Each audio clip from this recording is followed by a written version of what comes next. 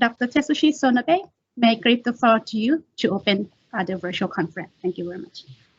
Thank you, Chair. Hello, I'm Tetsushi Sonobe, Dean of ADB Institute. Nice to meet you. It's a great pleasure and honor for me to declare the opening of this important conference on blue economy and blue finance on behalf of ADBI, one of the 4 co-organizers. First of all, I would like to thank the 3 other organizations and their leaders or representatives, Mr. Stuart Kay, Mr. Tomonari Akamatsu, and Mr. Chimpia Tsai, as well as the core members of the organizing team, including Michael and Pichaya. Thank you very much. I also thank the participants who are government officials from the Pacific Island states, India, Maldives, and Sri Lanka for their participation out of their busy schedule. I also thank the presenters and the discussants, the session chairs, Mr. Peter Morgan, Ms. Michelle Boyer, Mr. Ye-Fei Lee. Thank you very much. This conference examines policy actions that promote sustainable ocean and coastal management while highlighting the importance of using economic, social, and environmental knowledge supported by reliable, consistent, and comprehensive data. The conference will improve understanding of the blue economy as a conceptual framework on how to tap into wealth derived from ocean in a sustainable manner. It will also provide a platform for experts and policymakers from the region to discuss experiences in sustainably managing ocean ecosystems and communities that are directly affected by them. I hope that discussions at this conference will grow into an ADBI publication on the blue economy and blue finance. For ADB Institute, hosting this conference is a part of its research and capacity building and training activities and its effort to complement ADB's action plan and initiative called Healthy Oceans Action Plan 2019 to 2024 and the Oceans Financing Initiative, which is to support countries to develop bankable investment opportunities in ocean health and the blue economy. In short, this conference is one of the most significant events among more than 50 virtual conferences and workshops that ADBI has held this year. Finally, I'd like to remind you that this is also a very good opportunity for us to expand our human networks. So I hope you will exchange opinions and also get email addresses and then make those experiences to be an important asset for your future career. With that, I'd like to conclude my opening and welcome remarks. Thank you very much for your attention. Over to Pichaya. Thank you very much, Dean Sonobe, for your warm welcoming remarks to all the participants, speakers, and moderators. Next, I would like to invite a representative from NCORS, Dr. Stuart Kay.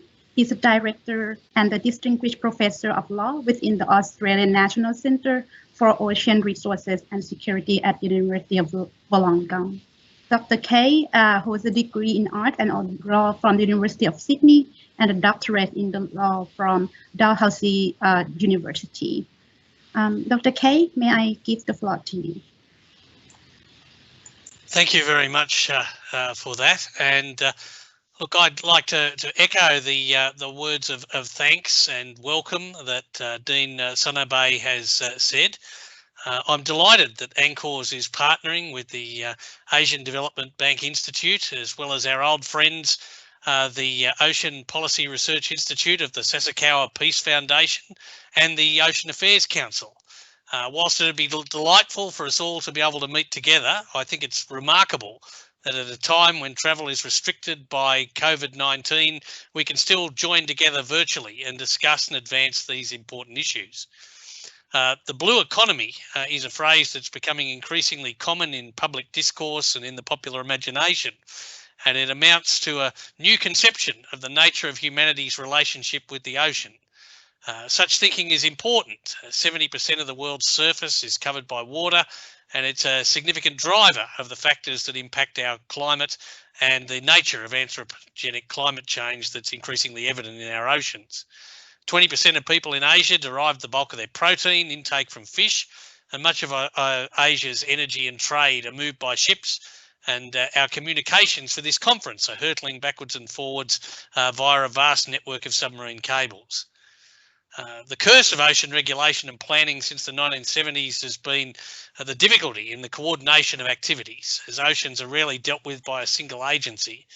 One tremendous advantage of the blue economy concept, together with blue financing, are the fact that it compels thinking of ocean activities in a coherent and coordinated fashion. And these have advantages in many ways, not least of which is the growth of economic activity in a sustainable fashion for the good of all. And this is true for large developed states in the Indo-Pacific as much as it is for small island, large ocean developing states of the Pacific and Indian Oceans. It's also symbolic of the cooperation visible in this gathering, that there'll be cooperation necessary between states to ensure sustainable development of the blue economy. The world's oceans are connected, and by virtue of the UN Convention on the Law of the Sea, they are a shared resource in many respects, notably for shipping and submarine cables. Even issues within the exclusive jurisdiction of a coastal state within its territorial sea or exclusive economic zone are important matters, such as the sustainable management of fisheries or responding to plastic marine litter will require international cooperation and coordination of effort. That makes a conference like this one both timely and valuable. I'd like to thank all the organising committee that's have done such a marvellous job in bringing us all together, and again echo my delight that ANCORS is partnering with ADBI, the OPRI of the Sasakawa Peace Foundation and Ocean Affairs Council. And I wish all the participants well in this conference. Thank you very much. Thank you very much, Dr. Kay. So the next representative, I would like to turn to the representative from OPRI, Dr. Tomonari Akamasu. Dr. Akamasu graduated physics department from the Tohoku University and also received his PhD in agriculture from Nihon University. So he's now the director and also the research fellow from the Policy Research Department of the OPRI. Dr. Akamasu, may I turn the floor to you for welcoming remark? Thank you, Chair. Can you hear me? Yes, very well. Okay, great. My name is Tomo Akamasu, actually Tomonari Akamasu, Director of the Research Department of the Ocean Policy Research Institute from Sasakawa Peace Foundation. Despite the global pandemic of COVID-19, it is with great honor to co-organize this virtual conference on blue economy and blue finance with ADBI Institute, UNCORS, and Ocean Affairs Council. The impact of COVID-19 on the ocean economy are profound. It has severely affected many marine industries, but the fundamentals driving the transition to a sustainable ocean economy remain strong. In the next year, the 2021 United Nations Decade of Ocean Science for Sustainable Development will start. A string of important international conferences on marine conservation and climate change will be organized in the coming years. Now, the policymakers and business leaders are increasingly focusing on the post-coronavirus recovery and how to set the economy on the sustainable footing. For shipping, fishing, fisheries, renewable energy, and tourism will be recovering very soon, I hope.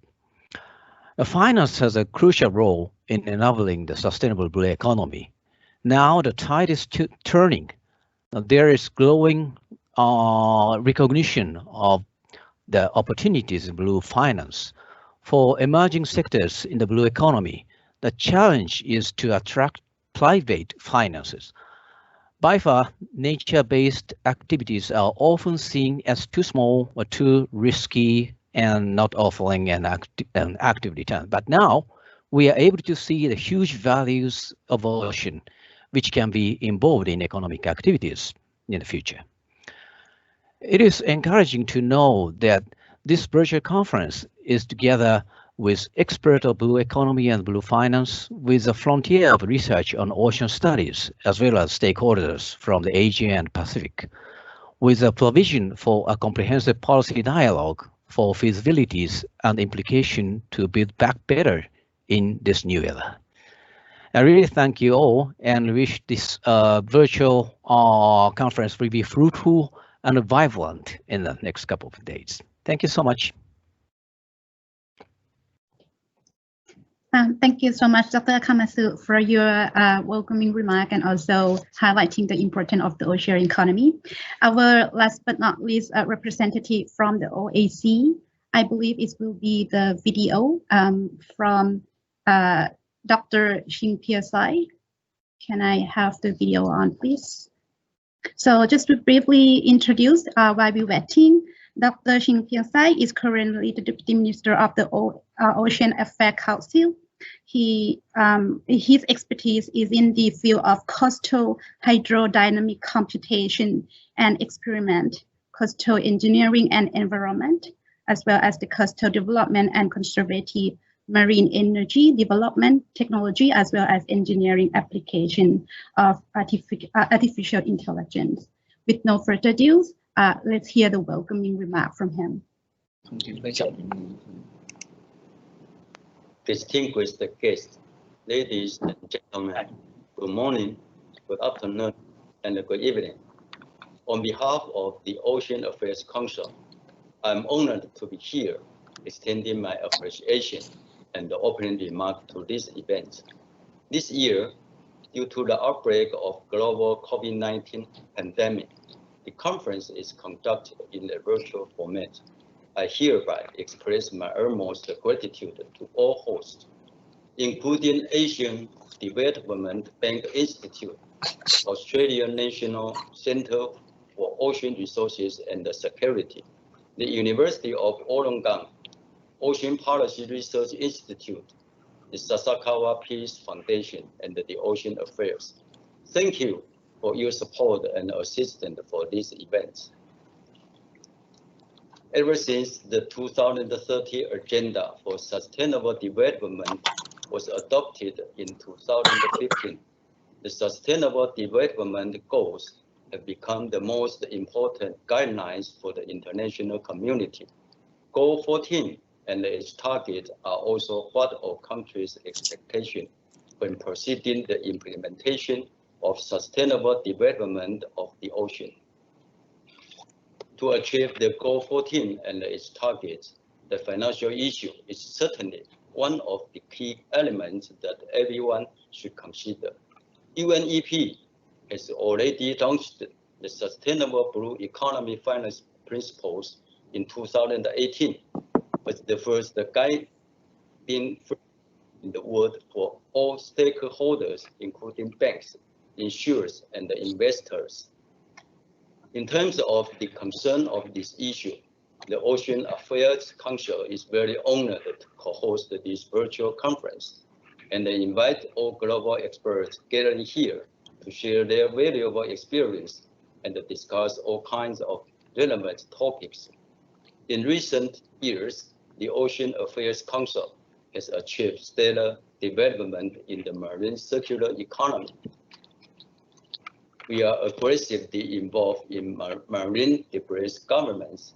Currently, we've established marine debris management platform in which cross-ministerial committees and NGOs jointly work together on source reduction and introducing the supplier responsibility, prevention, and the removal of marine waste, and strengthening ocean monitoring, as well as expanding the approach of multiple cooperation and the private sector participation. This platform helps establish an overall governance structure. Additionally, we we continue developing marine waste recycle approaches, such as fishing net reuse and marine waste plastic upgrading and the value-added application. The results have been fruitful. In the future, I'm convinced that the marine science cooperation will intensify in the international community, that we, as shareholders in the planet's well-being, can work together to tackle global climate change challenges confronting our oceans. Lastly, there are not enough words to express our gratitude.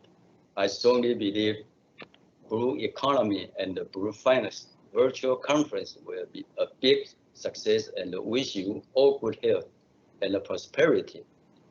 Looking forward to seeing each other in Australia next year. Thank you very much. Thank you very much, OAC colleague, for presenting the video from the Deputy Minister of OAC. Now, we would like just to remind you that please turn up your microphone off at all times during the presentation. And I would like just to invite the speaker and the as well as the moderator of section 1 to turn on your camera. Let me briefly introduce our moderator or the chair of section 1, Dr. Peter Morgan. He's the senior consulting economist and also the vice chair of the research from Asian Development Bank Institute. His research interest is the macroeconomic policy and the financial sector regulations, reform, financial development, financial inclusion, fintechs, financial literacy, and also financial education. With no further ado, I give the floor to Dr. Morgan to start the section 1 that focuses on blue finance. Thank you very much. Thanks very much, Pichaya. So this is session 1 on blue finance, and of course, finance is always a critical variable in any area of policy, and I think we have some very interesting and diverse papers on this subject today. I just want to remind the presenters that we have very strict time control, so we're allotted 15 minutes for the presenter, 5 minutes for the discussant, and then 5 minutes for Q&A. And for the speakers, I'll give a warning about 3 minutes before time is up, and maybe 1 minute for the discussants. So our first presenter is Professor Raghu Tirumala. He's senior lecturer at the Faculty of Architecture, Building and Planning at the University of Melbourne. And his topic is approaches to strengthen fisheries financing and institutional mechanisms, a cross-country comparison of Indonesia, India, and Cambodia. So, Professor Tirumala, the floor is yours. You have 15 minutes. Thank you, Dr. Peter, and good afternoon, everyone. Let me share my screen, please. Give me a second. And can you see my screen? Yes, we can. Thank you. Thank you very much. So thanks again for giving me opportunity to present our research on blue economy and blue finance, what we have been doing at the University of Melbourne for a while.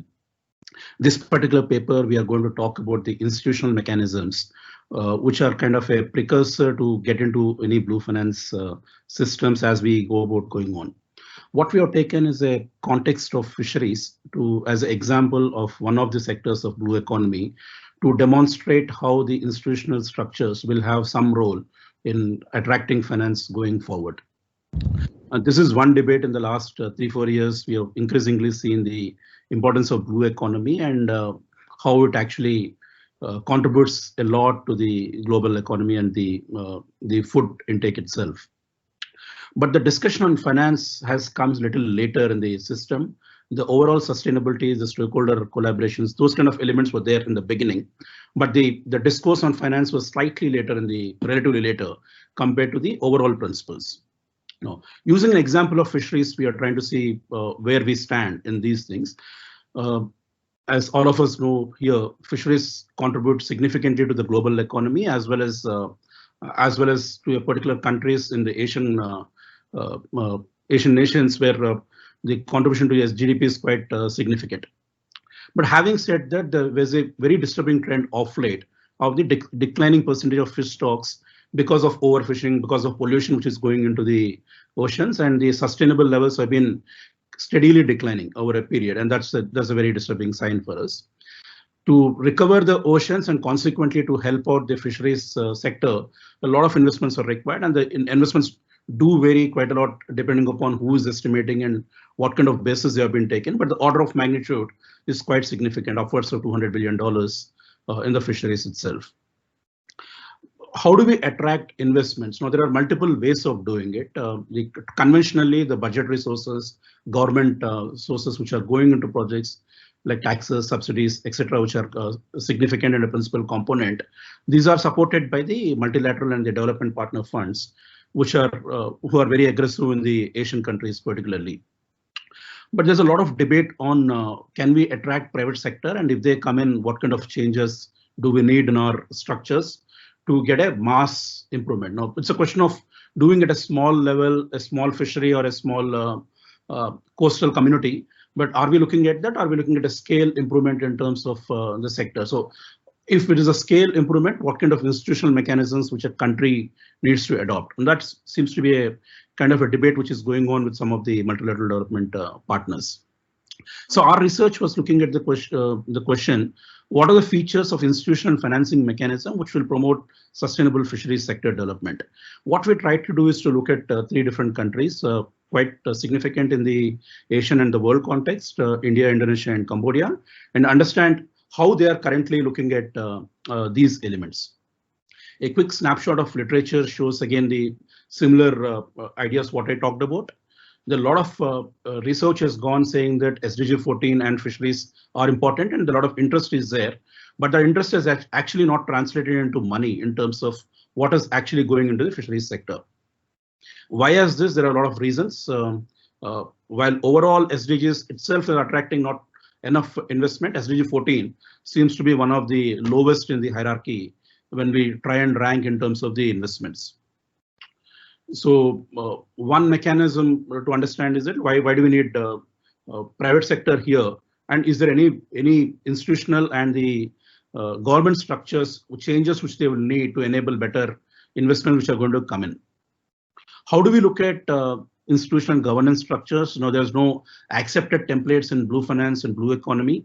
We are probably at the stage where green finance was there in the initial period when everyone was struggling to get the frameworks and the mechanisms correct, and then there was a exponential growth in green finance later. I hope blue is also somewhere close to that area, but we are in the initial stages where not hardly any frameworks which are available.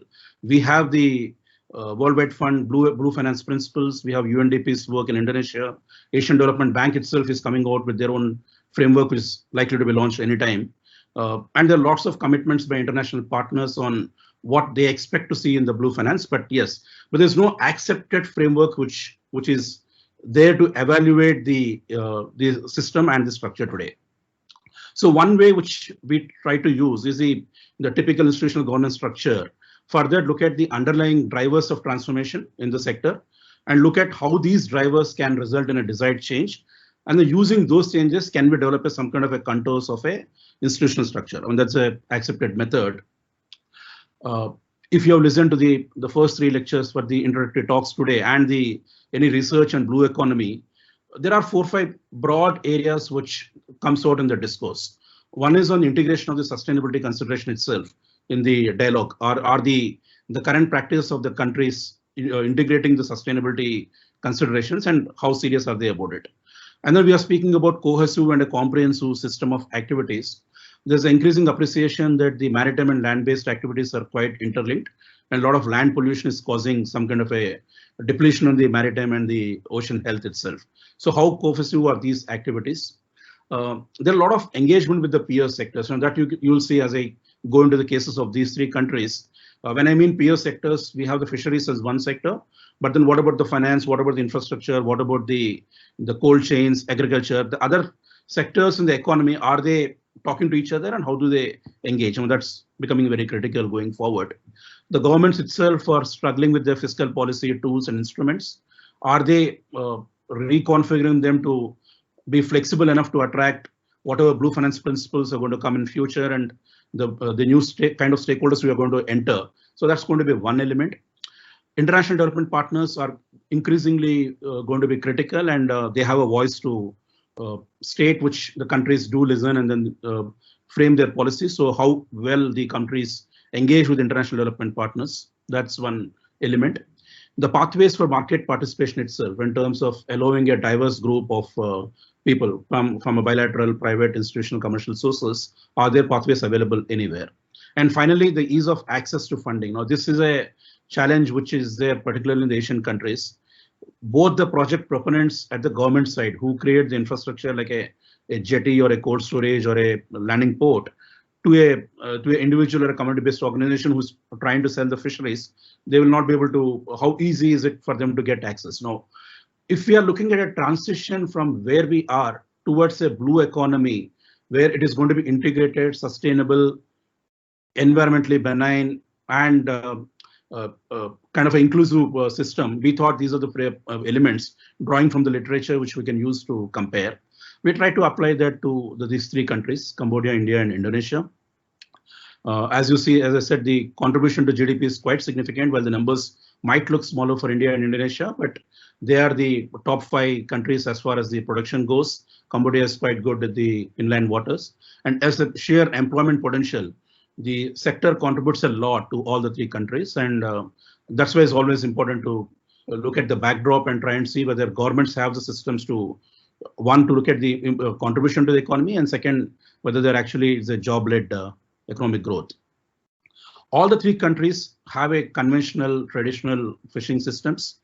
All the 3 today are faced by the constraint of declining produce, declining natural resources in terms of overfishing, illegal fishing, a lot of climate change issues, the very insufficient institutional support, and then data itself is very, very weak in all these 3 countries. Traditionally, they have been depending on multilateral financing as well as their budgetary economies looking at that. But the private sector interest is picking up in these 3 countries. High in Cambodia and Indonesia, relatively less in India. But yes, there's a lot of talk on private sector getting involved in these things, in these elements. So I'm sorry, the slide is a little dense in terms of the table which I compared. But essentially, what I tried to see is to tell the approach what each of these countries are doing, which is there in the first row, and then compare against the 7 parameters which I just mentioned about. Look at the approach itself. I'll spend a little bit of time on this. Cambodia going forward is still looking at increasing reliance on the development partner support. They are looking at banks like Asian Development Bank, UNDP, UNEP, etc., UNIDO. Quite a few the development partners pumping in money to improve the systems. But they're also talking of creating some kind of a marine and fisheries financing facility equivalent, which will enable some flexibility to allow private sector capital to come in. Essentially, development partner focused. India so far had a fisheries as part of the agriculture ministry. Recently, they have come out with a separate ministry, now giving more focus to fisheries, which announced a sector-specific fund, and India of late has been going on a what they known as mission mode. They also announced a financing scheme targeted towards fisheries. Indonesia is talking of creating a marine and fisheries financing institution, which they announced about a year back, which is in partnership with some international NGOs, but a facility which can attract funds all over the world and which can be dedicated towards various projects. Now, if you see the approaches between these 3 countries, all of them are tinkering a little bit with their institutional structures, where Cambodia is sticking to the conventional system, but trying to improve whatever they have been doing so far. India created a ministry. Indonesia is talking of a separate parastatal agency, which is likely to focus on marine and fisheries financing. Now, compare these 3 approaches against the elements, what is important if you're looking at transformation from as it is to a future. All the 3 nations are very high on the decibel level of sustainability inclusion into these policies. So that debate definitely has increased, has been accepted world over. All countries, whenever they are doing something, they do talk about sustainability concerns and how do they actually goes into their own policies. Do they actually combine the land-based and maritime activities? The evidence is very limited in all these 3 countries. Doesn't appear that way. they do talk about fisheries and the maritime separately, not really linked to the urban runoffs or a pollution which is coming from the land, which is impacting the ocean. Not yet. That's at least there's no evidence, clear evidence in all these three countries. Do they engage with the peer sectors? Again, there's an increasing understanding, and also what is noticed is the finance departments of all the three countries are kind of getting involved in various line ministries, fisheries included, and they are trying to promote activities which will encourage newer instruments and a better practices in the respective line ministries. So in Cambodia's Ministry of Economy and Finance is playing a coordinating role for its financial powers. In Indonesia, the institution has been anchored by the planning agency, the Bapenas there. India, of course, has a Prime Minister's office which coordinates across various ministries, and Fisheries Ministry also kind of not exactly reports, but is very closely involved in the activities which is happening there. So there's some. You have 3 minutes now. Sure, thank you. The fiscal policy tools and instruments, yes, the Cambodian system as of now doesn't allow a private investment into their any of these government activities, but yes, they are kind of open through this facility what they want to create under a multilateral development support. India, of course, through a scheme and a funding mechanism, they are quite keen to do that. Indonesia, it is set up only for private sector investment to come in. So they're trying to flex their fiscal tools so that they can get a better leverage. International partner engagement is increasing, thankfully so, and that probably will bring some kind of a best practices which can be shared across different areas. Pathways for market participation, here I mean looking at private sector participation. As I said, India is relatively weak, but it has a very strong domestic private market, whereas international NGOs and international funds are flowing into Cambodia and Indonesia. So they are looking at these kind of systems. Finally, the focus of all the three nations is on the ease of access to funding for both at the public sector level to provide infrastructure, as well as private sector to look at their own activities. Now, this is a final slide. What it essentially says is that countries, whether it's by design or kind of a follow-on of whatever they've been doing, are kind of changing their institutional structures, either creating a standalone entity or under an umbrella of some other line ministry to come out with which kind of a matches their long-term vision and then plan in building a resilient sector. Having said that, there are still some elements which they are still missing out in terms of mixing up or being comprehensive with the other peers, which I think none of the countries have done. They do talk about sustainable finance sector and the blue finance sector, but the action towards that and the numbers on this side, there's hardly any evidence at this point of time. But as I said, probably the blue finance is also on a tipping point, like what green was there a few years back, and then it actually goes out. We were hoping that this research will kind of provide indicators to the policymakers on what kind of mechanisms which people are doing and what kind of elements which they should look at when they configure their institutional structures going forward, and hopefully come out with a system and enable different blue finance mechanisms to be adopted. Thank you very much. I'll stop. Okay, thanks very much for a very comprehensive overview. The discussant is Michael Huang. He's at the OPRI in charge of economic research on blue economy and related topics, and also a visiting researcher at the National Graduate Institute for Policy Studies. So Michael, the floor is yours. You have 5 minutes.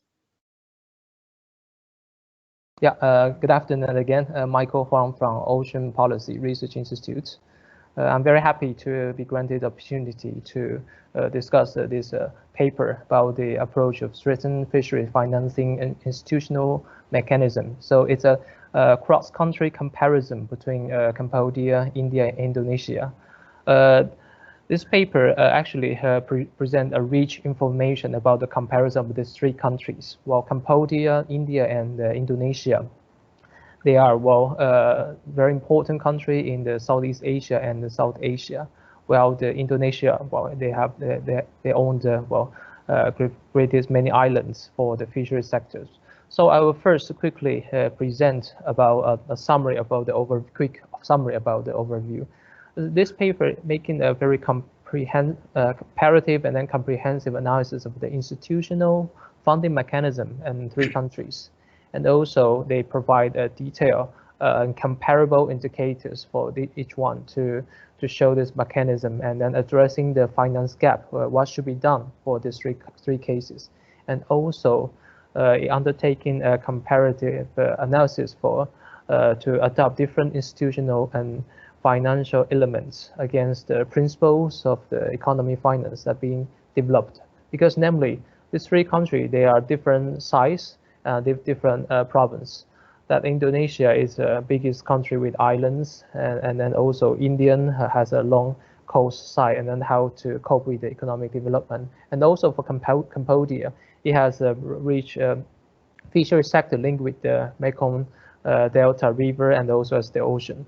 So it also provides a very detailed framework as indicator in the framework for comparative analysis, about including the integration of sustainability, consideration, cohesive maritime and land-based activity, and also fiscal policy, and as well as the pathway for market participation.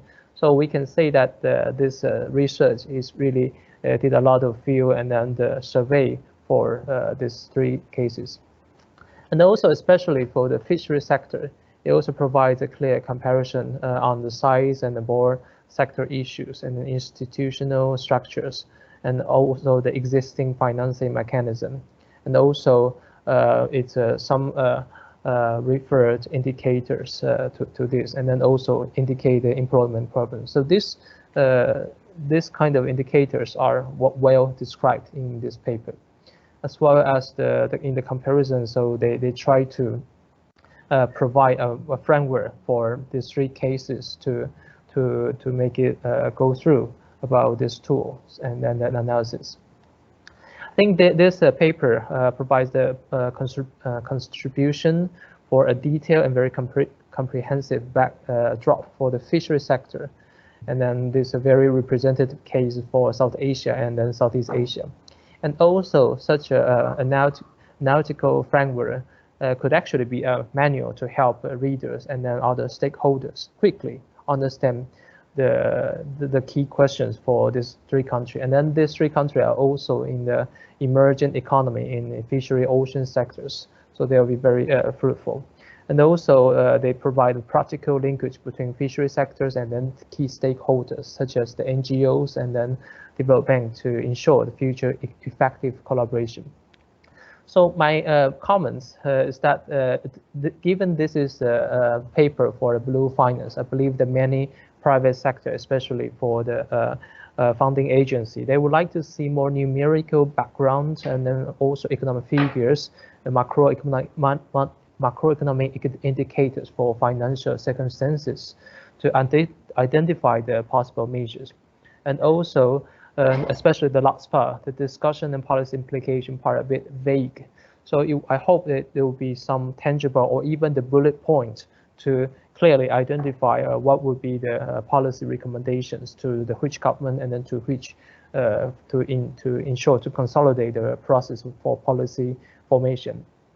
And then lastly, so I hope that it mentioned that in the Indonesia or this developing country, the ecology, the concerns for environmental are not, or the financing for environmental are not clearly established. So I hope that in the content could strengthen the path for provide actually environmental potential protection and then conservation will also generate synergy for fishery sector, and then they will also include to be made together with for sustainable development. All in all, we hope that this paper will going to go through deepen in this part, and I believe that will be a very important reference for the emerging economy. Thank you very much. Okay, thanks very much. The floor is now open for questions.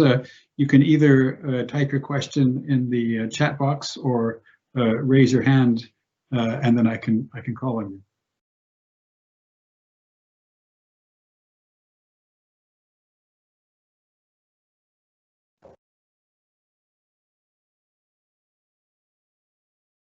I can see a question from Mr. Dominic. Want me to answer?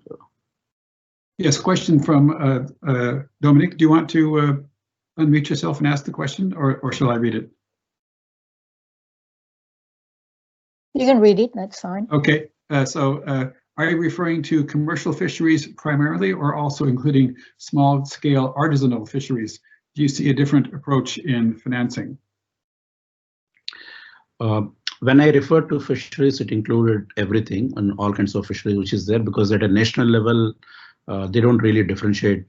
They do have different practices for the different types of fisheries and these depending upon the nature of the stakeholders.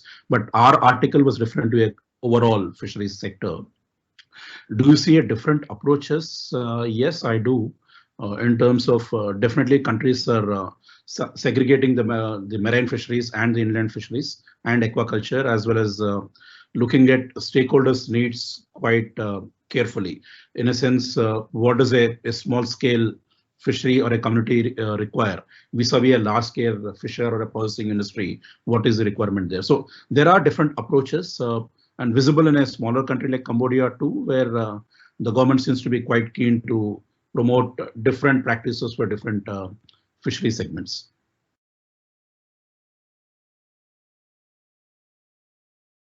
Okay, I don't see any other questions offhand. Would you like to respond to Dr. Wang's comments then? Yes, thank you very much. I mean, that's thank you for taking time and then giving comments there. We will definitely take a look at the numbers on what we have written in the article and try and strengthen that a little more. The policy implications and the discussion, of course, we will try and strengthen. Having said that, I thought we have identified a few elements which are useful in terms of institutional strengthening. If it's not coming out very clearly, we will redraft the language a little bit more. Why we didn't emphasize on this the activities of the particular country, we thought anyway a lot of words have been spoken about the importance of fisheries in all these states and all these nations, and I thought there's no need to reiterate that particular point because it's a well-known element. But yes, we will try and definitely take a look at that. Thank you.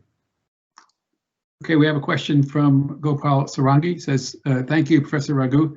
In the Indian context, marine fishing is primarily done by the fishing communities, which have poor access to the banking sector. The sector is largely informal. What kind of financing mechanism are you envisaging? Generally, the small-scale fisheries go through a microfinance rather than a banking system, and that's a problem across all three countries and broadly across Asian nations. Even in the microfinance, they don't get categorized as fisheries, but they do get categorized as a trader or someone who sells on these things. So going forward, the international development partner engagement is poised towards helping the microfinance institutions reach out to these sectors too. So that's the way probably it'll go through for some more time. And of course, at the more processing level, it's the banking which will come into the area. Okay, I think we're out of time, so perhaps you can address the other questions bilaterally in the chat. But let's go on to the second paper, which is the presenter is this Nagisa Yoshioka at the Ocean Policy Research Institute, and her topic is tracking international aid for ocean conservation and climate action. So Ms. Yoshioka, the floor is yours. You have 15 minutes. Thank you very much, Dr. Morgan. Can you hear me? Yes, we can hear you fine. Okay, good. So good afternoon, everyone. My name is Nagisa Yoshioka. I'm a research fellow from the Ocean Policy Research Institute of Sasakawa Peace Foundation.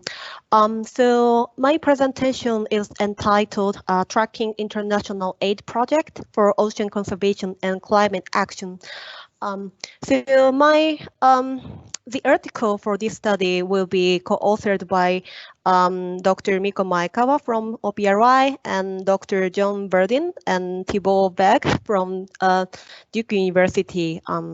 So, okay, let me begin with my presentation. So the importance of investing funds in the ocean sector is becoming increasingly relevant, and it's called for concrete action by the international community as a whole. These days, ocean-related issues are attracting interest from both public and private sectors. Although investors are increasingly turning their attention to the ocean, the public sector still plays a major role in funding ocean preservation and sustainability. With this backdrop, multilateral aid agencies have new program or fund committed to provide financing for ocean sustainability. For example, in 2018, the World Bank established a multi-donor trust fund, what we call ProBlue, as a part of its Blue Economy program. Likewise, last year, Asian Development Bank also launched their Ocean Financing Initiative. Another example is the Blue Sustainable Ocean Strategy that European Investment Bank launched last year in order to enhance the sustainability of ocean-related activities. The purpose of this study is to track international public financing of ocean conservation and climate action in lower and lower middle income states. Here, we would like to consider the action against climate change and ocean conservation together because we recognize the importance of impact of climate change, which affects the ability of ocean to provide a range of services essential to social and economic well-beings. Having said that, we aim to build up on existing tools, but not duplicate them. Understanding the scale of aid to developing countries for ocean and climate action would help policymakers assess the attention or priority of international funding mechanism, especially on ocean and ocean-related climate issues. Although many organizations have set up mechanisms to track aid and climate finance, such trackers are not usually focused on financial flow related to ocean conservation per se, and particularly relevant internationally agreed policy goals such as SDG goal number 14 for oceans. The existing ocean-specific existing tracker that we recognize are the, for example, OECD's new database, which is called Sustainable Ocean Economy Database, that provides data set of ocean-related fundings from OECD and its partner organization.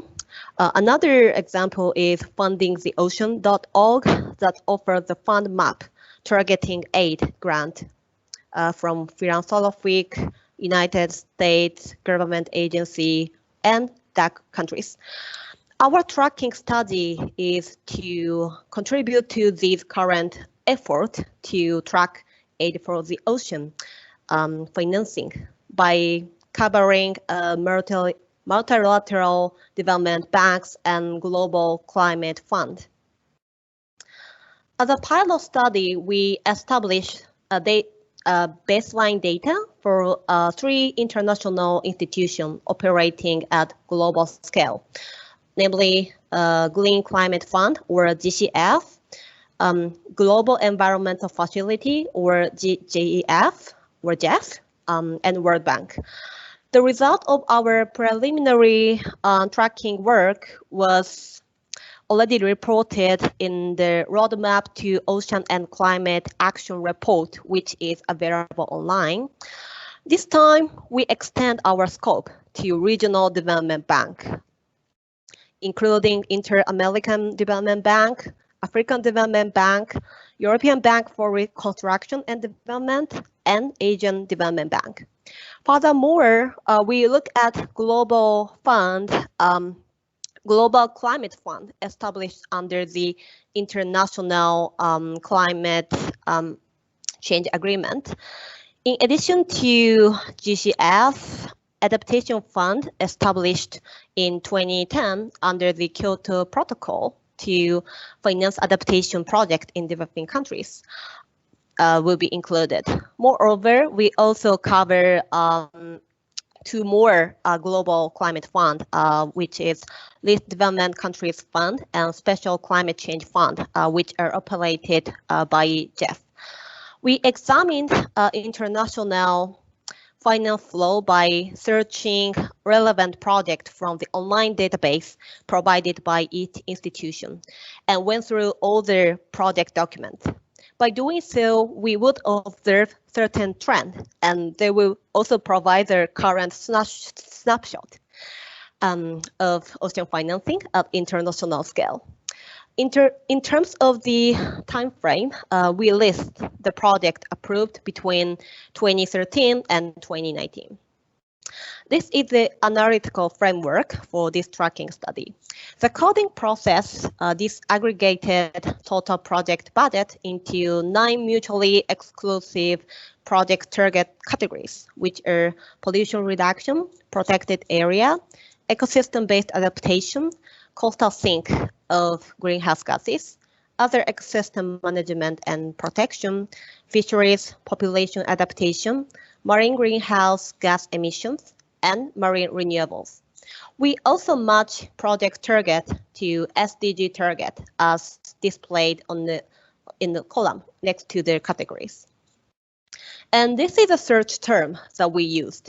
We searched the online project database of 8 institutions and pick up the relevant project by using these terms. This is continued like this. We have some exclusion rule, but let me skip this. Let me skip the detail due to the time constraint.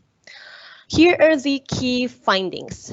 Jumping into the conclusion, we identified 312 projects and $3.5 billion in total over the given 7 years. With regard to the loan grant portfolio, around 30% of financial flows comes in the form of loans. The line graph on the left clearly shows that the number of projects is increasing at a steady pace each year. The graph on the right illustrates the cumulative finance for ocean-related activities. And we can also see that steady growth in finance with relatively greater increase in 2015 and 2018. Regarding the geographical distribution of these projects, a half amount of funding targeted countries in Asia to Africa, 12% to the Pacific, 11% to the Caribbean, and 7% to the South America. However, the number of projects shows totally different distribution. Caribbean and African countries have implemented the identical number of ocean-related activities. Asia is ranked third, having 54 projects in the given years. The slightly smaller number of projects have implemented in Pacific countries. What's remarkable here is that Asian countries have received the largest portion of total global ocean financing, but not implemented so many projects. In other words, the scale of finance allocated to each project is relatively large. By contrast, Pacific countries have implemented a number of projects with relatively small funds.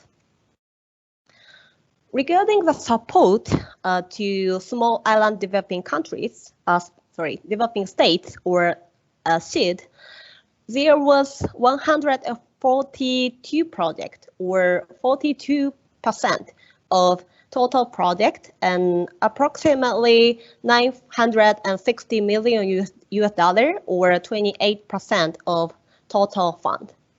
The top countries, top SDG countries are laid out on the table.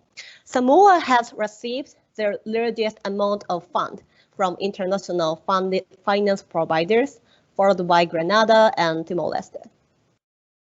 The pie chart shows the finance allocation by project target categories.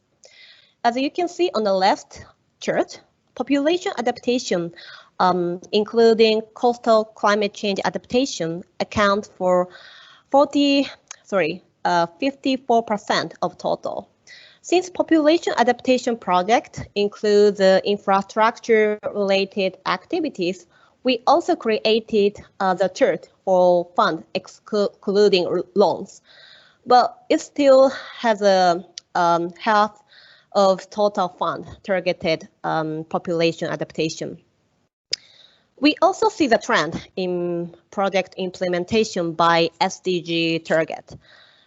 The funding largely targeted on SDG number 13.1, which is coastal population adaptation, followed by SDG number 14.4, which is fishery, which has rapidly grown in 2018.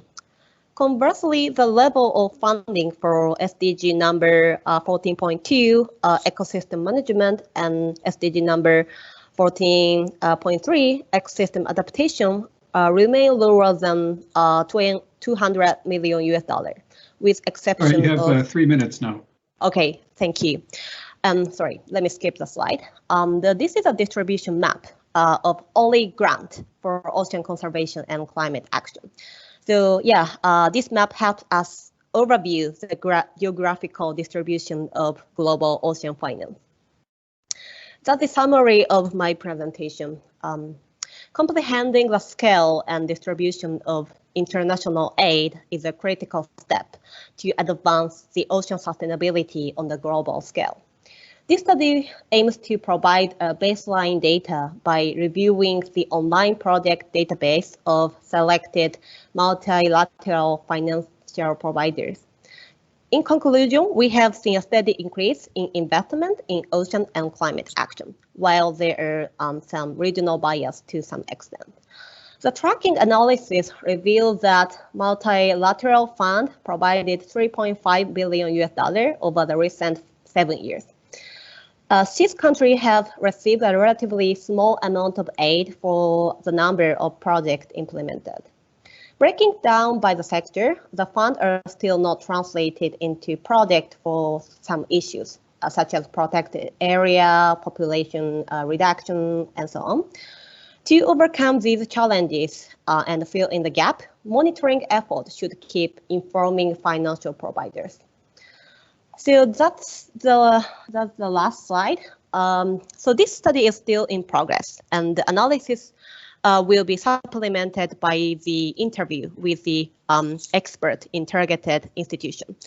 Meanwhile, it already gives us some idea for of the next step that we need to take in the future. For the further understanding of global ocean finance, we need to identify the gap between available resources and demand for ocean finance. More detailed monitoring of international aid flows should offer greater insight into the gap between the current effort and what may be needed to meet agreed global goals. I think I'm running out of the time, but yeah, so the estimate of the cost of the blue economy or ocean-related activities can generate a rough picture of any financing gap that may exist for low and lower middle income countries to help achieve internationally agreed targets, such as SDGs. So yeah, we have to take some action to estimate such a demanded amount of finance. And we can compare this estimate with our tracking data and see how much gap we have at this moment. And so to achieve these goals, we have to think about how we can direct a significant portion of the international aid to coastal and seas countries through universal framework for ocean financing. And also we have to develop supplementary financing to support adaptation and mitigation through innovative approach and partnership. So to this end, the important step should be to raise awareness of investing ocean and marine sector, particularly in countries without enough finance. So furthermore, developing bankable project model will be the key step. because we found that the scale of loan-based project is still limited to 13% at this point. As I mentioned, we are still halfway through the quantitative information collection with the expert interview, but I hope that this tracking study could clarify where we are and prompt the discussion on what we need to do. So that's the end of my presentation. Thank you very much for your attention. Okay, thanks very much for very detailed and interesting information. So the discussant is Professor Tirumala from the University of Melbourne. Professor Tirumala, you have 5 minutes. The floor is yours. Thank you.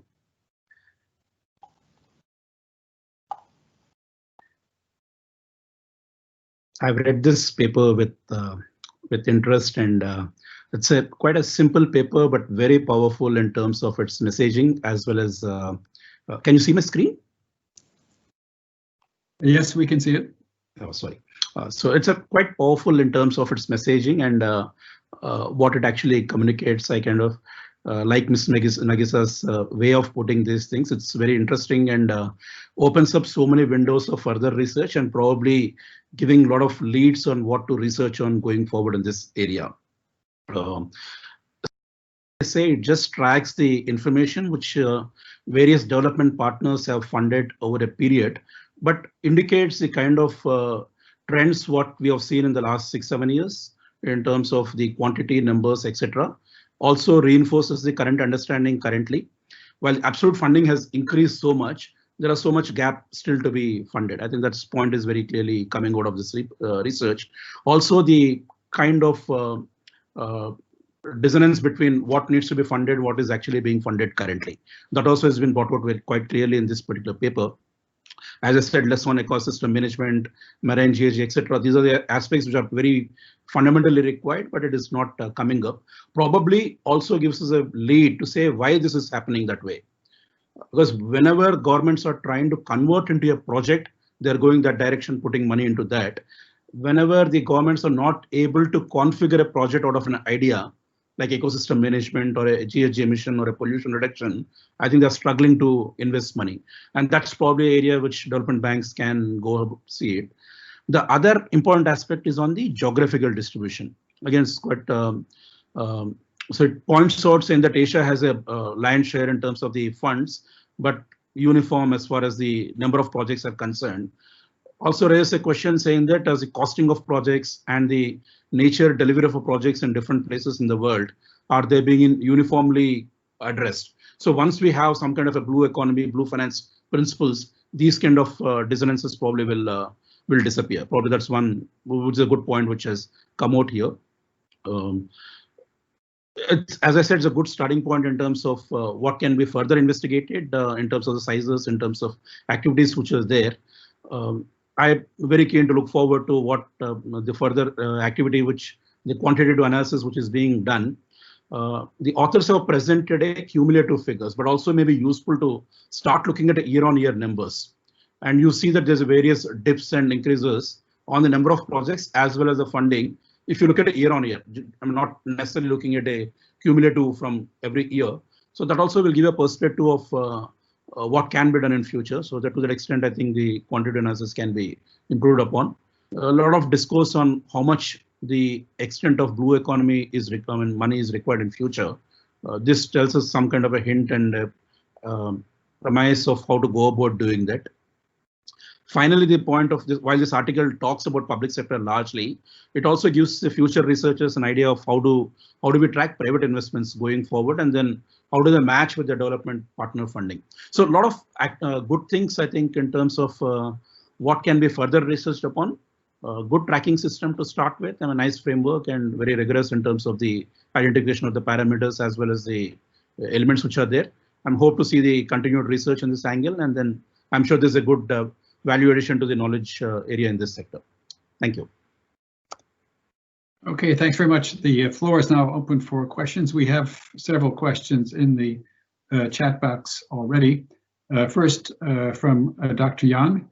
Do you have information on ocean financing from international NGOs? Thank you very much for your question. So this study doesn't focus on the finance from NGO, but I would say other tracking effort. As I mentioned, funding the ocean.org provided the rich database, so which grasped the finance from NGO so activities. So I think you can access to that kind of information with their website. Okay, and now a question from Dominique Benzaken. It would be useful to compare the figures against existing estimates of the gap in finance for ocean conservation. See the HLP blue paper on ocean finance as a source of information. Oh yeah, thank you very much for your suggestion. So yeah, blue paper provided a lot of information which might help us to deepen our understanding about the ocean financing. So yeah, thank you very much. Yeah, I will just follow your comment. And one more question from Dr. Yang. Is that possible to track domestic ocean financing as well? Let me see. So domestic ocean financing. So yeah, I think at this point we only have a way to track the bilateral financing, such as ODA.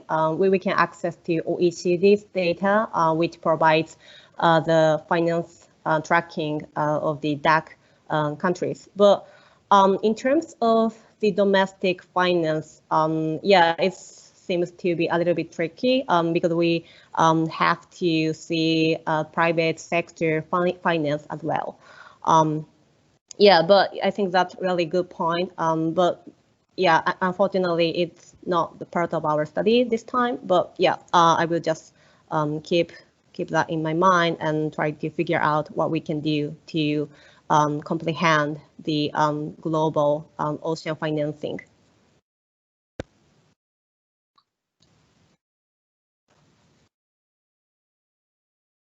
Okay, one more comment from Dominique. Oh yeah, thank you, Dominique. Yeah, I think this is for the question from Dr. Yang. Yeah, thank you. Okay. All right. Okay, well, if there are no other questions, let's move on to the third and final paper. The presenter is Professor Muhammad Zubair Mumtaz. He's at the National University of Sciences and Technology in Pakistan. So Professor Mumtaz, sorry, the title is Blue Bonds, Sustainable Oceans and Portfolio Allocation. So Professor Mumtaz, you have 15 minutes. The floor is yours. Thank you, Dr. Peter. I'm thankful for providing me an opportunity to discuss blue finance. I will be presenting blue bonds, and that actually helpful for the getting this sustainable ocean and help for the investors to allocate their portfolio. The objective of the study is to determine how the blueness of a firm helps to achieve sustainable ocean and provides an opportunity for investors. Ocean absorbs immense quantities of heat owing to increased concentration of greenhouse gases in the atmosphere, particularly from fossil fuel consumption. To overcome this issue, financial markets and institutions play a critical role in providing funds for ocean farms and achieve sustainability. Both public and private sectors can contribute to achieving sustainability by providing blue financing in an effort to create a stable blue economy. The sustainable blue economy finance principles are elastic in terms of the whole ocean economy, which identifies the modalities required for assessing the different proposals and implementation thereof. The goal of blue finance is to promote the execution of the project and achieve sustainable development goals relating to marine resources. The purpose of sustainable investment is to confirm that ocean-related investments contributes long-term value without hurting marine ecosystem and reducing carbon emissions. To make ocean blue, a concept of blue financing was proposed with an aim that a firm may obtain funds by issuing blue bonds, blue IPOs, blue credit, or blue investments. The ocean emissions can be reduced when a firm takes necessary measures to make the ocean blue, Therefore, it is important that we need to measure the blueness of the ocean farm. So this study is actually identifying that how we can measure the blueness of the farm relating to the emission, that if an ocean farm is creating more emissions, the particular farm will be less blue. So that's why basically we are trying to propose in this study. The purpose of blue finance is to encourage the implementation of the projects and attain sustainable development goals. A blue bond is a financing instrument used to gather funds for fulfilling the SDGs associated with life under water by strengthening blue natural capital. World Bank defined that blue finance is a debt instrument issued by governments, development banks, or others to raise funds from the investors to finance marine and the ocean-based projects that have positive environmental, economic, and climate benefits. The particular study contributes in the literature because we estimate the blueness index, which identifies how blue a farm is. To examine the blueness of the farm, we actually utilize the emissions as a percentage of sales. Higher value of the blueness index refer to lower emissions produced by an ocean farm. Further, we propose a theoretical model that measures the utility function of the portfolio covering the return, risk, and blueness index. We assume that high blue farms fulfill all the requirements to make the ocean blue, which reduces the risk of non-compliance with blueness measures. As a result, investors obtain high returns. Lastly, we examine the factors that can cause stock returns of ocean farms. And then we can find that blueness index of a farm and stock returns have positive relationship.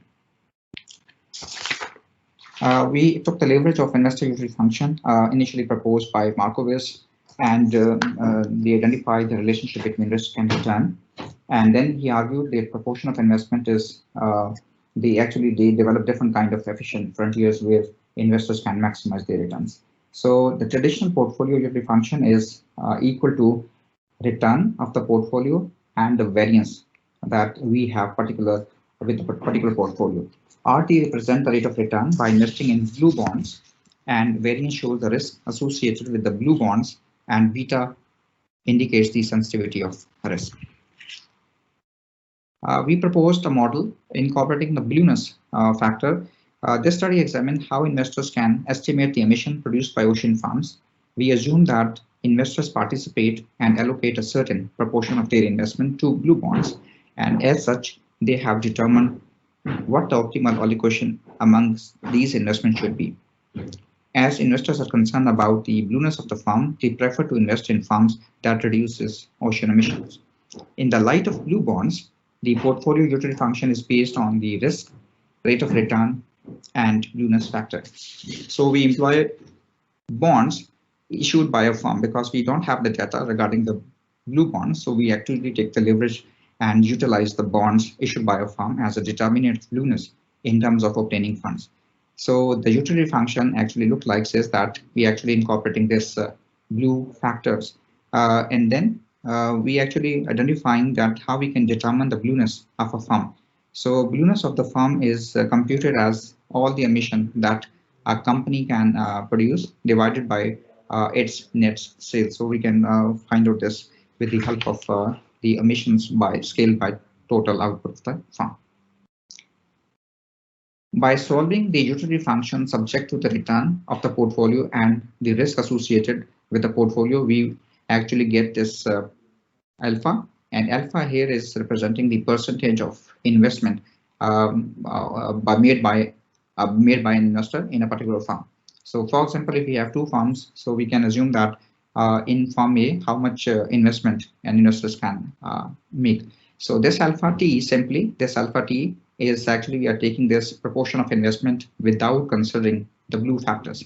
If a firm, if the investors are not taking this factor into account, that whether a company is taking certain measures to make ocean blue, if they are ignorant and the companies are not considering this alpha T is the percentage of investment in firm A. So once we incorporate this blue factors, once we can incorporate this blue factor and the participation investment, we can find out this alpha hat.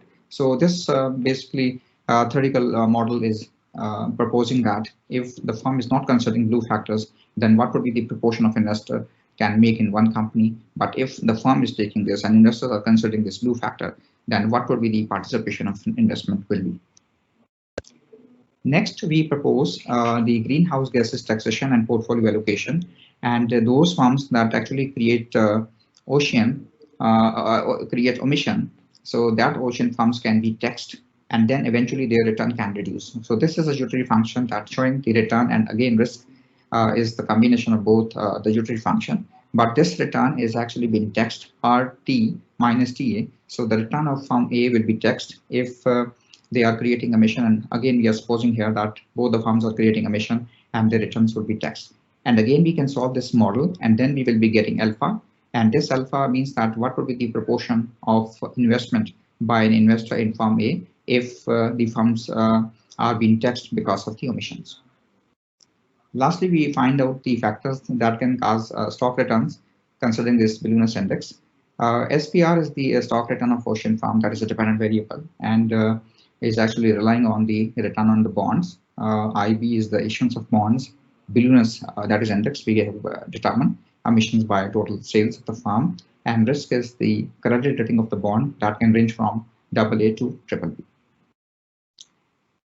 To test hypothesis in terms of developing an investment portfolio, we select two firms operating in seafood and shipping farms as blue farms. The data relating to monthly prices of bonds we obtain from finance.yahoo. And we actually examine the effect of the balloonist index on the stock returns, and we get 31 Norwegian firm because of the availability of data. And we get this data from 2017 to 2019. This is the model and that we actually solve, and then we can interpret that we have two farms. Number one is the seafood farm, and other is the shipping farm. The return and their risk are drawn on the diagram. On one side of the x-axis, we plot the riskiness of bond, and on the other, we draw balloonist index. The return on bond is representing on the y-axis. We obtain the value of alpha t. We actually solve the model without considering the blue factor, and we determine this alpha t. So we can make a point that investors can participate 47% by 47% shares of seafood farm if the farm is not, both the farms are not considering blue minus. So once we are trying to take that utility function by incorporating the blueness of the farm and find that participation of investment increases to 62% shares in the seafood farm. As a result, the utility function shifts from point E to point F when we make a comparison of utility function between seafood and shipping farms and report that investors are willing to take more risk as they prefer investment in bluer farms. It is important to note that when the value of beta increases, the participation of the respective bond decreases due to an increase in risk factors, while the value of gamma shows the investor's preferences towards the blueness of the bond. The higher value of gamma increases the participation of the investors in the respective bond. So I missed this one thing that I have to mention here, that this is the model that we have, actually we are proposing. And the utility function is a combination of return, riskiness of the bonds, and then blueness index. And this gamma is the participation of investors in the respective bond. So this gamma, if it is higher, the blueness of the firm would be higher. If it is lower, the blueness of the firm would be lower. And then we solve the model in terms of the taxation and the portfolio. In the absence of blueness index, the participation of investment in a seafood farm is 47%. We assume that an ocean farm produces different emissions and distort the ocean environment. However, international emission taxation may be imposed for those farms which create ocean emissions. We assume that 2% tax is imposed on the emission, which reduces the return of seafood and shipping farms. The imposition of tax reduces the net earnings of seafood and shipping farm. As a result, the participation of investment in the seafood decreases to 43%. Initially, the participation of investment in seafood farm without considering the blueness factor was 47%. But if both the farms are not taking account for the blueness factor and the earnings will be taxed, then the participation of investor in seafood farm decreases to 43%. This evidence suggests that farms are required to comply with the set of rules framed by the regulators. Otherwise, emission tax may be imposed, which will affect their returns as well as participation of investment. We drive three models here that actually identifying that what are the factors that can cause stock returns. In the first model, we include return on bond, issuance of bond, and blueness factors. And in model 2 and 3, we actually include 2 different kind of risks. So result shows that in all the models, the coefficient of return of bond is positive and significantly affected the stock returns. This evidence suggests that a firm's required return is higher, which makes beta systematic risk is higher. And we expect that if a firm takes on more risk, it becomes inherently riskier. This study identifies a negative relationship between the number of issuance of bond and stock returns. In this study, our variable of interest is blueness index, which positively influence the stock returns. This evidence elaborates that firms pursue blue strategies to maximize their share prices. 3 minutes left. Thank you. In other words, more environmental friendly firms satisfy the criteria to make the ocean blue. The probability of earning stock returns would be higher. Lastly, the risk variable shows the credit rating of bonds, which doesn't have a statistical relationship on stock returns. We can infer that the risk level associated with the firm bond issuance may not have a significant impact because of the proxy of risk is based on investment bonds. This study proposed a theoretical model relating to risk, return, and blueness index of a firm, using that how we can compute the blueness index of a firm. We empirically found that investors have an incentive to participate in blue bonds, and their preferences to participate in blue firm is higher based on the relative blueness of a firm and its return.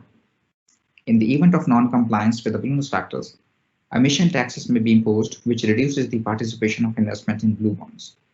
We report that blueness of a firm positively influences stock returns, which may lead to outperformance. This study is useful for policymakers, firms, investors, and regulators to account for the blueness of the firm and illustrate that investment in blue firms create win-win outcomes. Blue policies incentivize ocean firms to take necessary actions to overcome their level of ocean emissions and contribute to making ocean blue. Regulators may consider to impose emission tax as a penalty or use tax incentive to motivate firms to pursue investment policies that are sustainable. Financing regulators may develop different framework to provide funds for firms to invest in blue technology, which will create opportunity to pursue sustainable blue economies. That's all. Thank you very much. Okay, thanks very much. The discussant is Dominique Benzaken. She's Senior Consultant of the Australian National Centre for Ocean Resources and Security at the University of Wollongong. So Dominique, the floor is yours. You have 5 minutes.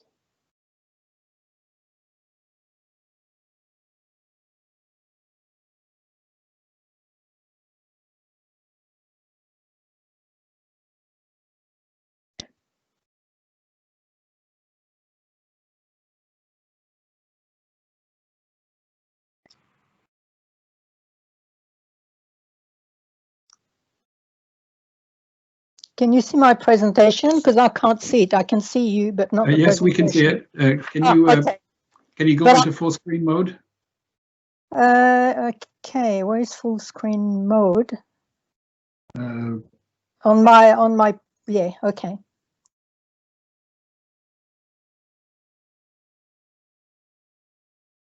There you go. Yes, that's fine. Oh, okay. All right. Well, thank you very much for discussing this paper, which is quite interesting. Although from my perspective, not being an expert in modeling, most of my comments are more about the framing of this, that is around this paper and the policy sort of setting in which it actually fits in. The objective of the paper, as I understand it, is to develop a model that actually links greenhouse gas emission as a proxy for sustainable ocean sustainability to compare performance and to company performance and investor attractiveness. And the target audience are maritime companies, global investors, and regulators. Oh, sorry. The main aspects of the model is first the development of a blueness index, which measures the amount of greenhouse gases emission by a given firm or corporation as a percentage of sale, and this is used as a proxy for ocean sustainability. Then it's incorporating these blueness factors into a theoretical bond investor utility function, assuming that a low blueness reduces compliance compliance risk and impact of potential taxation on carbon, and hence increased return on bond investment. And the third element of that is that the relationship between blueness and corporation performance expressed as stock return based on a sample of seafood and shipping company is actually demonstrated. The results suggest a positive relationship between low greenhouse gas emission, higher attractiveness to bond investors, and improved company performance. The intent of this work is really to contribute to informing the decisions of private companies, investors, and policymakers. In terms of the comments that I have to make there, in terms of the policy context there, is that overall, what could say that the uptake of ocean sustainability and low carbon technology by corporation is actually slow. And in there, I'll probably give an example which actually talks to some of the points that were made in the paper. I don't know if you were aware, but recently there was a meeting of the UN International Maritime Organization, and they failed to agree on shipping emission targets to meet the Paris Agreement, even though they agreed to those targets a couple of years before. What was even worse, the meeting was unable to provide meaningful penalties for those operators that actually would not comply. So in many ways, it actually shows the importance of having a regulatory framework so that you can actually have a set of incentives to actually look at uptakes of sustainability measures. The second point that I want to make is that the demand for blue investment, particularly in the bond market, is small, but it is actually growing. And this is quite hopeful in many ways. When we look at the bond market, for example, looking at the climate bond initiative or the global impact of blue-green investment, it's actually encouraging that there is a trend moving in that direction. There is also, as the paper mentioned, quite a lot of global guidance for investors, and it is a growing field. And within that broader context, models and tools which build a case for sustainability in financial terms are essential. So one of my questions to the author is, how does the model that is being proposed fit or value add to an existing body of expertise and models that are currently available? And I can't really comment very much on what they are because I don't have that type of expertise, but this is the type of question that I'm asking. Shifting behavior of investors and corporation alike is actually quite a difficult job. So anything that actually helps in that direction is obviously quite useful. In terms of some recommendation or next steps that I would actually suggest there is that the paper would really benefit to have a review of existing models and tools available. As I said, I can't really sort of place that the model development, if you like, in the context of what's already out there and could be looked at. But I think it would really sort of benefit the paper to actually provide that technical context. And perhaps one thing to consider is to submit for review to a modeling expert to actually provide some educated feedback on how the model is designed and how it's actually performing. And I think I'll leave it at that. Thank you. Okay, thanks very much. We have some questions in the chat now. First from Dr. Yang. Has your country developed blue funds already, and how are they implemented? What is the performance? No, blue financing is a very new concept, and that actually initiated in some of the countries. And Pakistan is not actually taking this into consideration because they have very small ocean with Karachi, with some other countries. So in Pakistan we don't have. So that's why I take the information from the other countries, and then if those countries can utilize the financing from the bonds, then how they can benefit, number one. And basically, as mentioned by Dominic, I appreciate their comments. But the question is that how we can, the blueness is a new concept. And if over the time, once the blue bonds will be issued and listed on the stock markets, then it can be useful for the investors to determine how they can perceive, and they can determine based on the risk and return relationship. So again, they will be considered, again, the returns can also be dependent upon the blueness.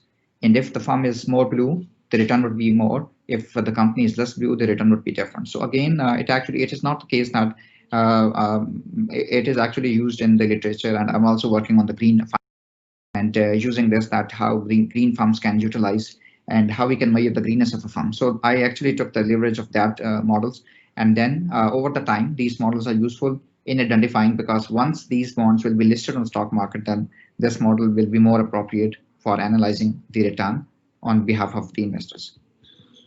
Okay, a question from Professor Tirumala. Did you check the performance of the Seychelles blue bond against this framework? It would be interesting to see its current performance. Sorry, sir, can you repeat it?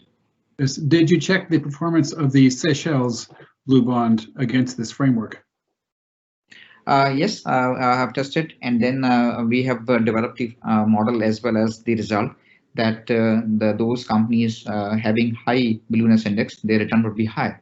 But again, actually, I've drawn the diagram on the other side, on the other side, that is a blueness index. So those companies having low blueness index, their return would be affected. And in order to bring at par, it can only be possible once they need to bring blueness factor into their firm. And a question from Gopal Sarangi. Has Pakistan developed blue bonds? Are there dedicated banking and non-banking financial institutions for this? No, Pakistan is not. I think you may have answered that. That's why I didn't mention anything from Pakistan. So I take this that from the developed markets. Okay. Next question. What are the countries that issue blue bonds at the moment? The first is that I mentioned that in the policy implications, that financing regulators need to develop some mechanism, because there are different kind of instruments that can be issued. It cannot be a blue bonds, it can be a blue IPO, it can be blue credit and blue investments that can be issued by the regulators. And I think that the mechanism, because earlier only 2 governments have issued blue bonds, so it's a long way ago that we need to think that how we can develop mechanism of the blue bonds, because whenever the private firms will come in, and then it will be a good addition, then I think that it will be overflow in the market, and then we can find out all these factors. Actually, I have a question. I was a bit surprised by your emphasis on greenhouse gas emissions as a criteria for blueness. I would have thought that's more of a criterion for greenness, and that blueness would focus more on things like overfishing of fish stocks or pollution of actually it's an ocean that sort of thing. Okay, I've taken the ocean emission.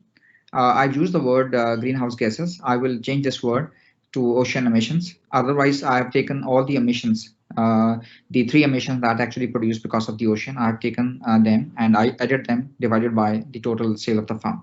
So yes, your suggestion is good, and I will take this out, greenhouse gases emission, the word, and include the ocean emissions. Thank you very much, sir. Okay, thank you. We're out of time now, but I think it's been a very productive session. So I'd like to thank the presenters, the discussants, and all the people who contributed questions. So let me close the session and return back to Pichaya. Welcome back, everyone. So we will start our session 2 of today, which focus on the blue economy, governance and planning. We have an honor to have Dr. Michel Royer from Anchors just to be the moderator for this session. Dr. Royer is a senior research fellow with the Anchor at the University of Wollongong. So her research focuses on the human dimensions of marine conservation and the resource management. It's also covering the commercial and recreation fisheries, MPAs, indigenous cultural fishing and maritime oceans you said as a part of an emergency blue economy. So with no further ado, I just hand the floor to you, Dr. Royer. Please. Thank you very much, Patricia. Hi, everyone. Firstly, I would like to say thank you very much to ADBI, OPRI and OAC for having ANCORS as part of this group presenting the this online conference. We're pretty disappointed that we're not hosting, which we should have been at this time, except for world events. So we're very glad that we're still able to be a part of the activities virtually. So the session now is looking at blue economy governance and planning, and we have three really interesting papers from different parts of the region. And I'd like to kick off by inviting, and I apologise in advance for my terrible Australian accent and pronunciations, but Jihai Shag, who is from Koya Gakuin University in Japan, and he's an associate professor from the Faculty of International Society Studies. And he will be talking to us today about government policy, industrial clusters and the blue economy. Okay, could you go to the third slide now? Could you go to the third slide? Yes, next. Thank you. Okay, one more, the previous one. Okay, it's fine. Okay, here, yes, thank you very much. So I will try to finish earlier because I used too much time here. Sorry. So briefly, this slides talking about what kind of policy directives or statements have been issued regarding China's economy development. For example, 2003-2008, the State Council issued such kind of document, and in 2011, this PRC's 5-year plan it approved actually the establishment of this blue economic zone. Could you go to next slide? Next slide, yes. And in 2012, the president, at the National Congress of CPC, called for the country to develop itself into a maritime power. Actually, it has two, kind of meaning politically, it called for the country to protect its national interests in the South China Sea or the East China Sea, and also economically, the country wants to have a bigger share of the marine economy, or blue economy, in its GDP. In the current President Xi's administration, the country still will continue to stress the importance of blue economy. And in 2013, the Maritime Silk Road, one branch of the One Belt One Road, the BRI, was also studied. Next slide, please. Next slide, please. Sorry, next slide, please. Just last year, the Premier in his government work report noted that the country must develop blue economy, protect marine environment, and build a marine power.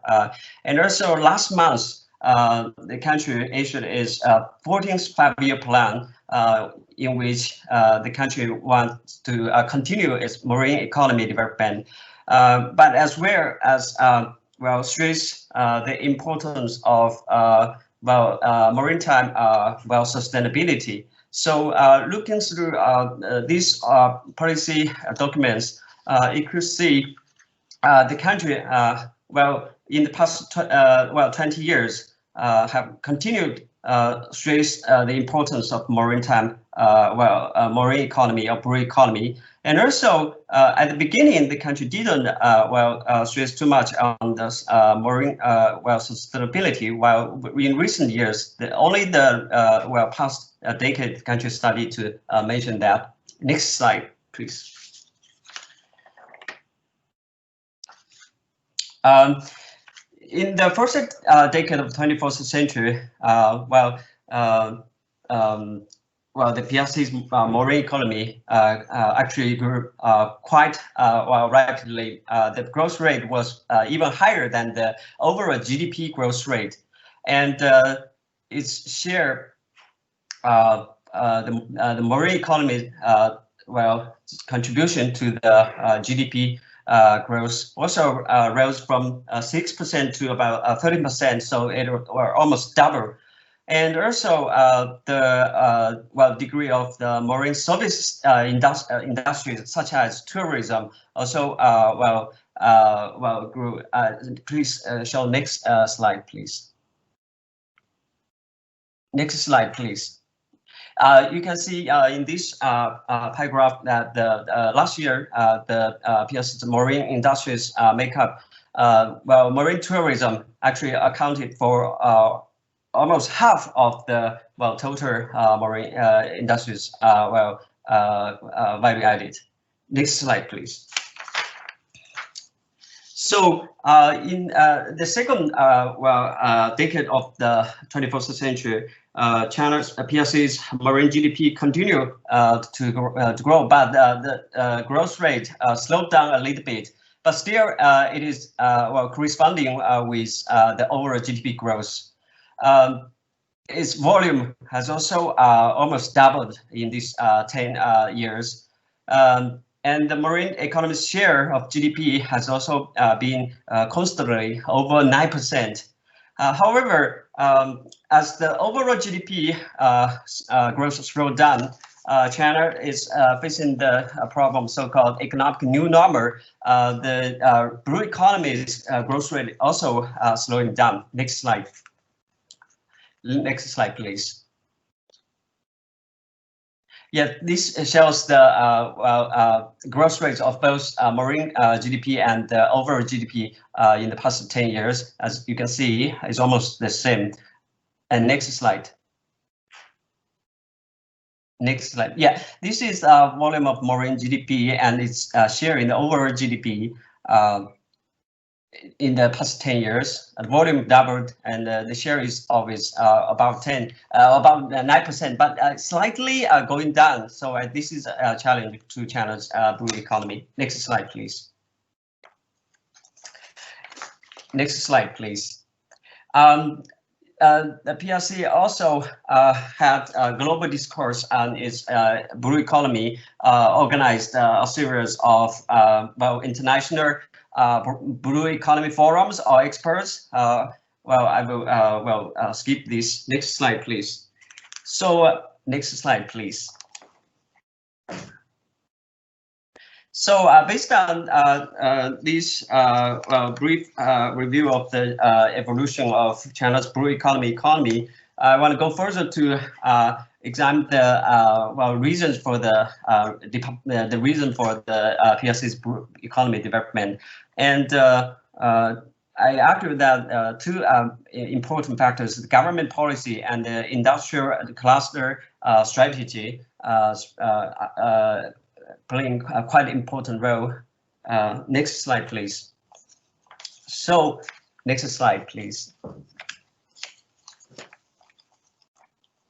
Next, please. Yeah.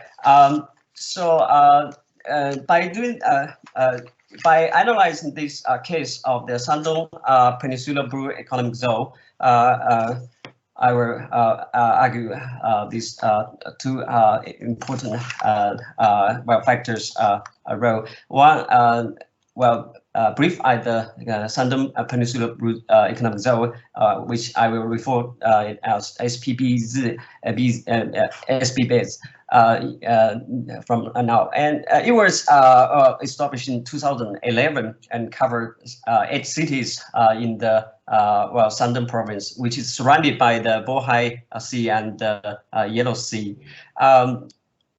Its goal is to develop a modern marine industrial cluster with strong international competitiveness, as mentioned in the government documents. It also was noting that during the past 10 years, well, Shandong province's marine economy actually almost well increased 5 times, and its share of the province's GDP also doubled. Next slide, please. Just 3 more minutes, Dr. Shi. Okay, next slide, please. First, this SPBZ is a national development strategy. As I mentioned previously, that is approved by the State Council. Also, President visited Shandong and called for the establishment of the SPBZ. Its aim is to build modern marine industrial system in the SPBZ. Next. But it's also a local development strategy, as actually earlier than the central government's policy directive. The Shandong provincial government already in the 1990s already started to stress the importance of making use of marine resources to develop its economy. So the 2011 State Council approval was based on the Shandong provincial documents in 2009. Next, please. Sorry, I had too many slides. Next. So I will summarize the role of government policy as the 4 aspects. It's a result of the policy of interaction between both central and municipal governments. And also the government has provided for financial support to the business industrial development. And the policy also directed the PRC's approach change from development oriented to sustainability oriented. And government policy has also tried to enhance international cooperation. Okay, next. Next, please. I will skip this one. Next, please. The second factor, industrial cluster strategy.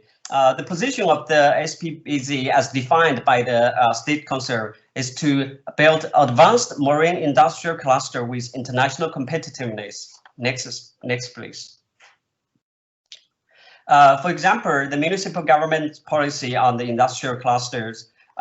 In 2009, before the establishment of this SPBZ, the government already had this suggestion on enhancing the building of the Shandong Peninsula high-tech industrial cluster. After its establishment, also it issued some guidelines on this. Under such kind of government directive, emerging marine industries was encouraged, and many marine related companies also expand their business. Next, please. It's 1 more minute now. Sorry. For example, in the SPBZ, there are such kind of blue clusters. There's 4 industrial areas and 3 industrial parks, and all these developed in 6 industrial bases. Next, please. And also the focus on some specific industry, which is the strength of this area, like biomedical industry. For example, in 2015, they built a national laboratory for such kind of industry in the area. Next, please. Next. Finally, I want to talk a little bit about the Qingdao city's industrial cluster. This city actually last year released the development plan to invest more on the marine industry. Next, please. For example, they have 7 industrial clusters, and they have this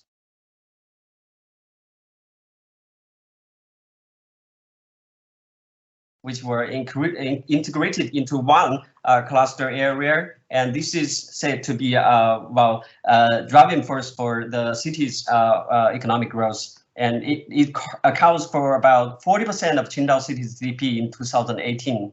Next, please. sorry, I may have already running out of time. Conclusion is that in the past 2 decades, blue economy has with significant development in the PRC, and its approach also has been changed from development-oriented to sustainability-oriented. And the government policy has facilitated blue economy and provided financial and technical support. The blue economy strategy has actively encouraged the development of industrial clusters and thus brought about the growth of marine industries. Last slide, please. Some policy recommendations include the government should make robust policies to facilitate blue economy, both the central government and local governments. Industrial clusters should be also developed and supported by scientific and technological research and development. Government should also encourage the investment of blue finance. Also, a blue economy should put marine ecology, sustainability, and environment protection as priority rather than development strategy. That's all. Thank you for your listening. Sorry for using much of time. Thank you. Thank you very much. Thank you for that presentation. I am conscious of time, so we'll move on to our discussant, Adjunct Professor Dr. Khalid Saifullah from the Independent University of Bangladesh.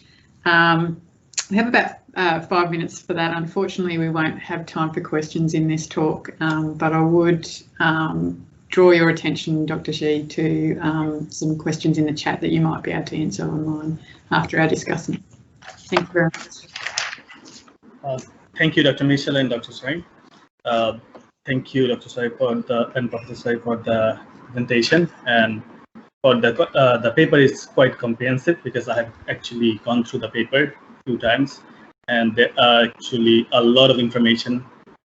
And this is quite interesting because the paper is actually trying to explore the government policies and also the concept of the author is presenting here is the industrial cluster and the blue economy of Shandong province in China.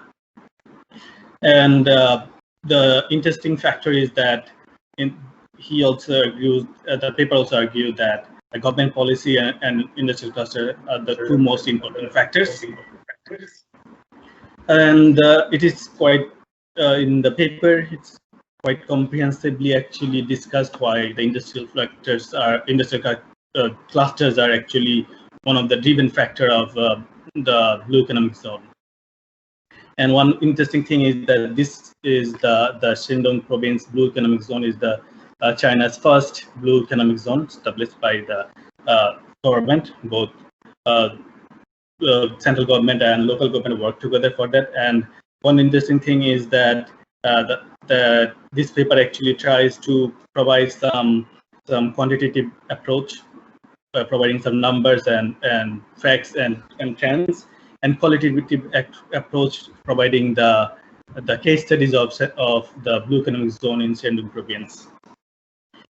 And one thing is highlighted quite often in the paper is that how government actually supported with policies and finances and technology to establish this blue economic zone, and also how government actually recognized and took the advantage of the industrial advantage of the Shandong province and redistributed and restructured this industrial region to be more successful, and also how government actually initiated both public and private partnership, and which are very focused on blue economy to promote domestic and regional economic integration within the peninsula and also within the country.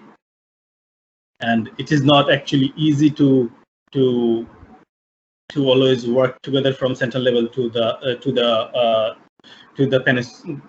local level. Because China is a big country, and also there is an ambition that by 2035 China want to actually contribute at least 15% of GDP from blue economy. And so the paper actually also highlighted how the Shandong city city actually played a big role in the China's blue economy, and why this was selected to be the first blue economy zone of the country. And it is also important to understand and also to have a critical role of innovation and approach for a sustainable blue economy, which should actually lead by science and technology, and that should actually enable economic growth and ecosystem preservation, not just development. And other thing I would like to focus on that since this is the first blue economic zone in the country, what Professor Shai could do is probably present, since there is a case study, he could actually present some challenges and learning.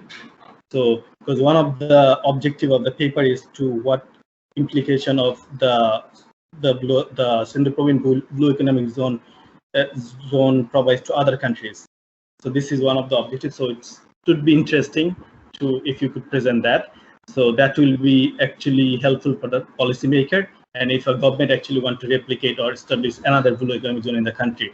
And also, if you could just briefly go through the literature or highlight some other example of blue economic zone of other countries, and if you could compare that, that would be interesting also, since it is mostly driven by qualitative studies. That would be helpful also. And so I have more comments, but due to the time limitation, I'll stick to that. Thank you. Thank you very much. Really appreciate that, Dr. Sokula. We will move straight on. As I mentioned, there are some questions in the chat, which would be great if you have some time to have a look at, Dr. Shi. But we'll, in the interest of time, we'll keep moving on. So next we have Maria Angela Zafra, from who is the Executive Director of the Strategic Development Research Institute in the Philippines. Maria, you have 15 minutes. This paper aims to explore how ocean tourism and economic development are intertwined in archipelagic nations like the Philippines. This will be done by examining national statistical data on tourism and economic development over the last several years.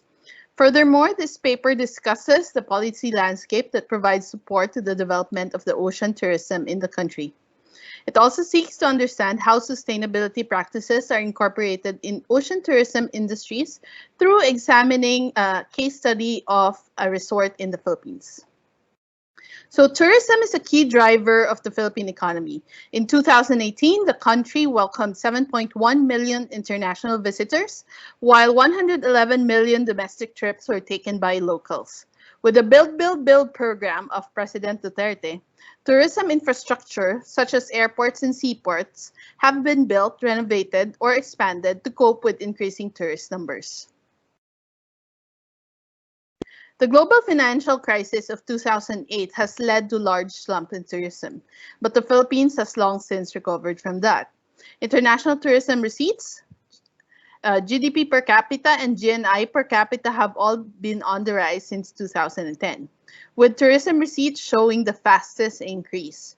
Annual GDP and GNI growth both hover between 6 to 7%, indicating economic growth for the country. The tourism domestic gross value added receipts reached 2.2 trillion pesos in 2018. The share of TDGVA against the country's GDP has also risen from 9% in 2014 to 12.7% in 2018. The tourism sector has accomplished the goal of 10% contribution to GDP years ahead of its 2022 target. With its 8% share of Philippine total exports, inbound tourism expenditure, or the expenditure of international visitors within the Philippines, ranks third among the biggest export items. The share of domestic tourism expenditure to household final consumption expenditure has grown from 13.1% in 2014 to 19.8% in 2018. As a benefit of transitioning from lower middle income to upper middle income bracket over the next several years, more and more Filipinos are encouraged to travel. Employment in the tourism industry has steadily grown from 4.8 million employed persons in 2014 to 5.3 million employed persons in 2018. The share of employment in tourism compared to the total employment has also steadily risen from 12.7% in 2014 to 13% in 2018. The Philippine ocean economy covers 1,830 square kilometers of territorial sea and a total of 36,289 kilometers of coastline, making it one of the longest coastlines in the world. Up to 62% of the country's 105 million citizens reside and work in coastal areas, with 2.15 million Filipinos employed in ocean economy industries. The ocean economy contributes $11.9 billion in gross value added, which is 7% of the country's GDP. Coastal and marine tourism is the largest sector of the Philippines' blue economy, contributing to a quarter of the total value, followed by fisheries and aquaculture and manufacturing. The Philippines is located in what is known as the Coral Triangle, a marine area that is home to the greatest number of coral species in the world, as well as other reef-dependent biodiversity such as sea turtles and fish. Coral reefs, mangroves, and seagrasses provide a combined benefit of $6.2 billion each year. The Ocean Health Index assesses ocean socio-ecological marine systems.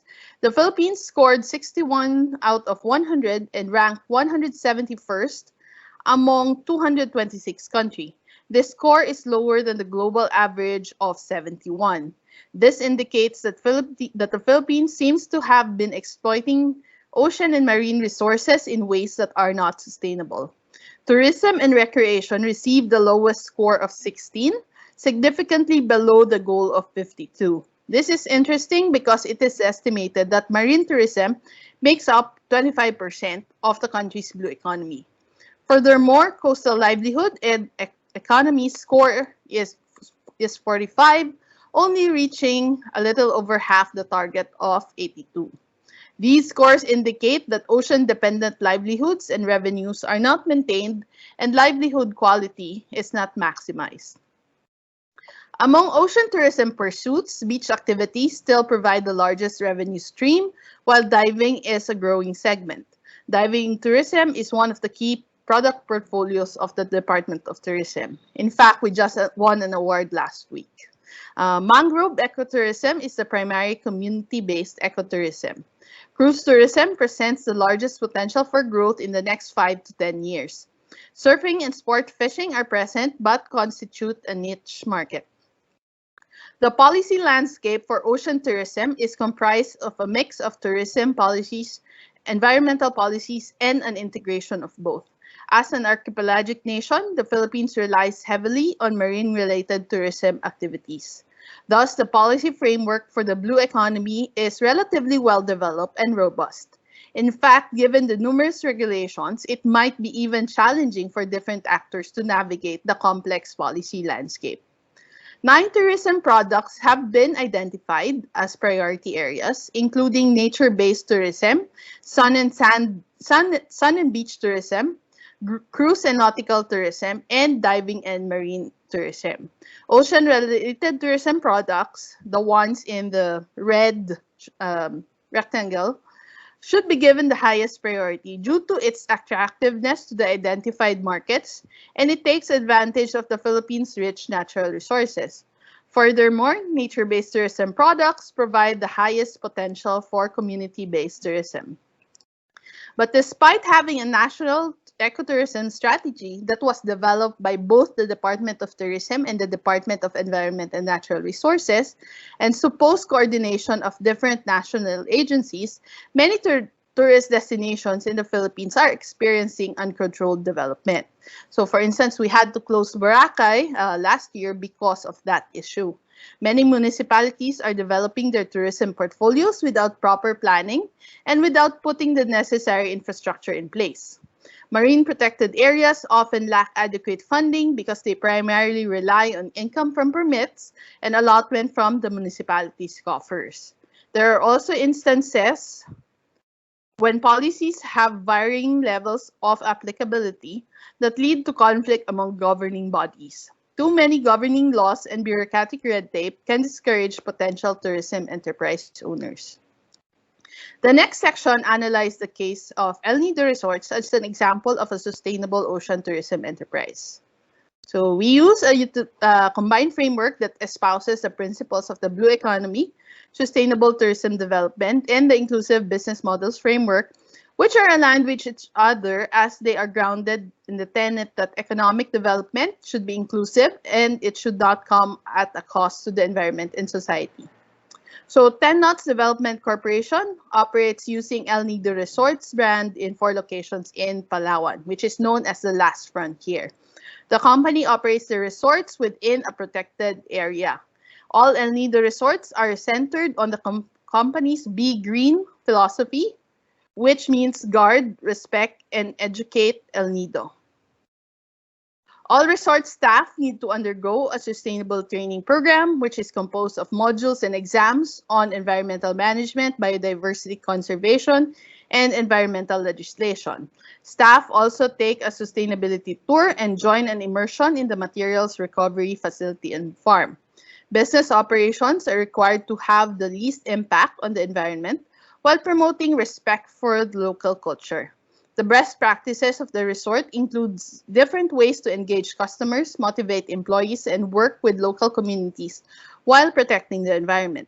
Organization-wise, these initiatives are under the management of El Nido Resort Sustainability Team, led by the Director of Environment and Sustainability.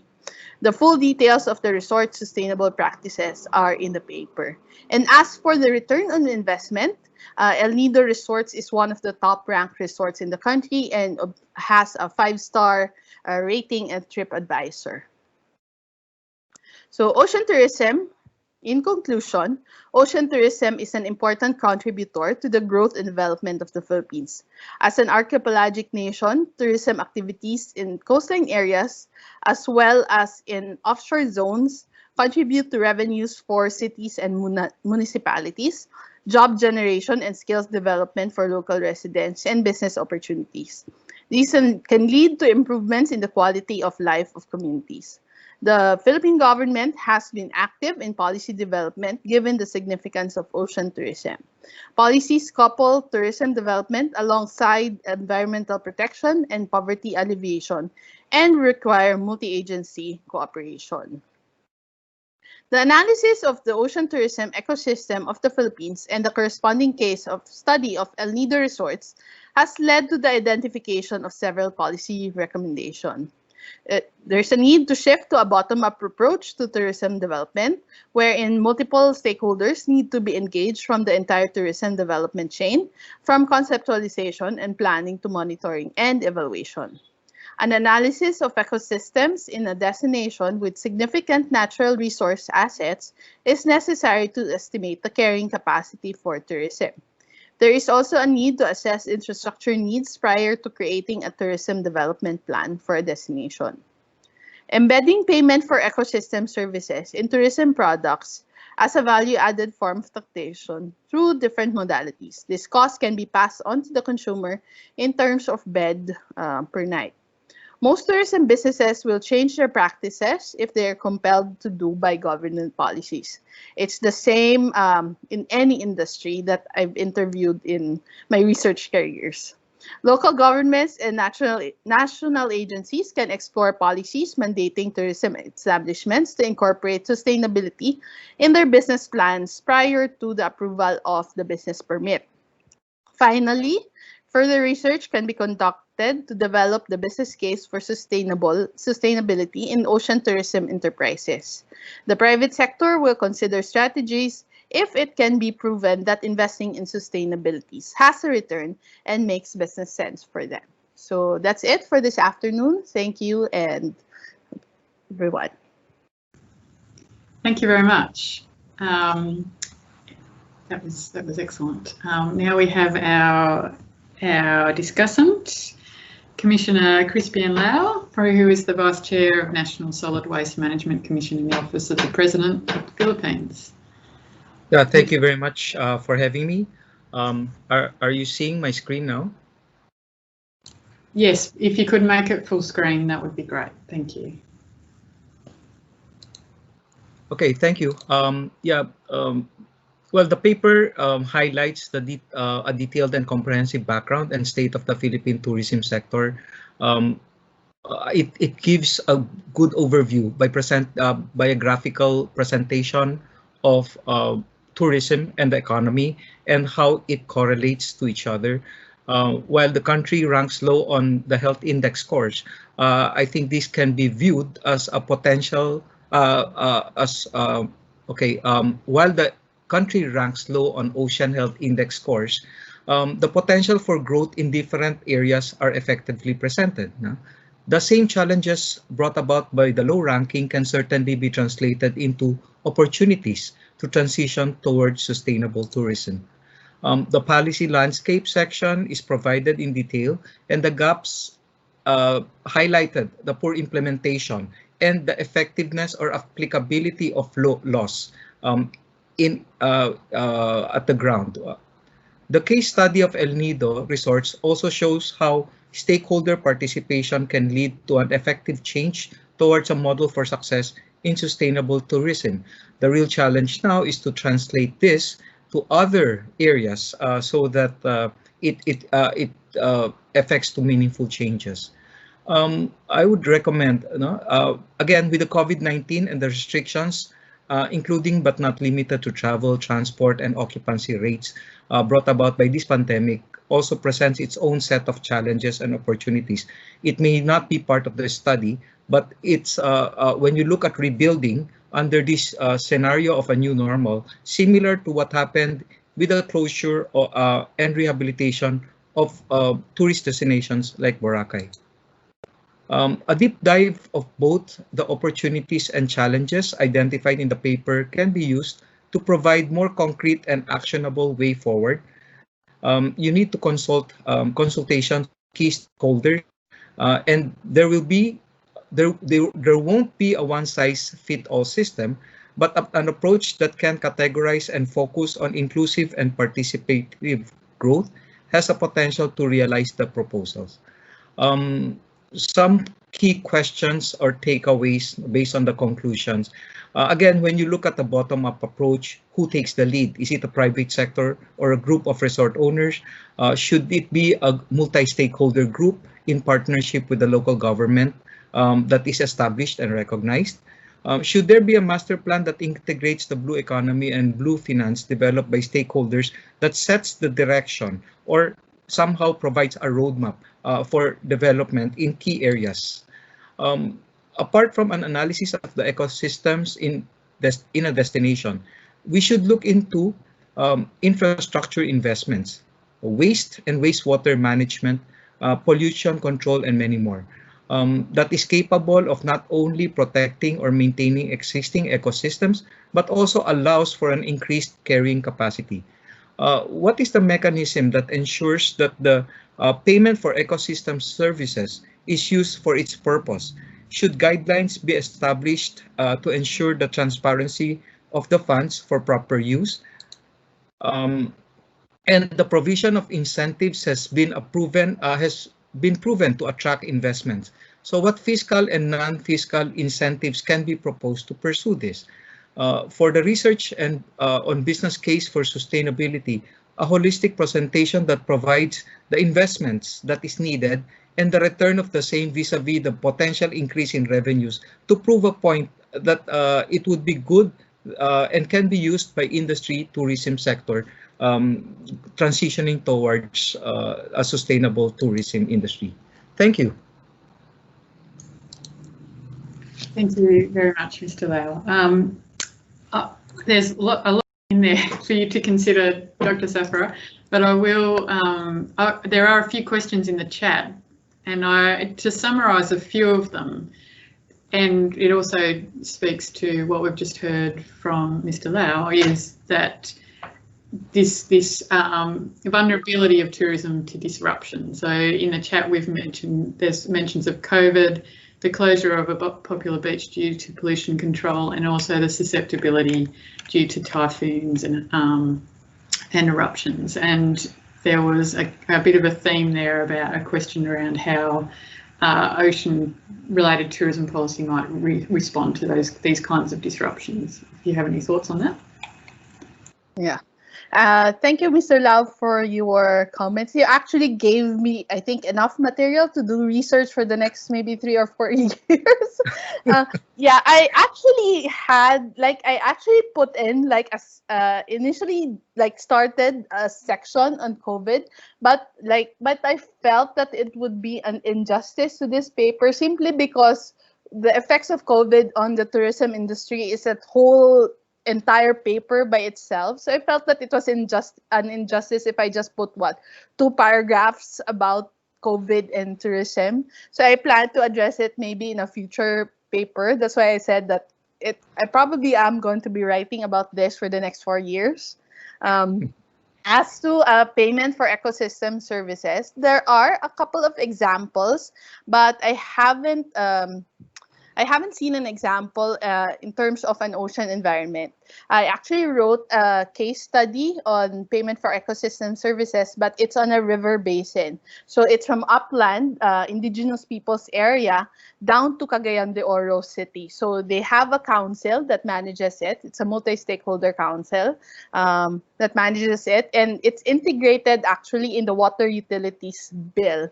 So it's regulated like this particular charge can only be used on certain projects, for instance, reforestation, making sure that there is fresh water that flows into the river ecosystems of that particular area in the Philippines. And yes, the Philippines is one of the most disaster-prone areas. And especially since we're one of the top 10 countries that are vulnerable to climate change. And yes, and so a lot of the climate change initiatives in the Philippines are actually geared towards adaptation rather than mitigation. In fact, last year, I was in Japan with Dr. Wang in Nagisa because we were also in a conference on disasters and climate change. So I presented the case of actually what is similar to what is going to be presented tomorrow, which is how mangroves are able to help those in coastal areas adapt to climate change. So I actually utilized the same area as the one that's being presented tomorrow. So those are my initial thoughts. So it's really all intertwined, no? Climate change, disasters, ocean tourism, and the ocean economy in general. Fantastic. Thank you so much, Dr. Zafra. Yes, and a teaser for tomorrow's presentation too. I like it. So we'll move on with the program. We're only a few minutes behind schedule, which I think is quite good. So we've got the next presentation is Masanari Kobayashi, who is from the Ocean Policy Research Institute. And a senior research fellow there at OPRI. And he is going to talk to us about capitalising on co-benefits and synergies for promoting blue economy in Asia and the Pacific. Thank you very much. 15 minutes. Thank you. Can you hear me and show my PowerPoint? Okay, excellent. Yeah, so I'm presenting papers entitled Capitalizing Upon Co-Benefit and Synergies for Promoting Blue Economy in Asia and the Pacific. And the paper is being developed in a collaboration of 6 co-authors, including colleagues in Japan and Philippines and Palau. OPRI, you probably know, and we have a program on blue economy, undertaking case studies and undertaking policy dialogues at the regional and international forums. First, I wanted to introduce 5 cases in Japan based on the kind of unique features in terms of promoting blue economies through conservation and sustainable use of marine and coastal resources, multi-stakeholder partnership, increased marine resource productivity, and the co-benefit and the synergies, and some connections with COVID-19 and climate change and seawater warming. First case is in Minami-Sanriku, Miyagi Prefecture, that was devastated by the 2011 tsunami. Interesting part is that oyster farming that was completely destroyed by the tsunami. Farmers didn't really intend to bring back to the same level of the pre-disaster production capacity. Instead, that they agree to bring back only to the 1/3 of the pre-disaster production capacities in order to enhance marine productivity and also promote marine biodiversity conservation in collaboration with the WWF Japan and some other experts. What happened was that even though they have reduced the production capacity by 1/3, but to 1/3, production itself increased by 2 times in terms of volumes and 1.5 times in terms of the values. What also happened was that the farmers have organized themselves to get a loan, but also to get ASC certificate, Aquaculture Sustainability Council certificate, first time oyster farming in Japan in March 2018. And right after that, they also acquired the designations of this site under the Ramsar Conventions as globally significant kelp marine areas. So we see this nice sequence of success stories arising from this disaster hit region of Tohoku, Japan. The second one is Okayama Prefecture, the hometown of our foundation president. And this area is also known for aquaculture. Seagrass coverage was very abundant in 1940s, but then thereafter went down, and the farmers, fishermen, they are concerned over the declining fish productivities and attributed that to the declining seagrass coverage. Local farmers, fishermen, they tried to restore the seagrass. What happened was that they could see the return of the fish, but it's very small quantity. And when we look at the chart, actually the fishery productions for the prefecture itself was declining, but this Okayama oyster production, for instance, was stagnant, not increasing, but not decreasing.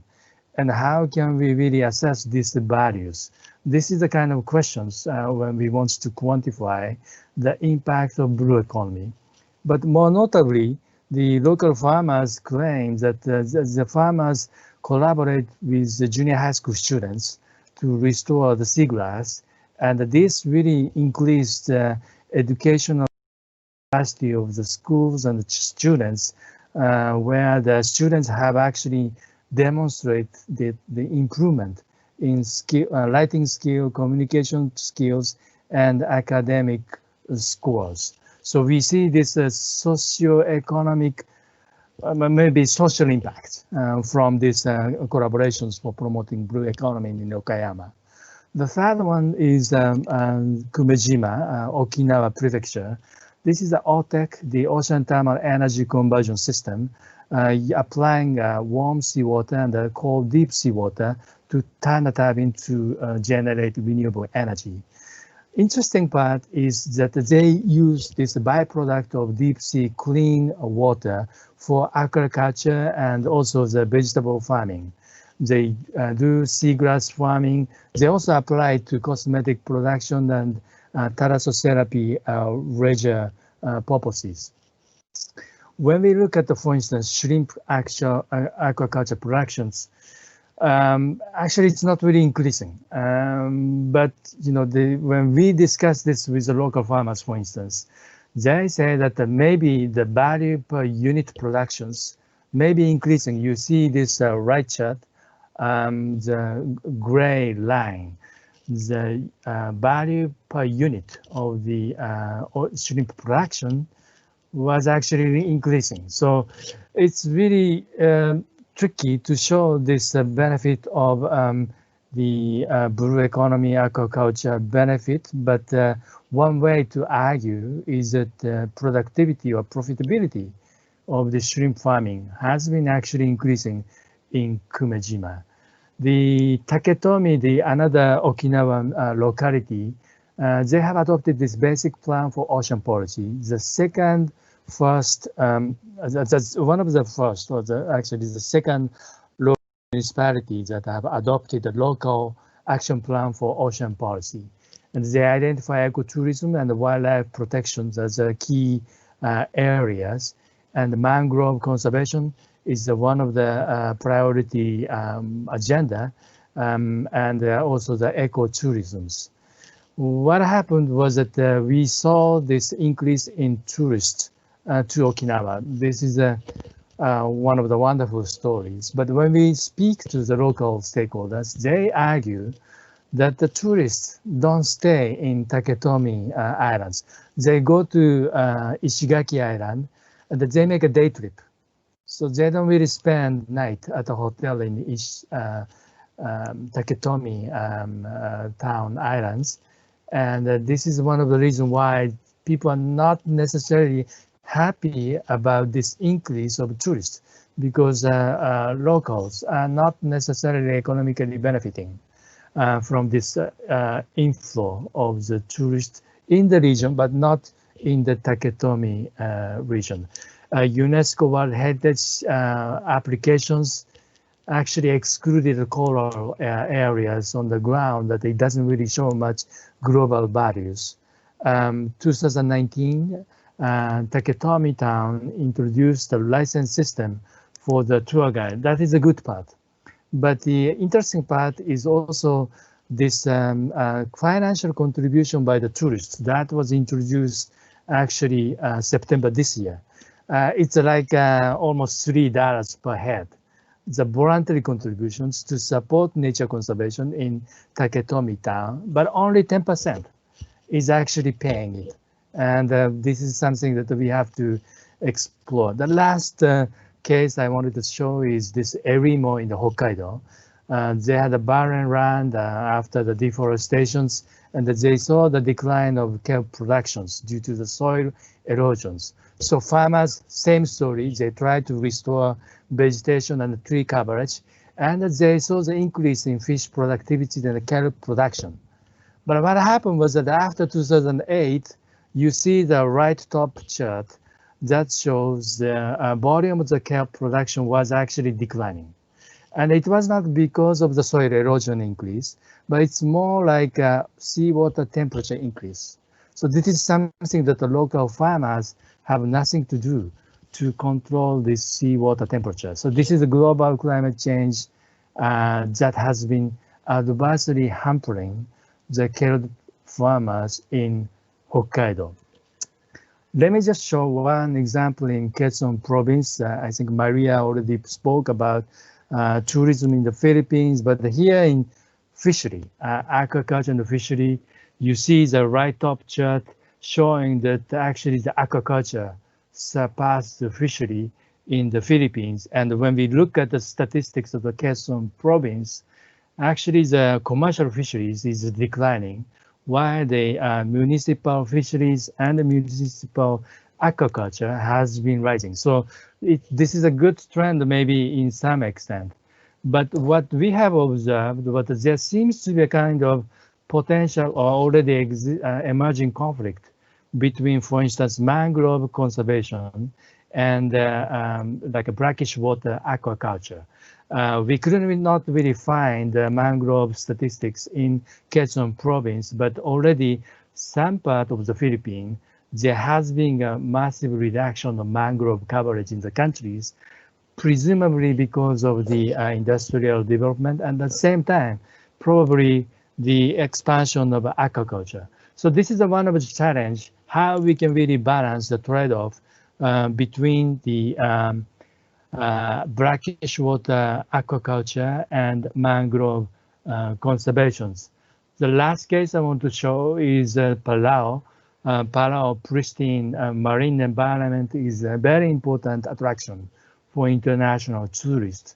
What they have done was to adopt Palau National Marine Sanctuary Act in 2015 to designate 80% of the EEZ as a conserved ocean, no fishing, no take zone, and only 20% will be the commercial fishing zone. That was supposed to come into effect in January 2020. It's been almost 11 months since the entry of this act. They have revised the location of the act by relocating the location of the fishing zone from around the main island to the western part of EEZ. This is one of the changes. You see the left chart that the Palau's fishery production is very marginal compared to the other Micronesian countries. But for tourism, this was the main purpose, to increase or boost the tourists to Palau by reducing fishery one way to keep the pristine marine environment as the tourist attractions. We saw a big surge of tourists in around 2015. But then thereafter, on the right top chart shows the sharp decline of tourists for Palau. So this is affected by some socio-political factors and also the drought, like climate issue. And now the COVID-19 has been affecting Palau. The tourism brings the revenues, not only the payment for the hotels, but Palau introduced this green tax, so departure tax. The people have to pay $100. Every person have to pay when they exit the country. And this departure tax revenue has been declining for 2018, 2019, and almost zero for 2020 due to the COVID-19. So fishing license fee that is not necessarily affected by COVID-19 may become important source of the revenue once again for Palau. So this balancing between tourism and the fishery is one challenge for Palau. So we try to draw some lessons from some cases based on sustainable blue economy promotion in Asia and the Pacific. And obviously this multi-stakeholder and cross-sectoral collaboration is very vital. And what we see is that it is also important to organize the stakeholders and institutionalize cross-cutting and cross-sectoral multi-stakeholder partnership. And then we also need the support from the local government to facilitate such a cross-sectoral and multi-stakeholder partnership. We need enabling policies that is very essential, and finance is also vital. That catalytic funding is very essential for every part of this blue economy. Institutional setup for science and innovation was also crucial. This OTEC in Kumejima was one of its examples that innovation was the basis for promoting this OTEC blue economy. We also need to be vigilant on uncertainties over the future of sustainable economies, particularly, for instance, the climate change, ecosystem changes, and the seawater temperature increase. So these are some of the issues that we don't know yet, but we have to be vigilant on what would happen to climate and the environment. And lastly, the science and innovation, a critical factor, and the regional and international partnership and platform must be forged to promote sustainable blue economies in Asia and the Pacific. And I hope that OPRI, together with ADBI and other colleagues, can play a role in forging this social capacity to enhance this innovation and science and the stakeholder involvement for promoting sustainable blue economy in Asia and the Pacific, and show the good lessons to the international community. I thank you for your kind attention. Thank you very much, Mr. Kobayashi. I'll now introduce our discussant, my esteemed colleague, Professor Alastair McElgorn, who is a marine economist and capacity development coordinator here at NCORS.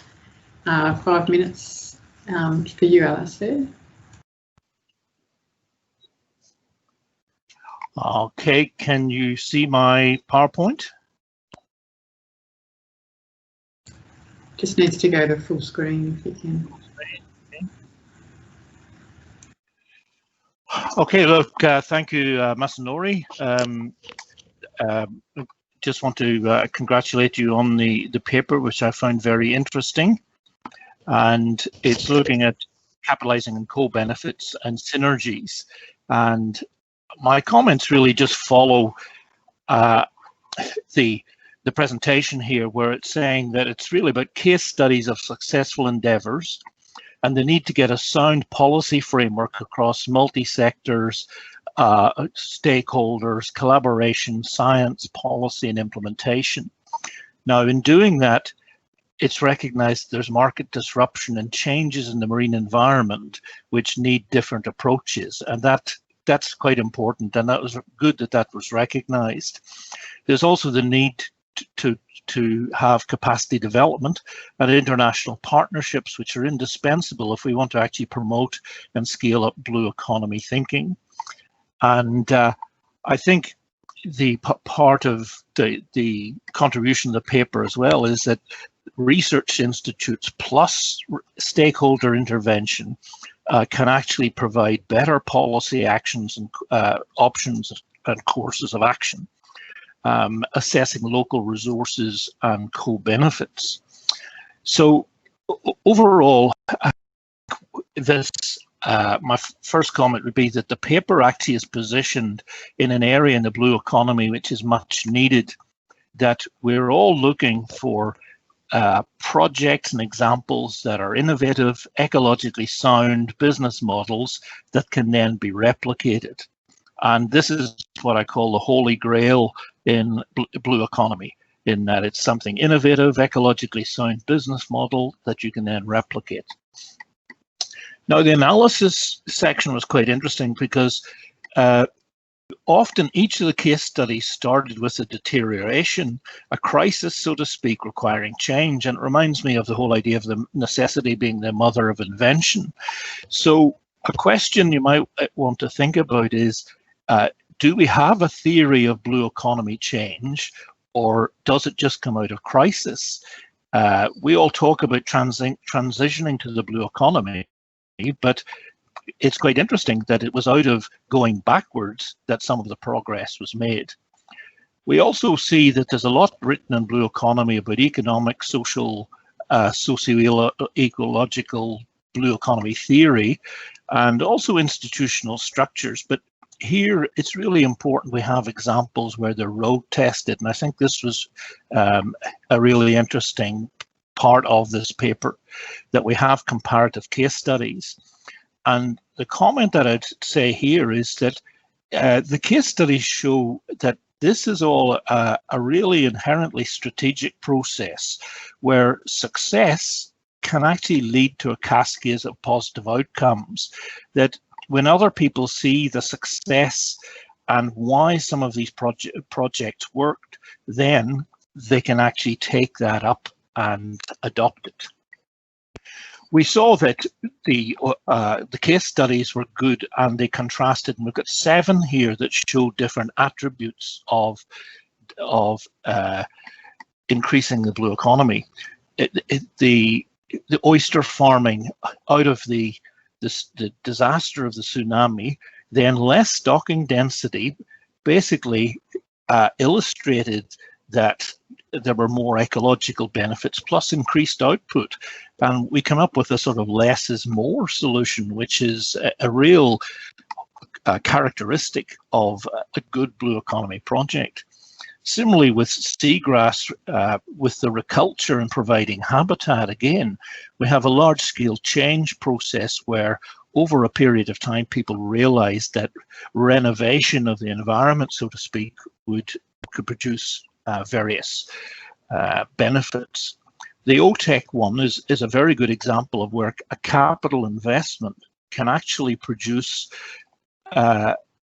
other benefits and a stream of other benefits. For instance, the culture of other types of produce through using the cold water from the deep.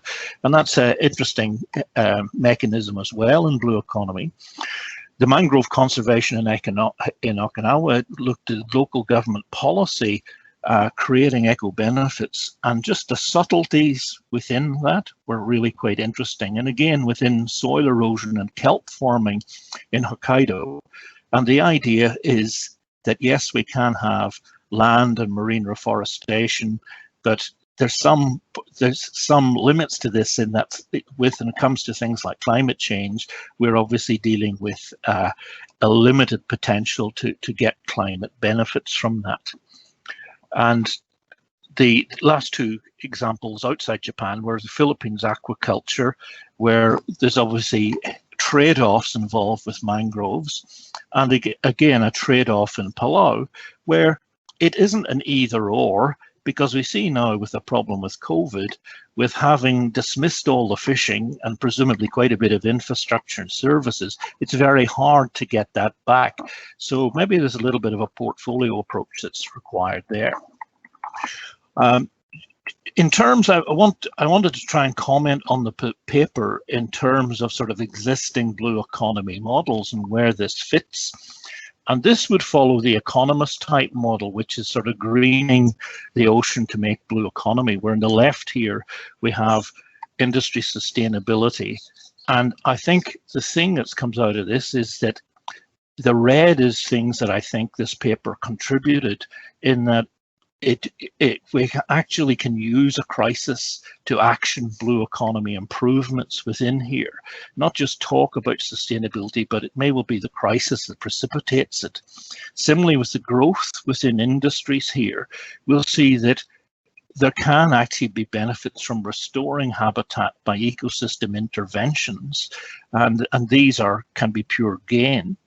And lastly, in the right-hand side, we'll see that we have an example with OTEC of a blue economy spillover benefit that comes from technical environmental developments.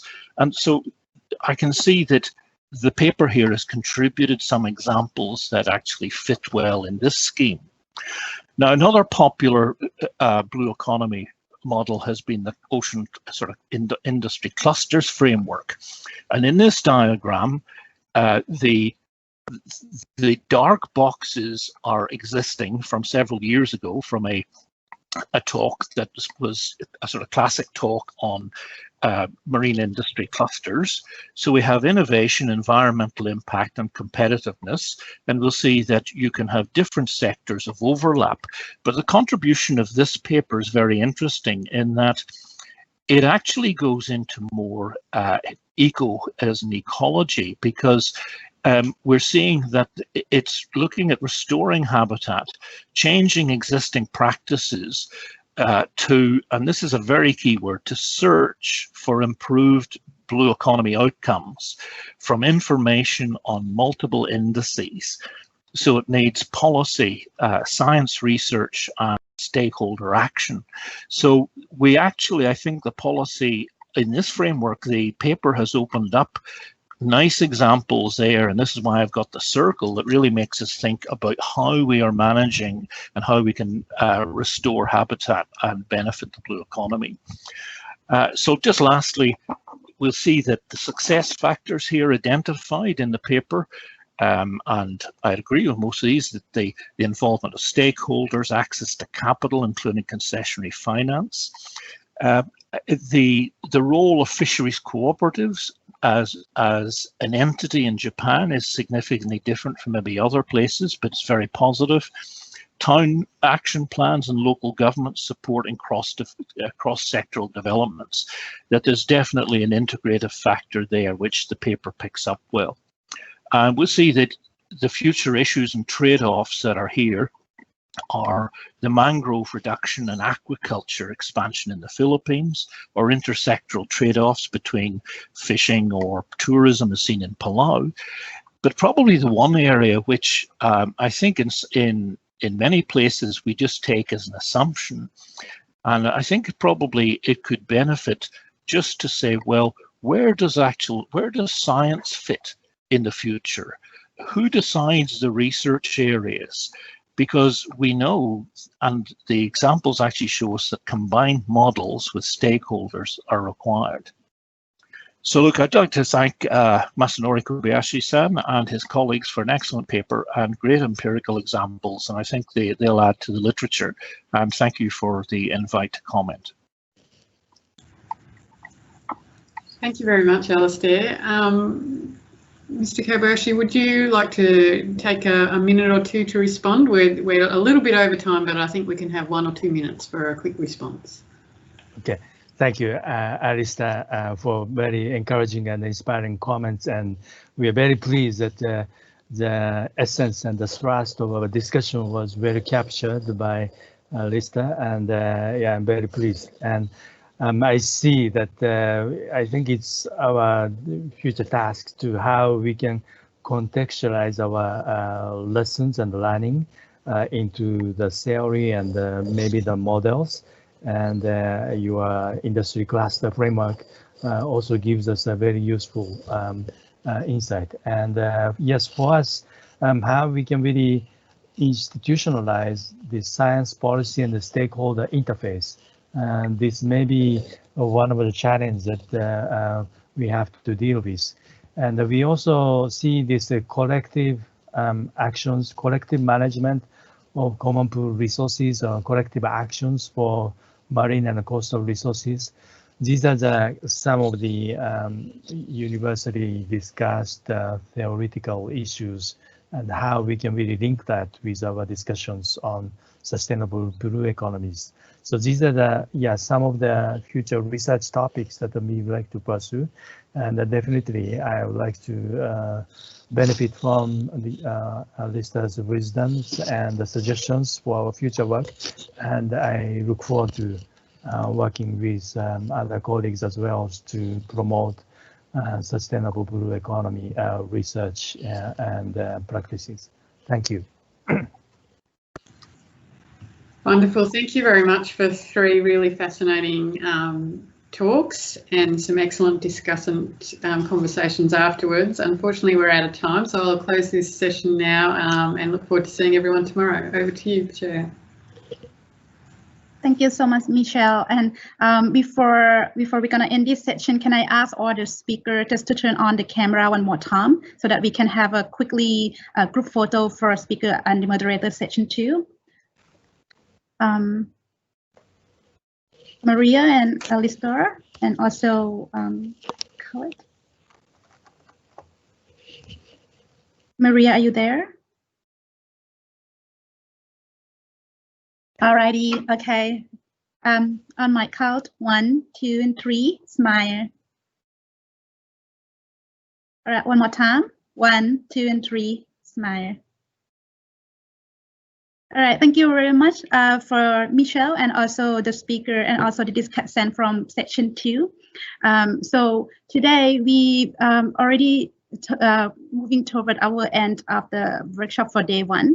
So let's just briefly summarize the key point of section 1 and section 2 for you before we ending the day 1 of this workshop conference. So as section 1, as highlighted by the blue finance, the first speaker actually made it clear for us that the access to funding is actually a major issue for many developing country, particularly the one with the coastal area and also the small island. So in order just to respond to that, there's a couple of the options or also funding sources that we could just consider that was presented by speaker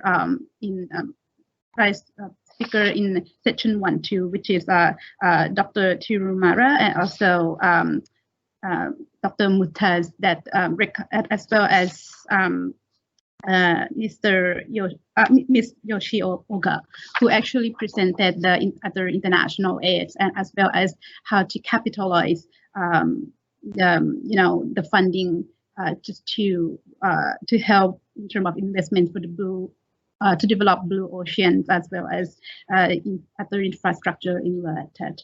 So that's one of the things that we have to keep in mind about the needs that's still ongoing in the region, as well as the other approach in response to that. For section 2, we focus mostly on the governance and also the planning. So the three speakers giving us quite an interesting case from the case study from China, which presented by Dr. Xiar, but had highlighted the government policy to support the blue growth through the transformation to the sustainable oriented approach, and by giving the blue economy zone sample just to all of us, and the policy by the Chinese government. For the second presentation by Dr. Zafar, she gave us the ocean tourism cases in the Philippines and presented a quite interesting program how to develop the inclusive as well as the sustainable ocean tourism that we could just maybe able just to adopt for the smaller island in the Pacific Ocean. Last but not least, I just finished by Dr. Kobayashi with an interesting presentation that presented many cases from different countries and presenting the program that synergize the ocean resources to create the sustainable growth as well as to balance the ocean resources to the economic growth that's happening. So all of this, I hope it would be very beneficial for all of the attendees and also the participants today. And we hope that you will join us tomorrow and discuss more about the other issues, in particular the sectoral focus, as well as how to the risk that associate with the oceans for tomorrow. So with all that note, I would like to thank all the moderators, also the speakers and the discussant for today, as well as other participants who join our virtual conference today. And I see you tomorrow at the same timing, 12:20 Tokyo time. And hope you all have a good rest and the rest of the good afternoon. Thank you. Thank you very much.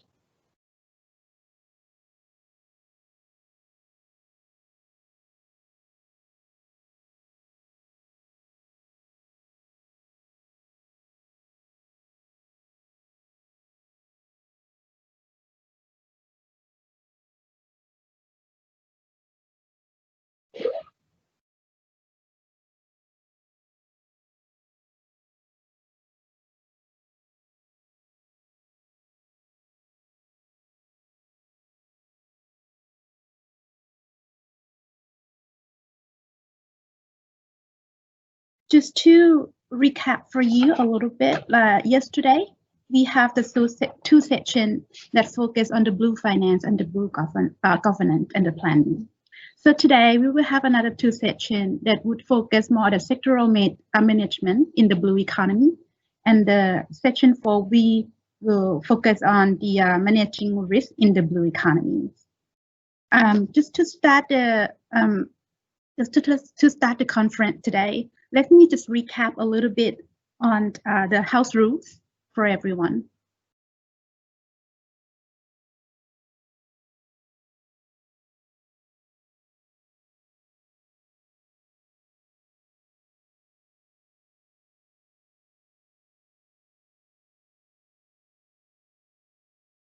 First, please note that this meeting is being recorded.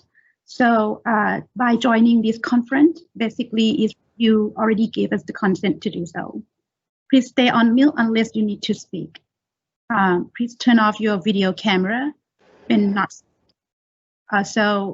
Please turn off your microphone once you get a chance to speak and after speaking.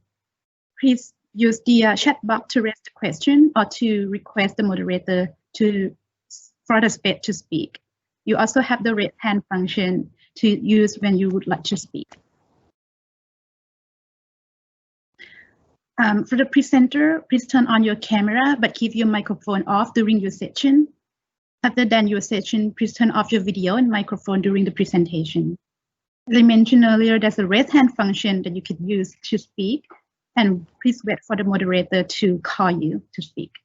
If you have any question, we have the chat box that you can type your question or comments on. And this is the function that the presenter could use to mute microphone to share your screen. In order to share your screen, just click the logo of the rectangle with the arrows for you to share your screen. Click the screen that you would like to share. And then after that, just click the share button.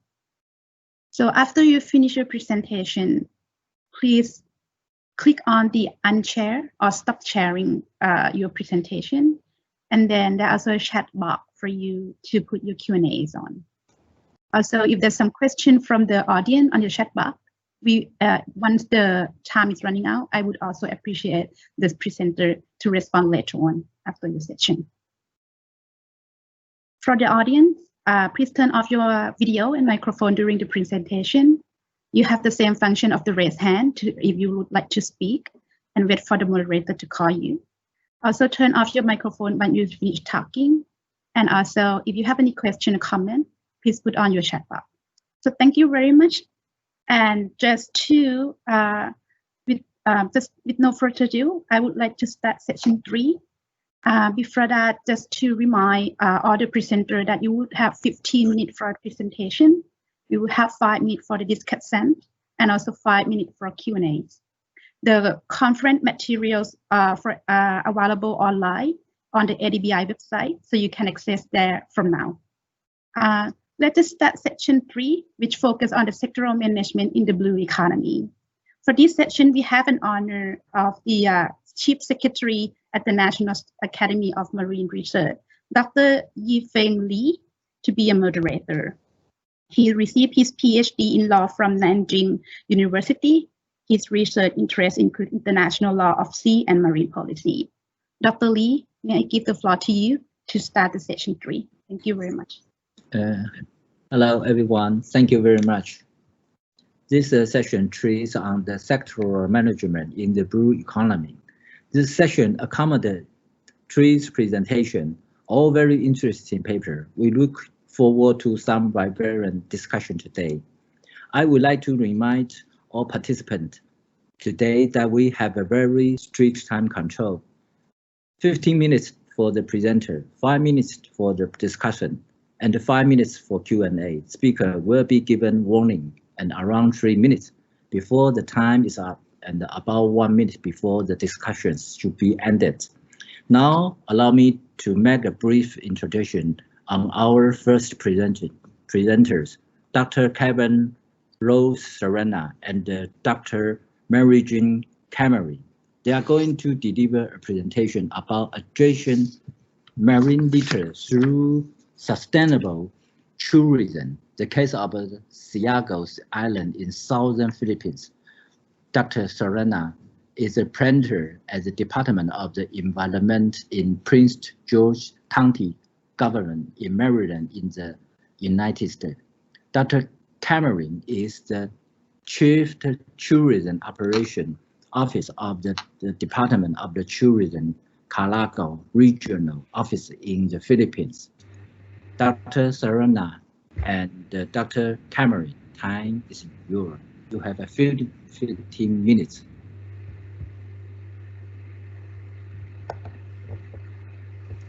Pleasant day, everyone. In behalf of my co-authors in this paper presentation, we express gratitude to the organizers of this amazing conference led by the Asian Development Bank Institute and its partners. This paper is jointly written by Professor Zhong-Soo Yu of the Tohoku University and Dr. Kevin Roy Serrana of the Department of Environment in Prince George County, and yours truly of the Department of Tourism, Caraga Region. This paper was an offshoot of early collaborations with our agency and the Tohoku University through Dr. Serrana and Professor Yu, both of whom we are very grateful of. Indeed, we look forward to more partnerships as technology and plastic sorting is currently underway, something that will be most helpful in managing plastic waste in the island. The presentation will cover the dynamics of tourism in the Philippines that will zero in to Siargao Islands as among the prime tourism jewels of the country. Issues on the impacts of tourism development, which will highlight marine litter, will be discussed.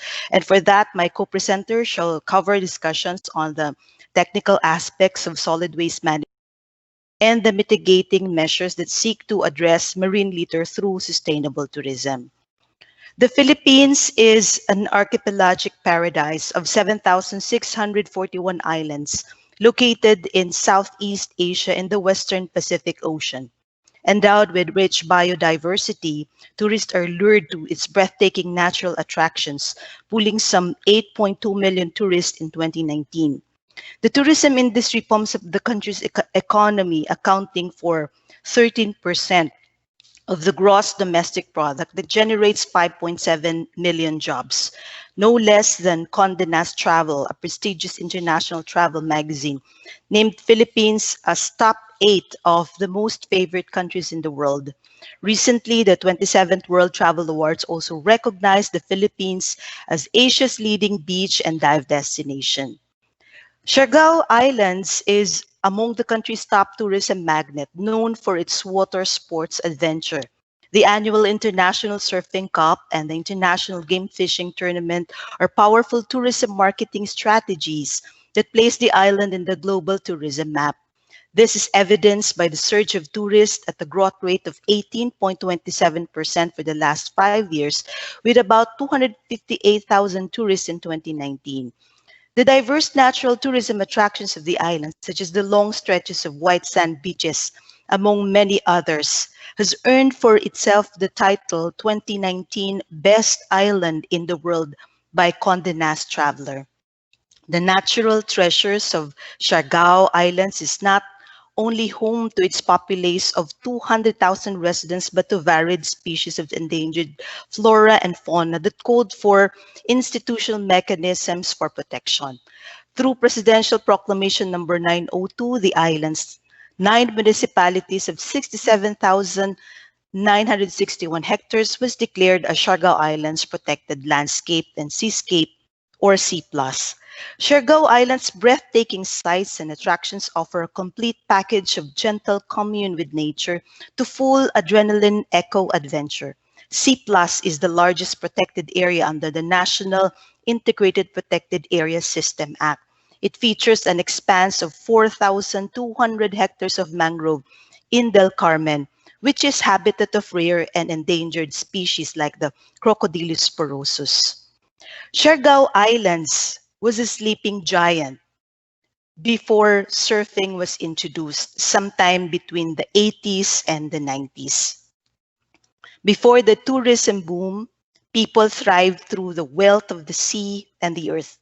Even after the tourism boom, people still depend on traditional means of livelihood. Can we have the next slide, please? 36.2% are skilled agriculture, forestry, and fishery workers, while tourism workers constitute 12.3%, which are under the category of service and sales workers. Over the years, the tourism industry in Siargao experienced robust growth in 2019. In 2019, tourist arrival share of the region's figure is at 20%. Tourism brought remarkable economic progress, which called for more serious efforts for focused development efforts. The Tourism Act of 2009 laid the framework for tourism development, which expanded the function of the Department of Tourism as a regulatory body, mandated to issue accreditation among the primary tourism enterprises. The law also amplified the crucial role of the private sectors as stakeholders through stronger representation in major decision-making bodies of the agency. The National Tourism Development Plan serves as the country's blueprint for tourism development, espousing the clustering approach that identifies tourism development areas. Endowed with abundant natural wealth, the National Ecotourism Strategy and Action Plan 2013-2022 outlined the development agenda in the pursuit of sustainable tourism activities through ecotourism. Other regulatory guidelines were birthed, such as the Ecological Waste Management Act and Climate Change Act of 2009, as response to the pressures of development. The demands of tourism has development trade-offs. The surge of tourists required more tourism-related establishments, which to date has risen to 500 and counting. Sadly, most of this violated the 20-meter shoreline easement rule, thus operating without environmental compliance certificate within a declared national protected area. The Siargao Rehabilitation Task Force reported that most tourism establishments do not have sewage treatment plant. The challenges are compounded with plans to expand the existing airport to accommodate more flights. Tourism development has become more demand-driven rather than supply-driven. Heightened awareness among residents have built proactive communities that resulted to simple but powerful ethical messages of doing a personal share to clean up the island. On the next slide, we see the effects.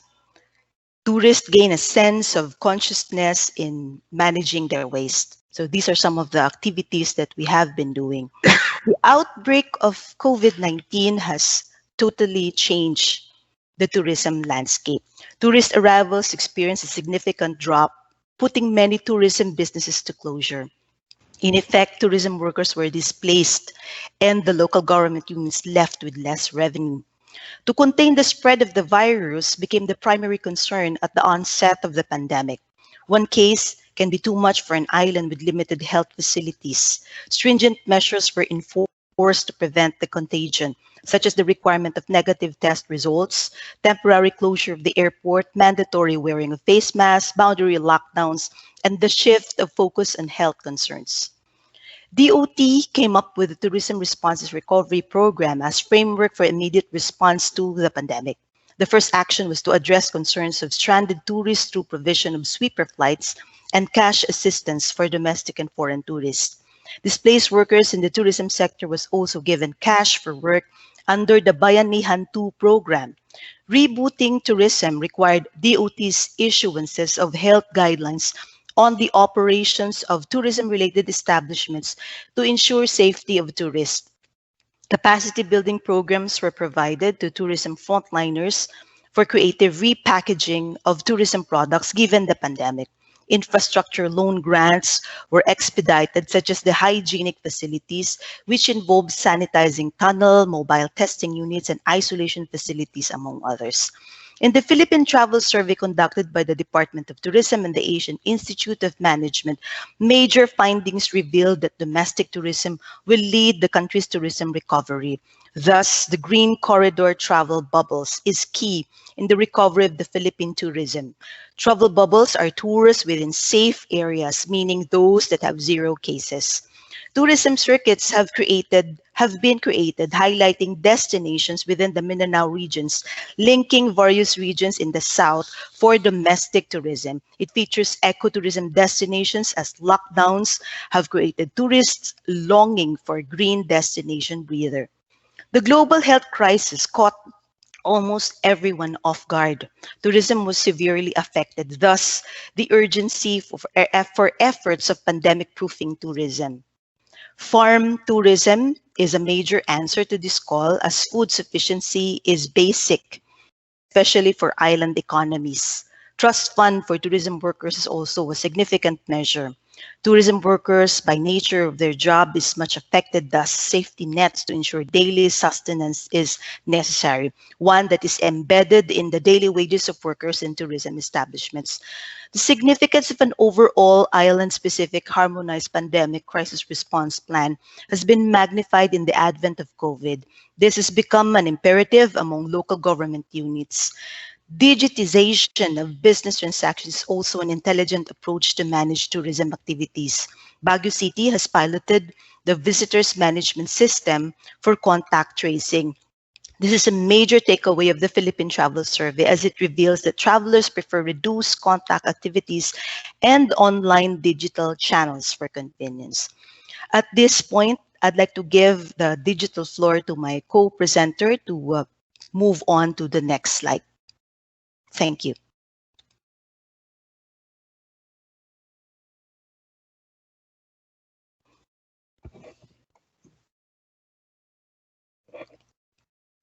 Kevin.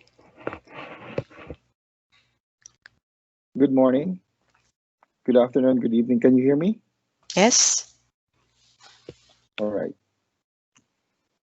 I can. Okay. So to continue, part of our research was to conduct a rapid assessment of the solid waste situation in Siargao Islands, and we found the following. So there are 9 municipalities in Siargao, and out of 9 municipalities, only 6 have an open dump sites, and the remaining municipalities don't have any disposal facility. Per capita waste generation is about 0.30 kilograms per day, and waste generation per year is about 15 tons. And we calculated that a quarter of this come from tourists. In terms of you have 3 yes minutes left. Let me remind you. Okay. So just to continue, so collection coverage covers main barangays, and the peripheral barangays are not covered because of the lack of logistics. So in terms of implementation gaps, we saw that there's insufficient knowledge in managing marine litter and lack of an island-wide mechanism to address it. Currently, LGUs are doing it independently, and so the effort to contain marine litter is still very vague as far as collection at the LGU level is concerned. There's poor waste segregation at source. There's limited waste diversion because of the lack of material recovery facilities, and there's the absence of an engineered residual facility. In terms of development interventions, LGUs are into promoting reduce, reuse, and recycling practices by encouraging resort owners to use biodegradable packaging materials and do away with the use of plastic bags. LGUs are also trying to craft ordinances or local legislations banning the use of single-use plastics. There's also an effort from the national government agencies to do cleanup drives together with LGUs and civil society groups. And we also have the Siargao Rehab Task Force, which is in charge of dismantling structures within the shoreline perimeter areas.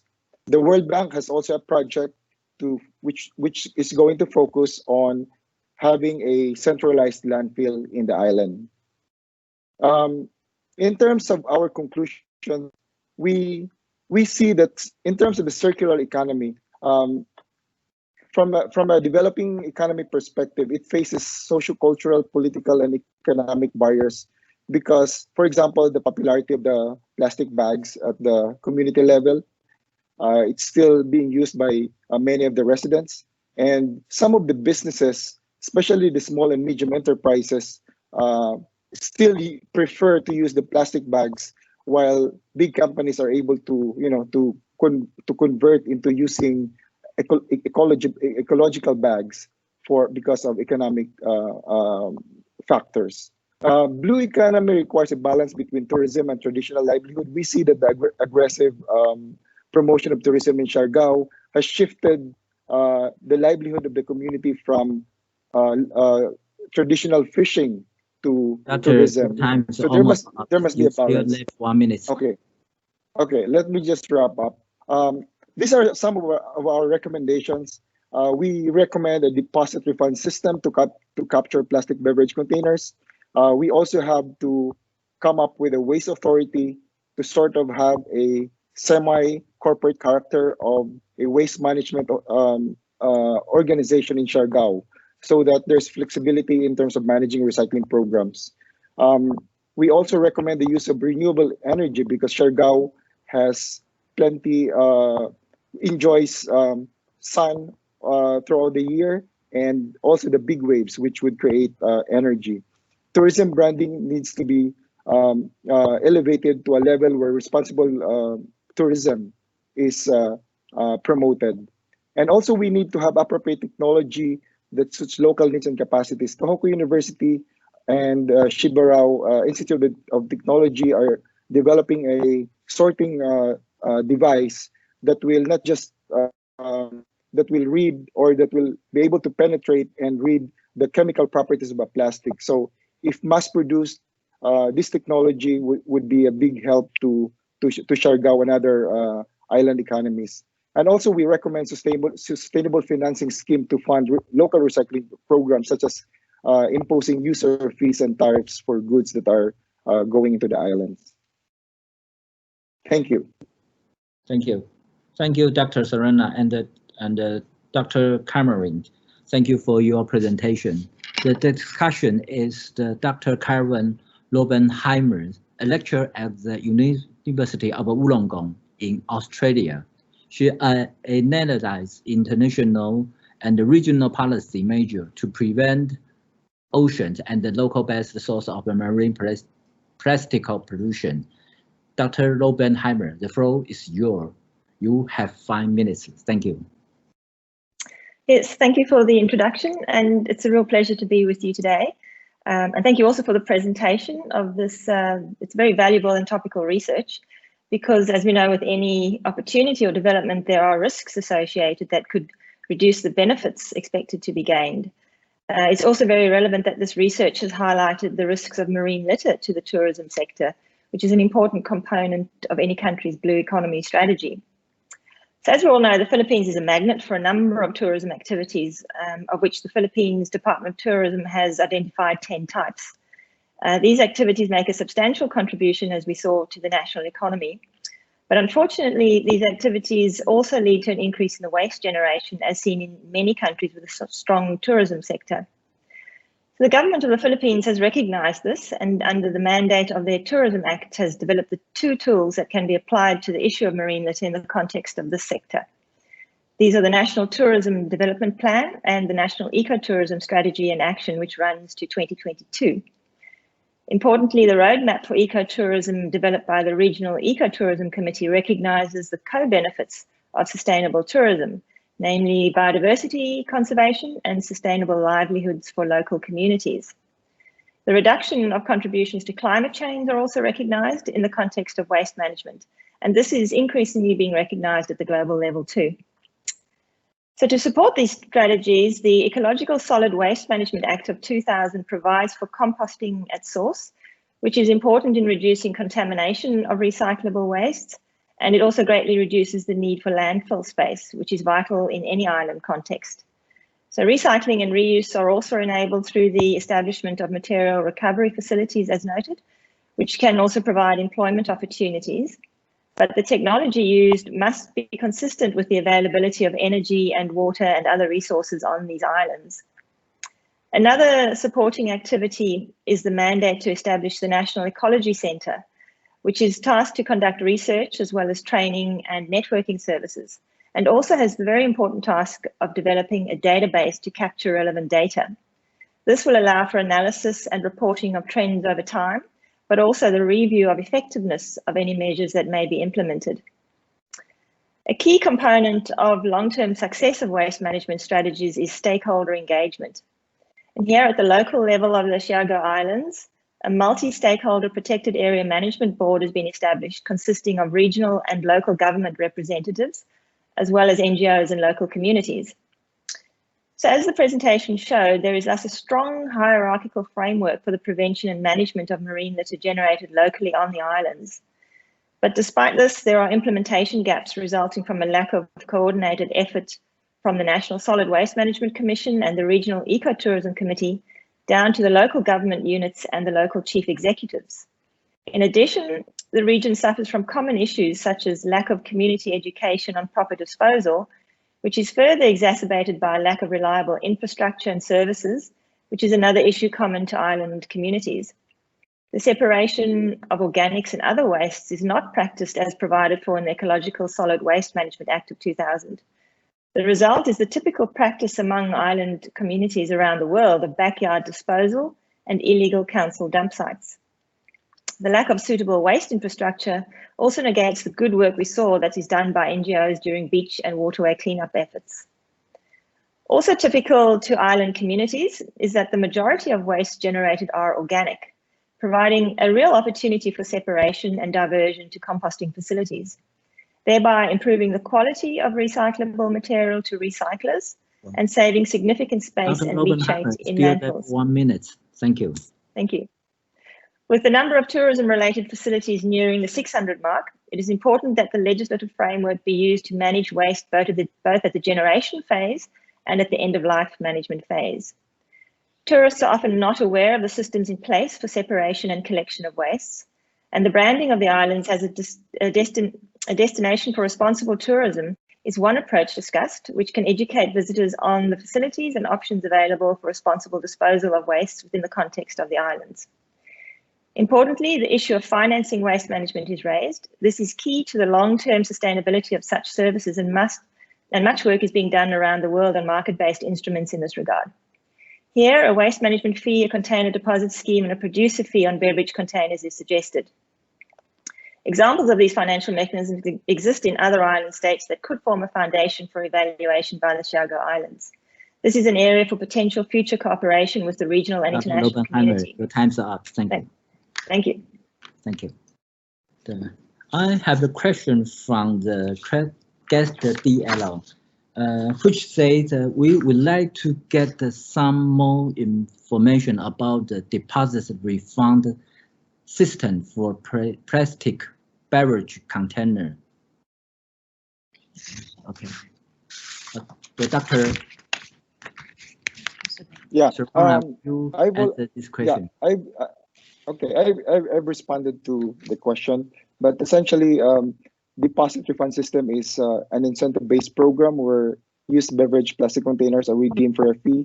The important thing about this program is the capitalization, and usually in the case of a good example would be the case of Palau, where they have an island-wide beverage recycling program, and they get the capital from the tariffs that's imposed on beverage containers that go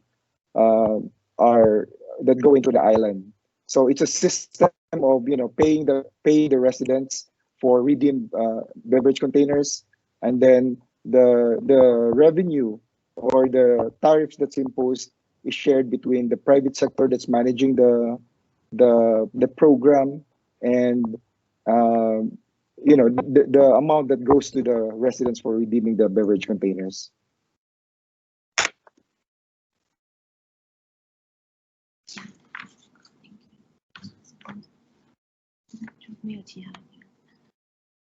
I don't see any other question left now.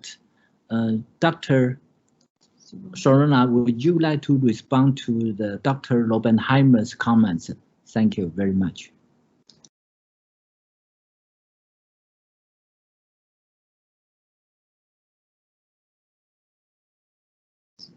Okay. Thank you to our discussant.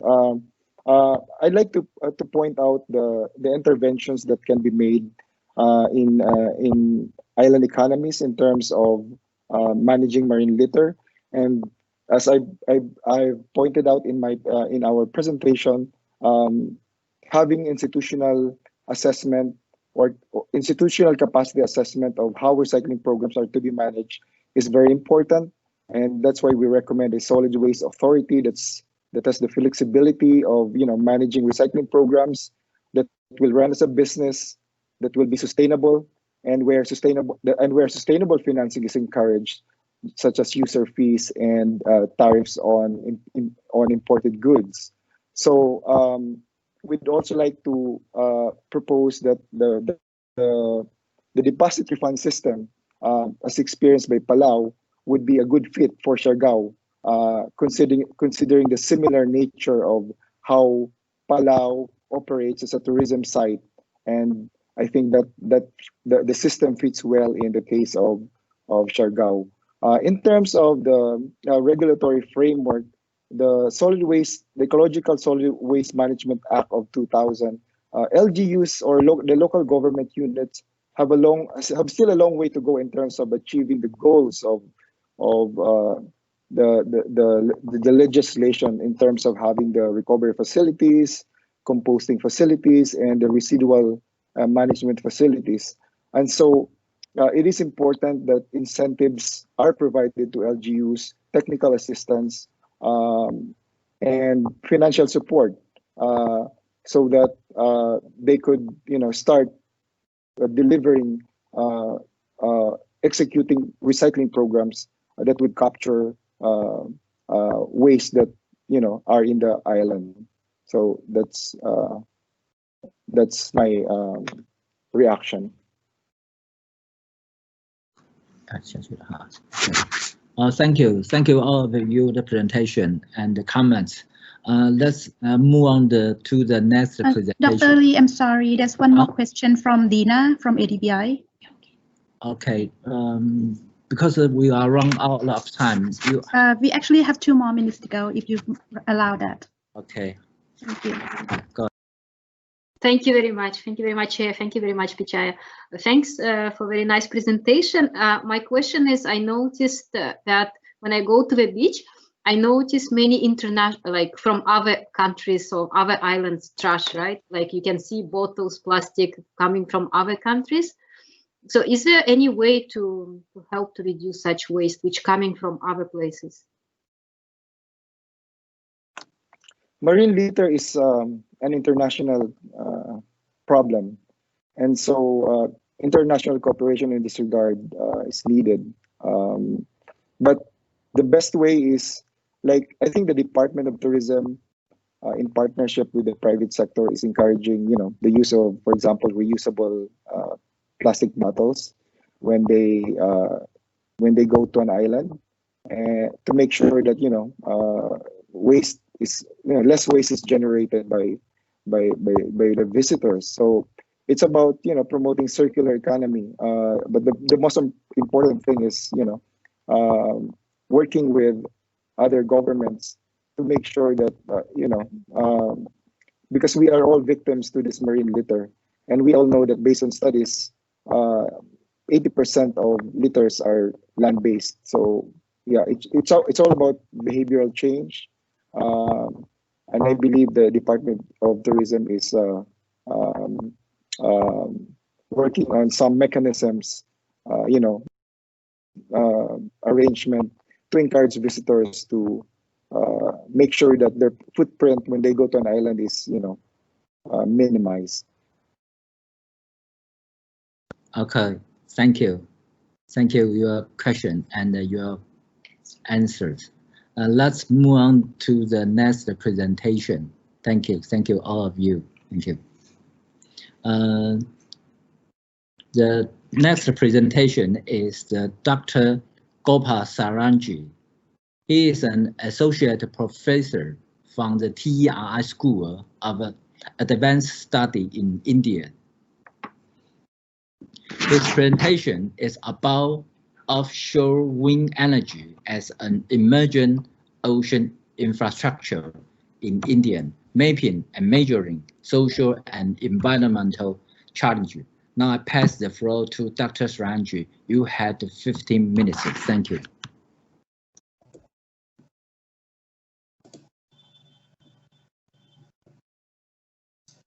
Thank you very much, Professor Lee. I hope that I am audible. Very good morning to all of you. Good afternoon to some of you. Just let me upload the presentation.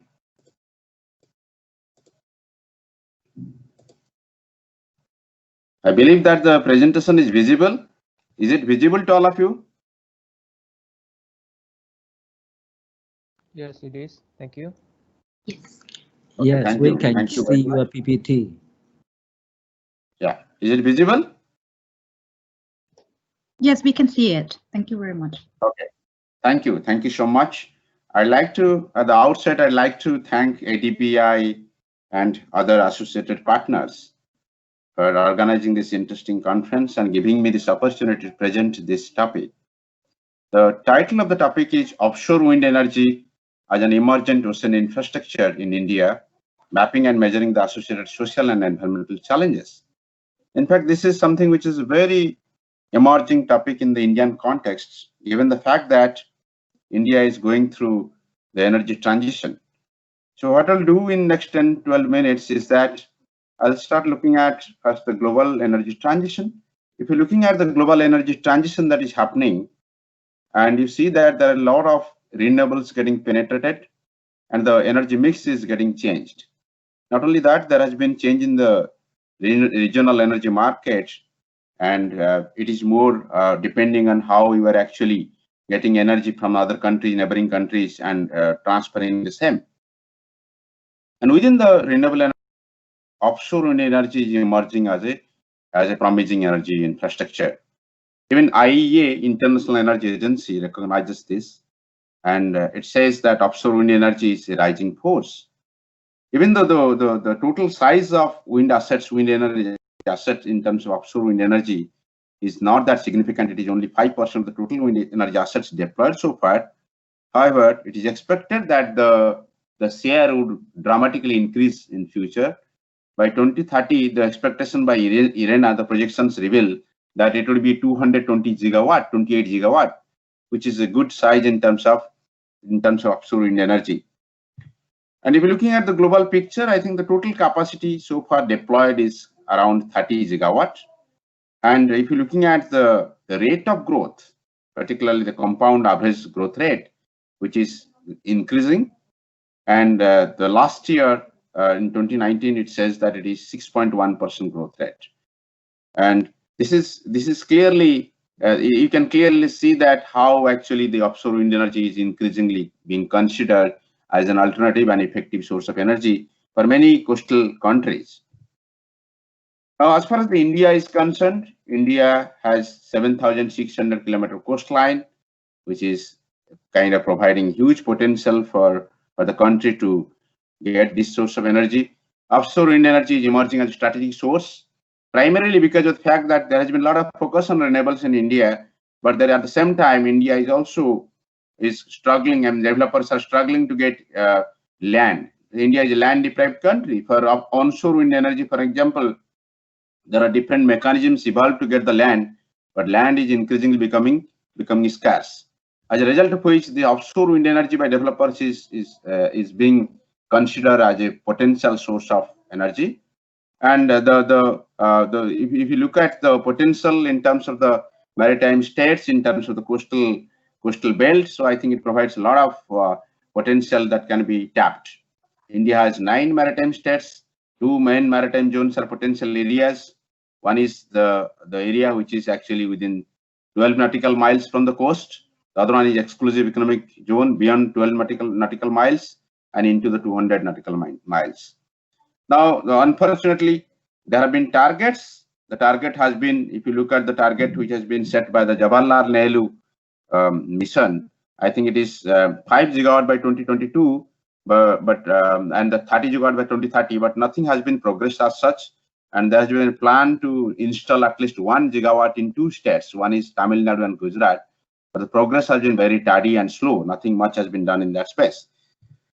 In this context, this particular paper is trying to understand, even though there has been a lot of focus on offshore energy, there have been a lot of studies particularly carried out, look at the technical aspects of it, look at the feasibility of it by applying various GIS technologies and other technologies.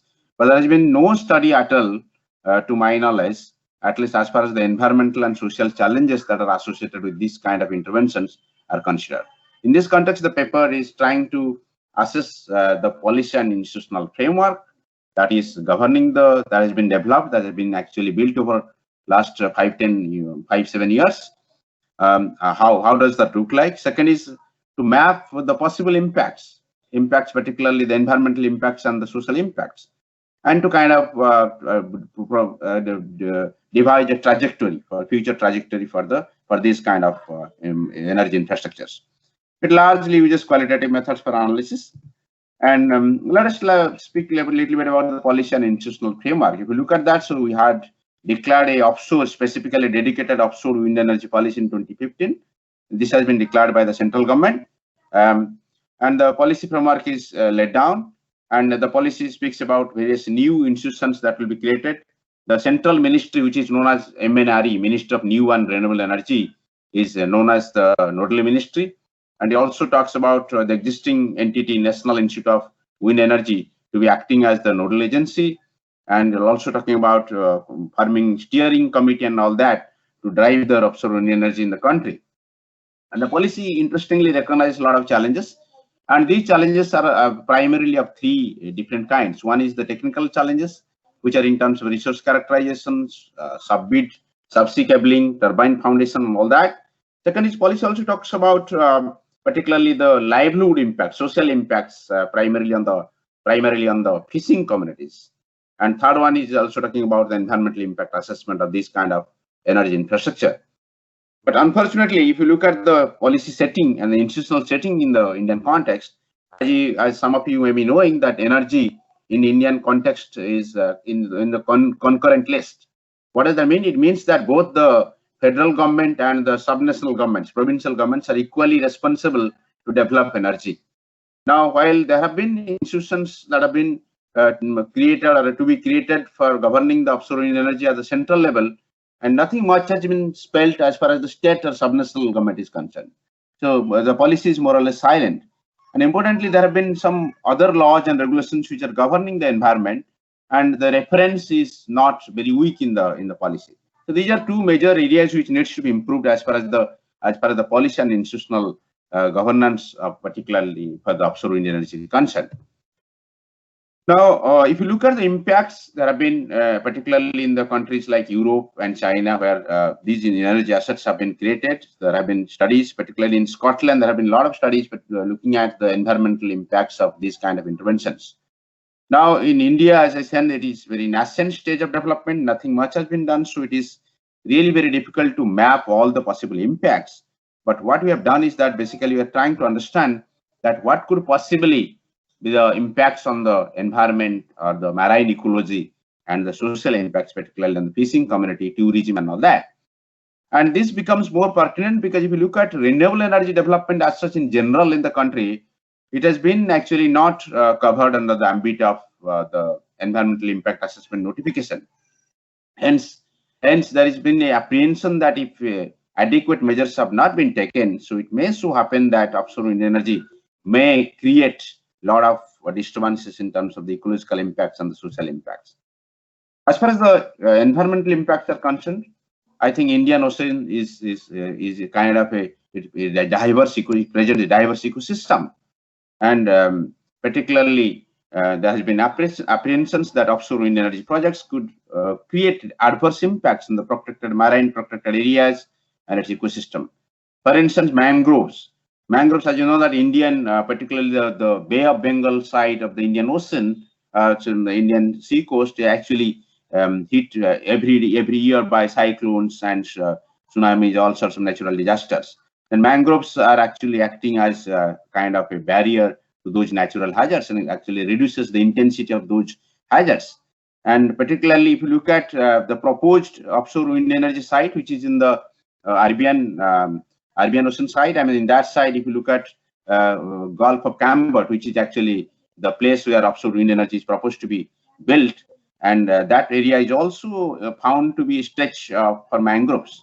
And if adequate measures are not taken as far as the offshore wind energy is concerned, so it may create negative impacts on our mangroves, and it can further kind of accelerate or intensify the damage in terms of the climate hazards and natural hazards in terms of the rising in sea storms and all sorts of things.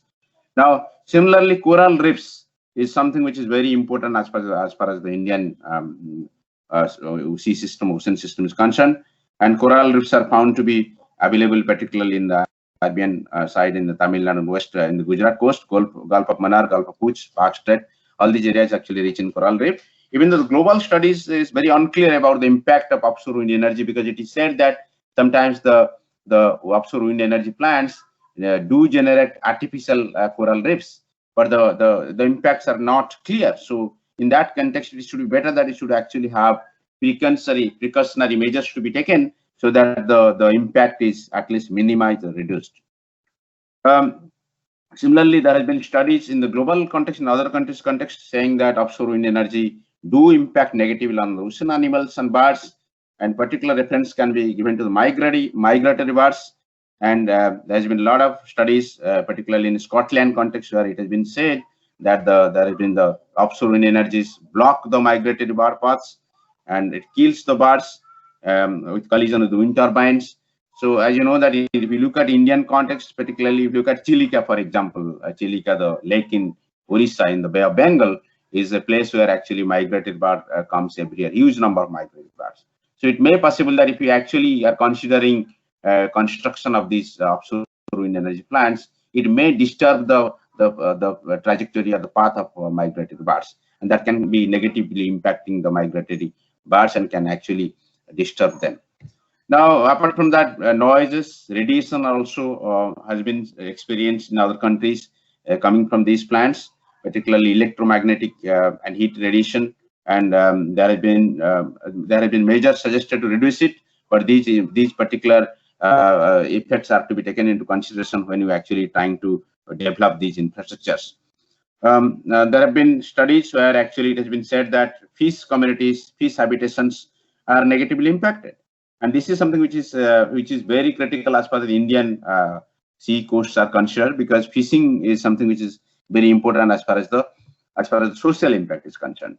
So if you look at the data which has been presented yesterday also by Professor Raghu, it is seen that close to 15 million people draw their livelihood from fishing and fishing related activities, and it constitutes around 55% of total GDP, and 10% of Indian foreign exchange is drawn from the fishing activities. Now you can understand the importance of fishing activities. Dr. Saraj, I must tell you, still left 3 minutes. Thank you. Go ahead. Okay. So if you look at that, so it is clear that fishing is something which is actually providing a major livelihood to a large chunk of Indian population, and those who are actually really poor. Now, if you are actually trying to construct offshore wind energy assets and its impacts are negative in terms of fishing activities or collection of fishing, so it can actually, you can think of what would be the best way to reduce it.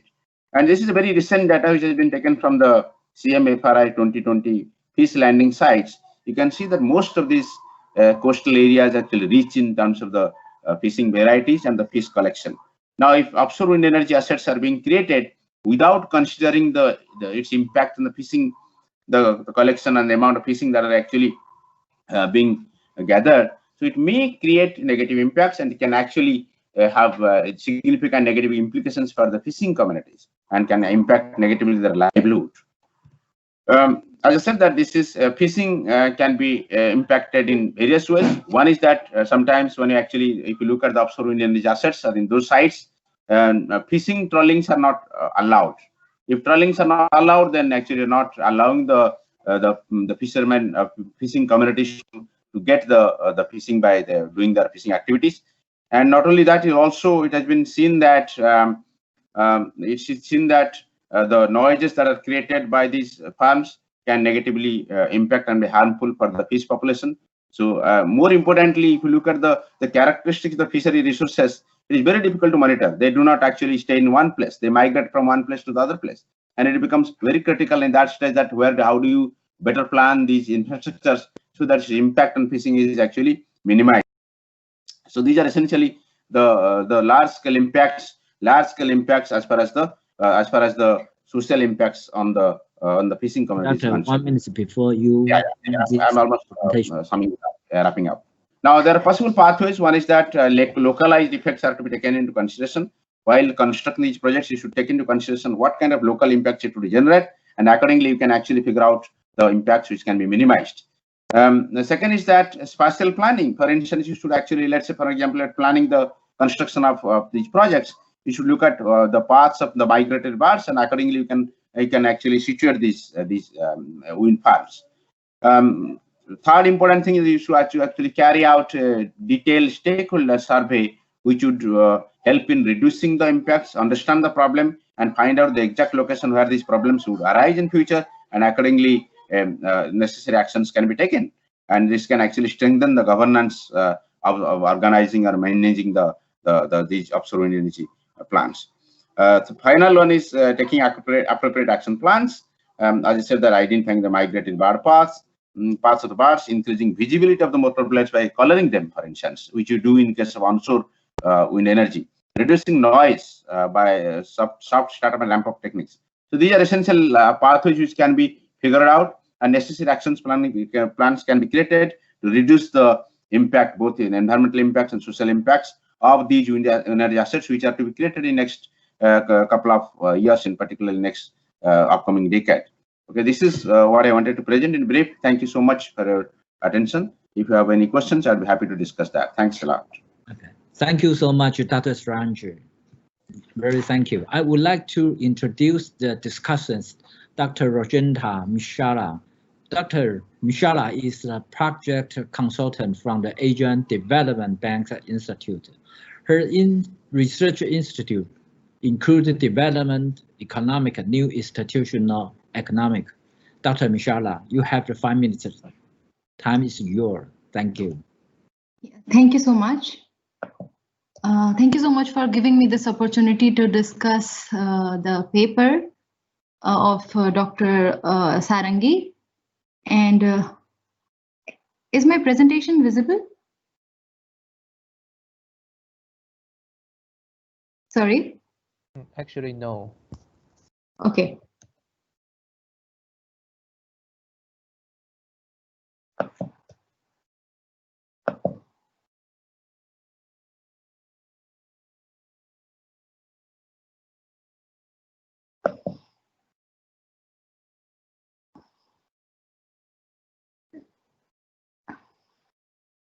Is it visible now?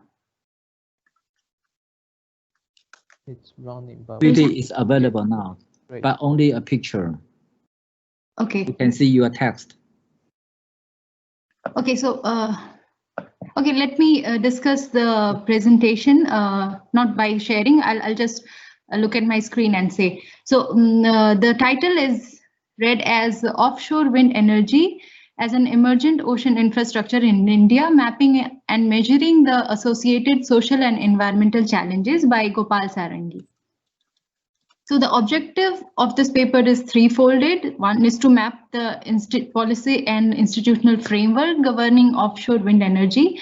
Second is to carry out detailed mapping of possible impact of such projects on a marine environment and livelihood of fishermen community. And third is to find out possible pathways to reduce such impact. So the method and the data and methodology employed is from various sources and using secondary information and data. So my general comments are as follows. The topic is very interesting, and it's actually a general overview of offshore wind energy development in India. And the title is Offshore Wind Energy as an Emergent Ocean Infrastructure in India, Mapping and Measuring the Associated Social and Environmental Challenges. But somehow I think that the measuring part is missing from the actual text. So the author may reconsider the title and may think about keeping the measuring word in the title or not. Yeah. As far as the policy insight is concerned, the policies are very practical recommendation, but I would also suggest that it should reflect from the findings of the paper. And scientific soundness is there are several issues which should be improved prior to a publication. And language is very well written, and it is very appropriate, and I really enjoyed through reading through the paper because the English is superb and it's like there's too much information, except there are a few typos. So commenting about the structure, the paper doesn't follow the classical structure of an academic paper. So maybe the author would like to consider this. And since the objectives are too broad, one is about looking at the institutional framework, what governs offshore energy, and second is like detailed mapping of possible social impact. These are kind of two different, different direction of research. And the third is to offer possible pathways. I think this is not an objective, but it's more like a conclusion. And the framework of the paper is not clear. And it says that it reads out at it employs qualitative approaches by using various secondary information and data. So it would be interesting to know about what are these various secondary information and data, and it should be clearly mentioned in the paper, which is not there. Maybe in form of a table would be more practical and informative. And also the contribution of the paper is not very clearly mentioned. Yeah. Still leave 1 minute. Yes. So my suggestion for objective 1 is to look at historical institutionalism perspective for objective 1, and go for a systematic review of literature or systematic review of policy or government documents. For objective 2, it should be realized through qualitative data collection and methodology, and the methodology for qualitative data analysis should be very clear, and there should be a framework for coding that data. You may utilize cluster analysis or grounded theory, but it should be systematic, and there should be a proper logic behind what and why you are using it. And for third objective, I would suggest to move it into the conclusion. Yeah, thank you so much. That's all what I wanted to share. Thank you. Thank you. Thank you. Here in the chat box,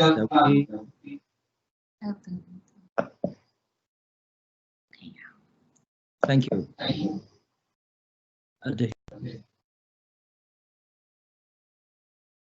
Please turn off. The doctor, please turn off your microphone. Thank you. Oh, okay. Here we can see in the chat box the raise that the question, but in the restriction of time, I can offer the answer one question, but in 2 minutes. And the question in this session not answer, I would invite the presenter to answer the guest personally. Okay. The first question is how does the offshore wind energy compare with the inshore or land wind energy in terms of the technical feasibility and cost and the benefit? This question raised by the Dr. Yang. I would like to invite Dr. Suranju answer this question. And the other question do not answer. The presenter will please answer. Will give you answer in privately. Thank you very much. Thank you so much, Dr. Ranjita, for the comments, and thanks for the interesting questions that have been raised. As far as the onshore and offshore wind energy are considered, I think that technologically they are quite different, completely different. So I think whatever technology that are being applied in case of onshore energy, wind energy is not feasible for offshore wind energy. That is why India is trying to get the technology transfer from the European countries, particularly trying to develop the offshore wind energy by drawing technology from Europe. Because onshore wind energy, India is 5th largest developer as far as the onshore wind energy considered. I'd also like to thank Dr. Ranjita for highlighting the lacuna of this paper. Definitely, I'll take time to improve them. And the points that are actually raised are really valid. Some of these are to be improved, and definitely I'll try to do it while revising the paper. Thanks a lot. Thank you, Dr. Okay, thank you, Dr. Suranju. The last presentation is about the sustainable coastal and the maritime tourism, a potential blue economic avenue of the Bangladesh. The presenter are Dr. Muhammad Washui Isran and Dr. Tapan Sakar. Dr. Isran is the professor of the forestry and the wood technology discipline of the Kurna University in Bangladesh. Dr. Sakar is an associate professor based at the Griffith University in Australia. Dr. Isran and Dr. Sakar The time is yours. You have all of you have 50 minutes. Thank you. Okay, thank you very much, the chair, Mr. Lee, and very good morning from Khulna, Bangladesh. So as you can see, the title of the presentation, which is Sustainable Coastal and Maritime Tourism, a Potential Blue Economy Avenue of Bangladesh. So first of all, I want to thank ADBI for giving me the nice opportunity to present in front of the scientific community. And then I want to extend my thanks to Dr. Tapan Sarkar, Associate Professor, Griffith University, the co-author of the paper, for encouraging me to present the paper in this great conference. So this is the outline of the presentation. So first of all, I will start with the research background, followed by methodology, then coastal and maritime tourism. I will use CMT as the abbreviated form. Then I will discuss the institutional arrangements, both from national and regional as well as international perspective, then challenges of CMT in Bangladesh, prospects of CMT in Bangladesh, last of all, followed by conclusion and policy implication. I hope my slide is visible and I am clearly audible. Yeah, so Bangladesh is a floodplain delta, which is known as the world's largest river delta, which has 710 kilometer long coastline. As it is at the side of the Bay of Bengal at the south face, so that's why Bangladesh is very much vulnerable. And due to that vulnerable and due to the geographical position, it has a lot of opportunities.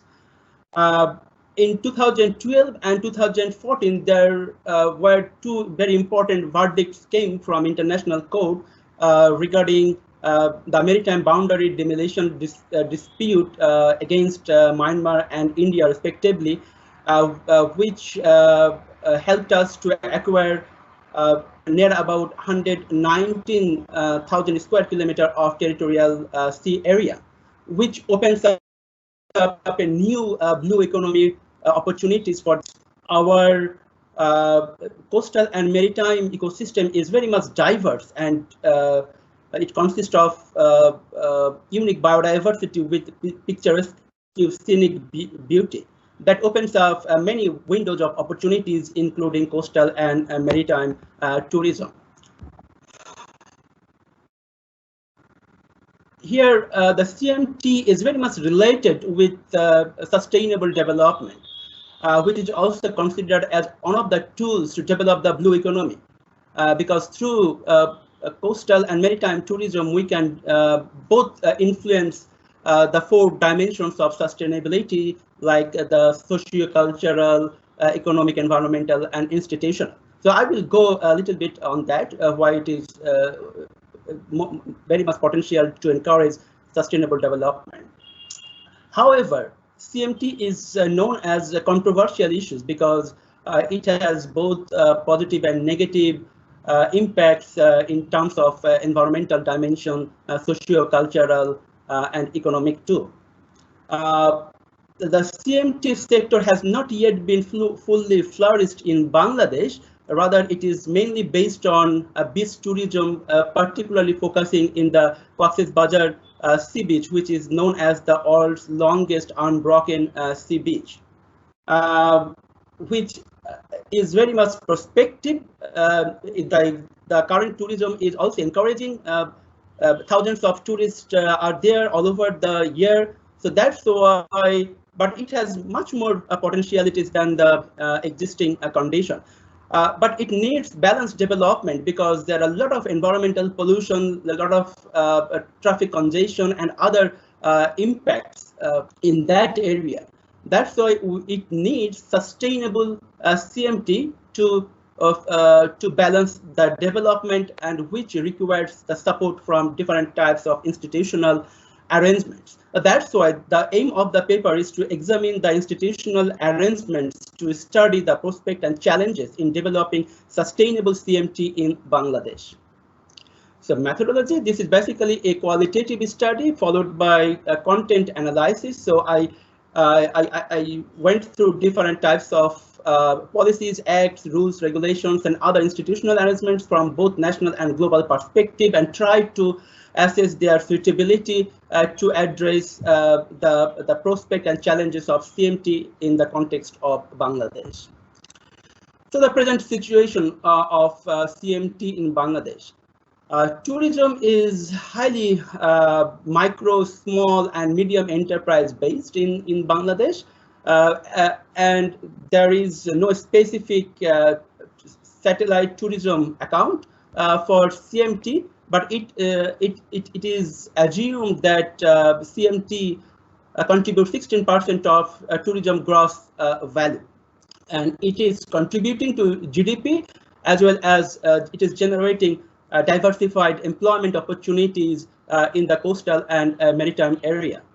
But the CMT is basically concentrated by domestic tourists. So domestic tourism, it consists of 98% and only 2% is international tourism. And I already mentioned you that as we have the world's longest unbroken sea beach, which is 120 kilometers long, that's why the coast is focused basically in beach activities, which is rapidly exploring, flourishing. That's why we have to be very much careful. But maritime tourism activity is not yet been so much flourished that has a lot of potentialities too. So as I mentioned, that due to the negative impacts in the coastal and maritime environment, there are a lot of questions related to sustainability, how sustainable the coastal tourism is. That's why it warrants sustainable tourism practices. And due to COVID-19, the coastal tourism has been affected severely because there almost 7 months coastal tourism was stopped, closed, and just 1.5 months back it has been opened. So a lot of people and a lot of entrepreneurs, they're affected due to the COVID-19 pandemic situation.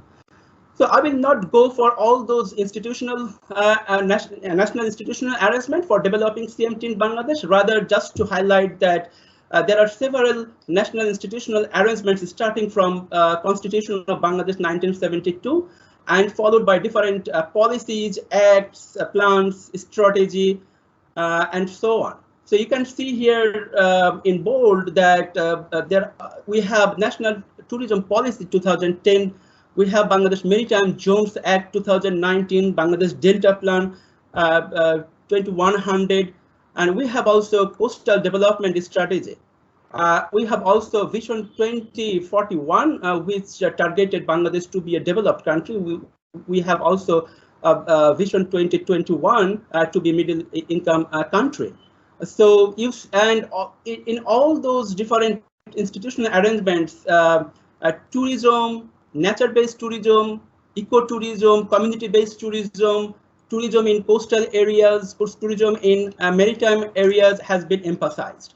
So we can see that there are a number of national institutional arrangements, but which are more or less related to CMT issues, but there is actually no specific CMT institutional arrangement which is particularly focused on CMT. Moreover, there are several ministries and departments who are involved with the development and promotion of CMT, particularly Bangladesh Tourism Board under the Ministry of Civil Aviation and Tourism. Moreover, Ministry of Shipping, and there are various institutional organizations, research organizations, academic organizations, as well as development authorities and training institutes who are facilitating to develop and promote CMT in Bangladesh. So this is very remarkable that in the beginning of this year, 3 master plans focusing coastal and maritime tourism has been handed over to the Prime Minister, and they presented those 3 master plans, which are particularly focused on maritime and coastal tourism, which are situated in Cox's district, very close to the beach. These are Sabrang Tourism Park, Sonadia Tourism Park, and Naf Tourism Park. So whenever these will be developed, then it is expected that that will change the scenario of CMT in Bangladesh. Besides that, there are several regional and international institutional arrangements for developing CMT in Bangladesh, like Convention of Biodiversity, Ramsar Convention, World Heritage Site Convention, Paris Agreement, and there are so many other different types of agreements or treaties directly and indirectly related to the various issues of CMT, and that also influence to form different types of national institutional arrangements. Moreover, there are specific regional agreements or cooperation, like South Asia Association for Regional Cooperation, SAARC, and also BIMSTEC, which stands for Bengal Initiative for multi-sectoral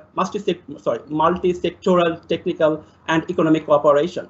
Besides that, South Asian Sea Program, South Asia Sub-Regional Economic Cooperation Tourism Development Plan, there are also some organizations and cooperation which deals with CMT directly and indirectly. Moreover, Bangladesh is an active member of WTO, WTTC, PATA, and some other international organizations which are also facilitating Bangladesh to be to develop a CMT. There are a lot of challenges to develop CMT in Bangladesh, and you know that CMT is very complex phenomena which has both positive and negative impacts. And due to the climate vulnerability, it is forecasted by IPCC that if sea rises 1 meter, then it will flood 17% of the coastal land, which will make 20 million climate refugees by 2050. There are a lot of lack of coordinated efforts and policy and plans to flourish blue economy. I already mentioned that there is no specific policy act or plan focusing CMT.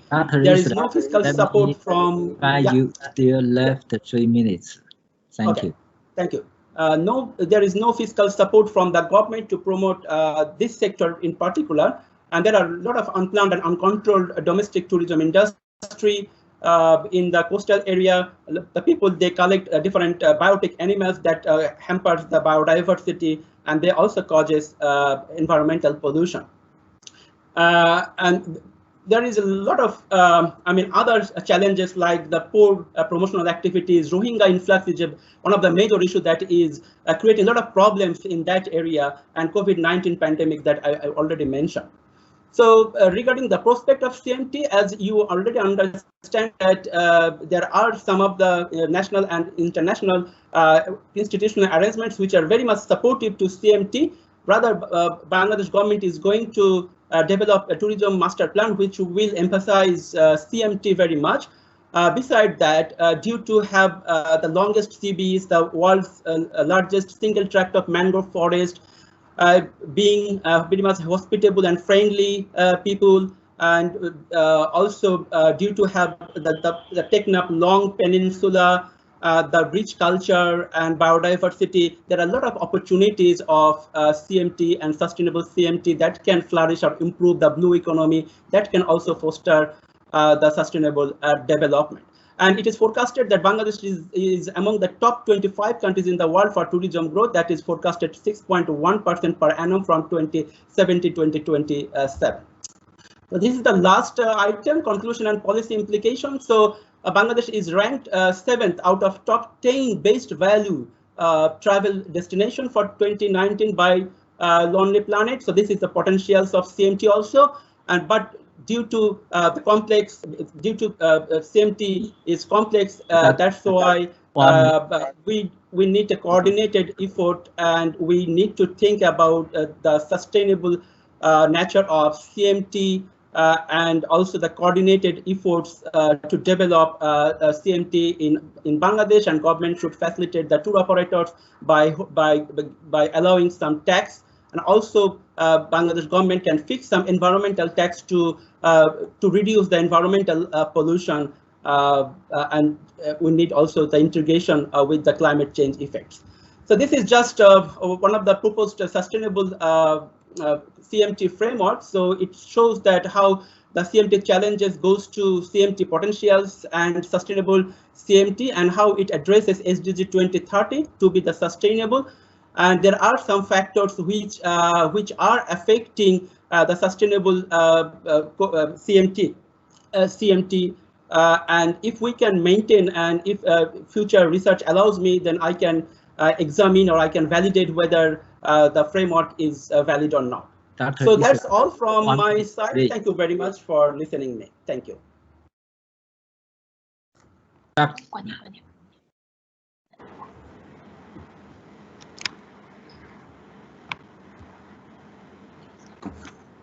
Thank you, Dr. Isran and Dr. Sakra's presentations.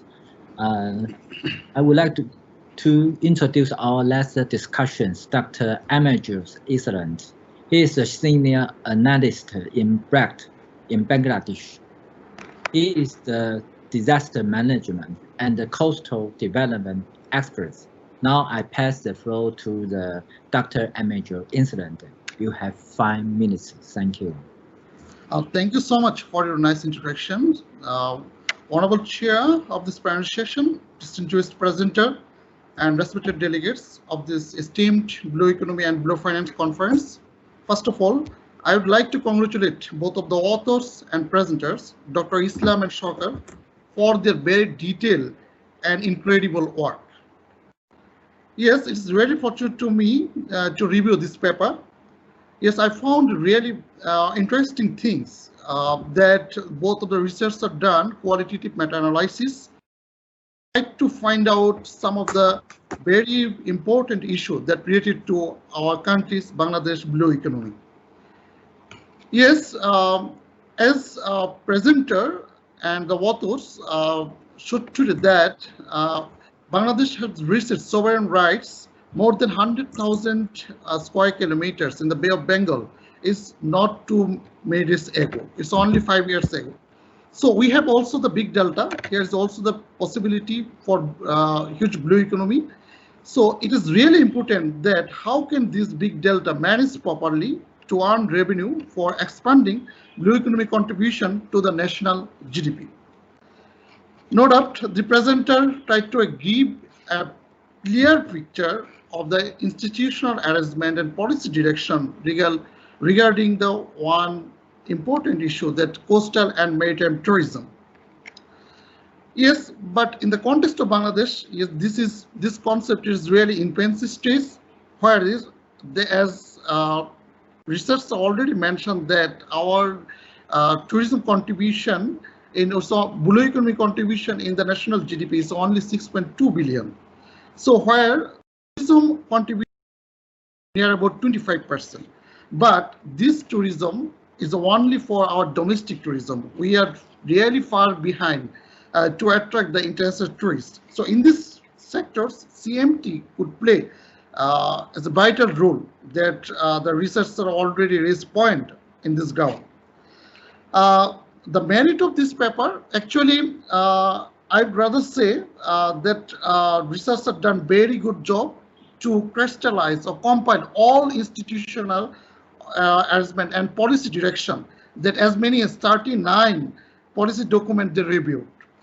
So my suggestion in this regard, it would be helpful for the researcher that if they follow any systematic procedures that are in the qualitative analysis, that PRISMA, preferred reporting meta-analysis system, that would be give the actually base for the conceptual analysis.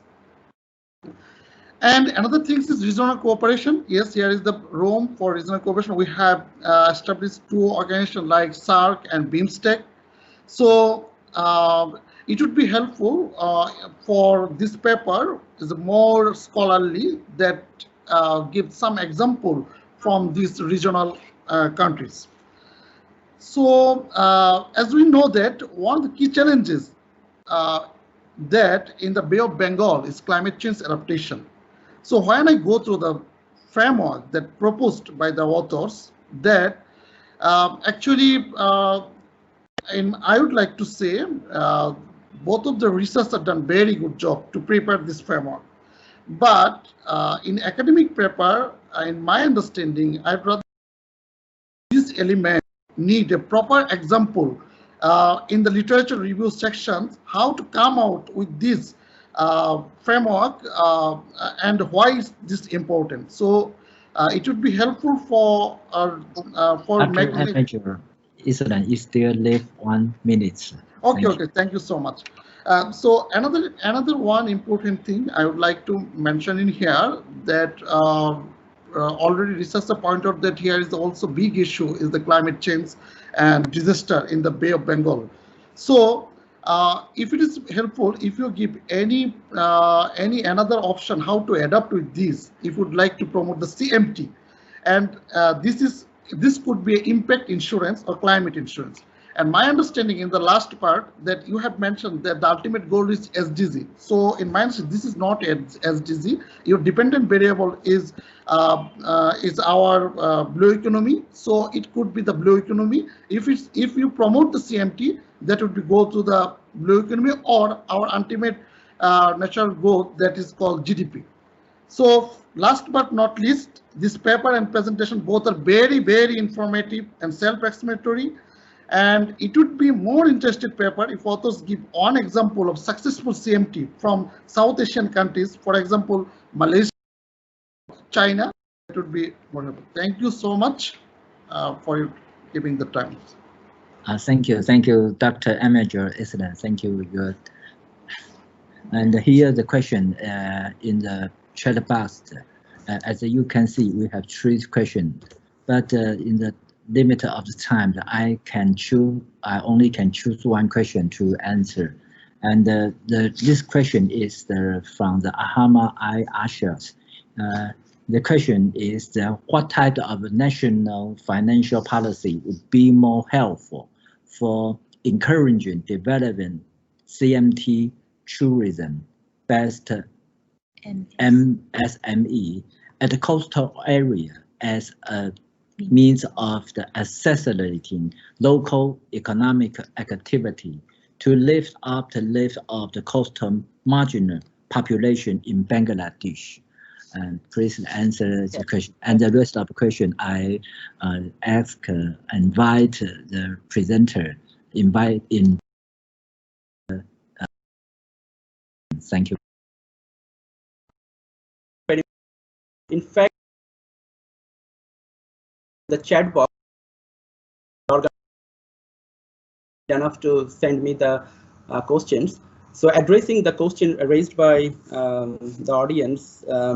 So actually, there are some financial arrangements currently to promote CMT and to improve the MSMEs, particularly focusing tourism, but which is also related to poverty reduction strategy, and also we call it now a 5-year plan. So there are in black and white, but it needs more, because if we compare to the potentialities and potential contribution of CMT, then the existing incentives, financial incentives from a government is very insignificant.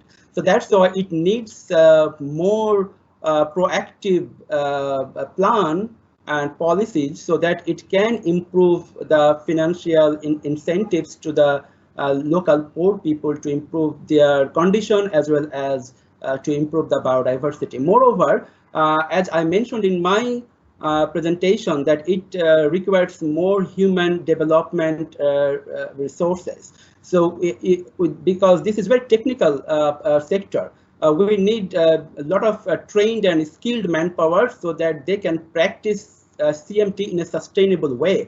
Otherwise, it will not promote development, rather it will disrupt our environment and our economy. Thank you. Is it the answer of the question? If Dr. Tapon, you can add something, then you can add something, because you are particularly from this side. So Dr. Tapon, I'm inviting you. Thank you very much for a great work, and I particularly thank Dr. Imadul Islam. I cannot thank you enough. It's great comments. I'm listening from here in Australia.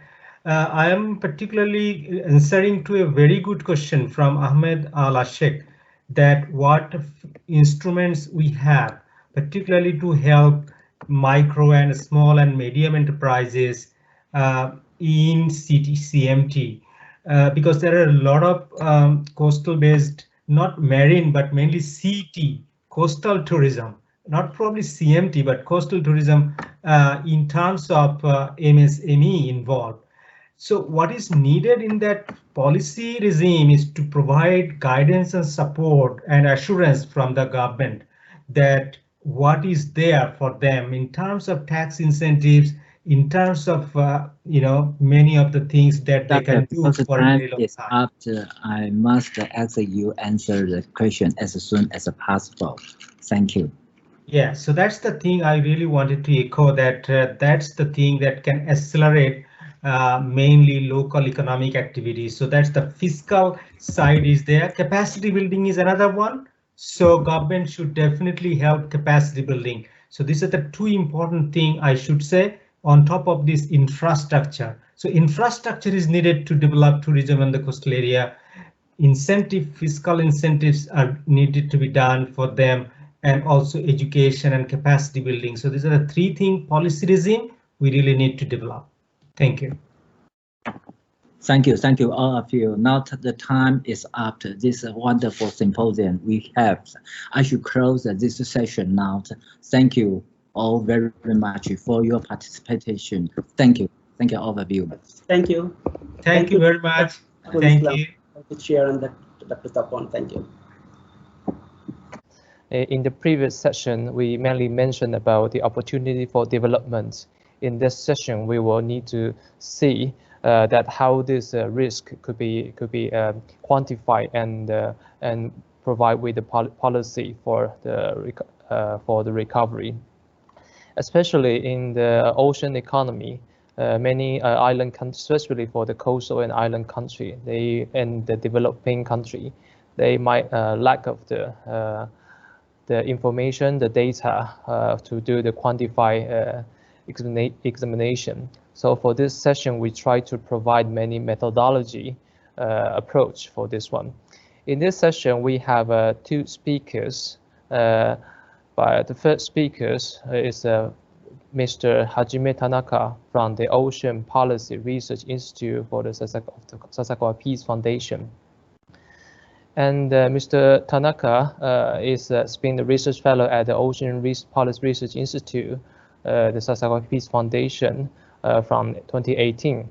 He currently serves as a member of teams working on the blue economy, blue financing, blue carbon, climate change and security, and the ocean plastic issue, very interdisciplinary. His main research interests are the international affairs, data science, and economic on ocean-related issues. He's working to combine the social science and natural science background on the ocean. His presentation is about an application of the BIND model for Fiji's disaster risk management, DRM, and policy simulation. So Mr. Tanaka, you have 15 minutes now. The floor is yours. Thank you, Dr. Huang. So can you hear me well? Yeah, excellent. Okay, let me share my screen.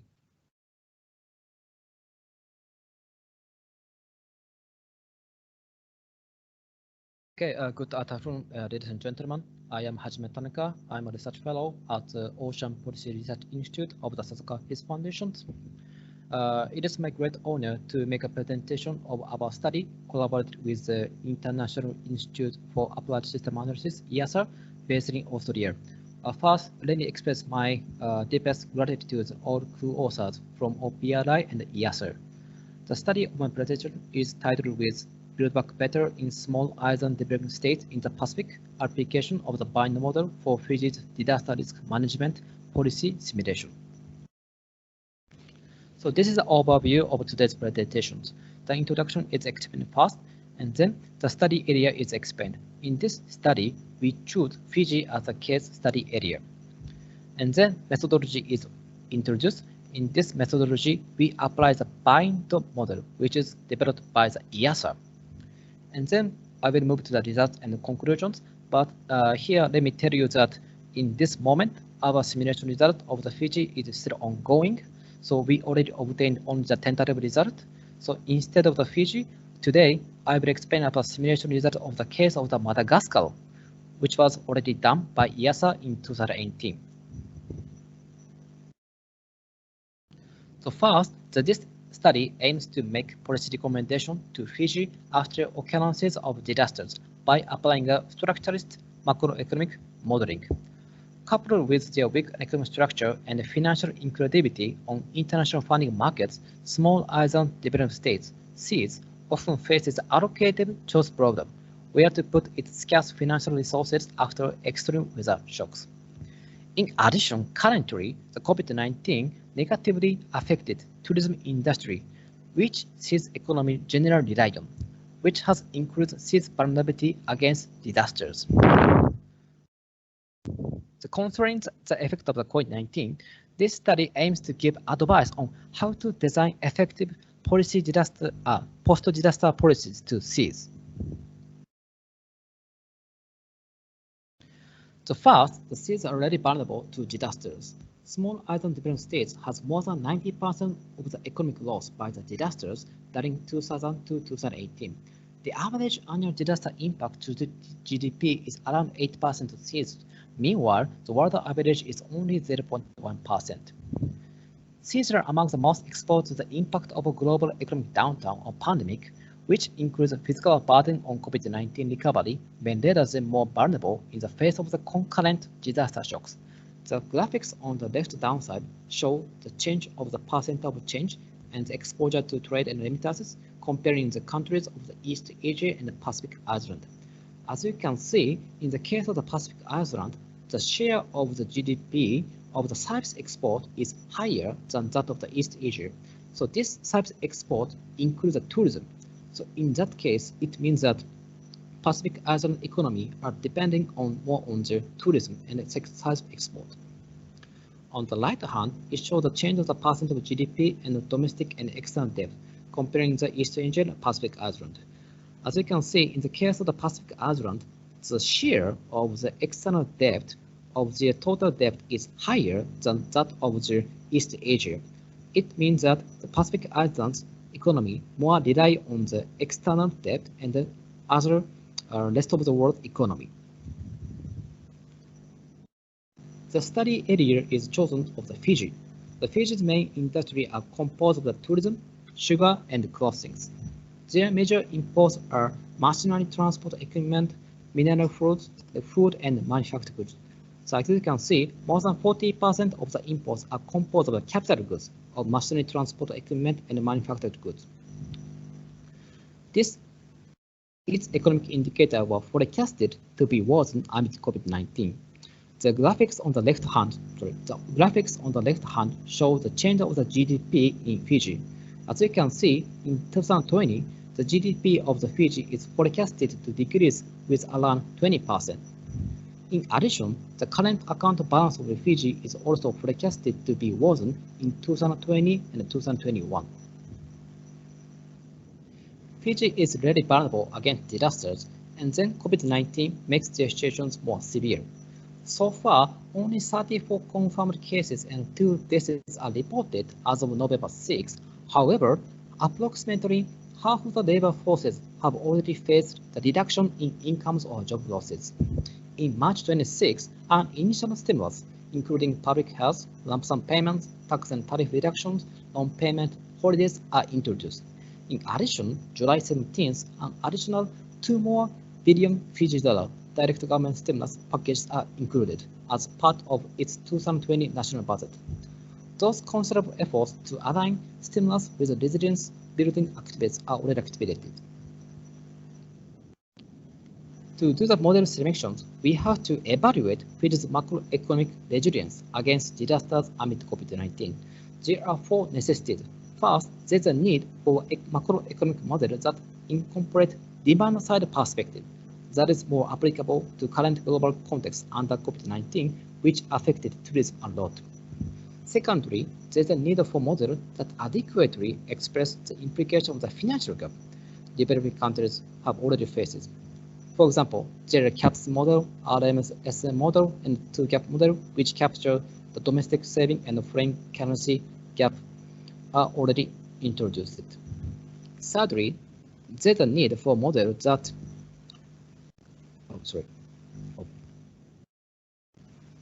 Thirdly, there's a need for models that consider structural resilience, which can affect post-disaster welfare outcomes. In particular, small developing states have common challenges such as limited capacity of mobilizing sufficient financial resources, balance of payments and exchange rate effects, and the lack of the consumers' and investors' confidence and domestic demand. Interplay of these factors could lead to reinforcing feedback effects. Lastly, there's a need for models that is parsimonious. It can be easily calibrated based on readily available macroeconomic data. Based on those four needs, we chose the model of the BIND model, which is the binary constraint disaster model. It was developed by the EASA as part of the structuralist macroeconomic modeling of disaster risk and sustainable development goals project from 2017 to 2019.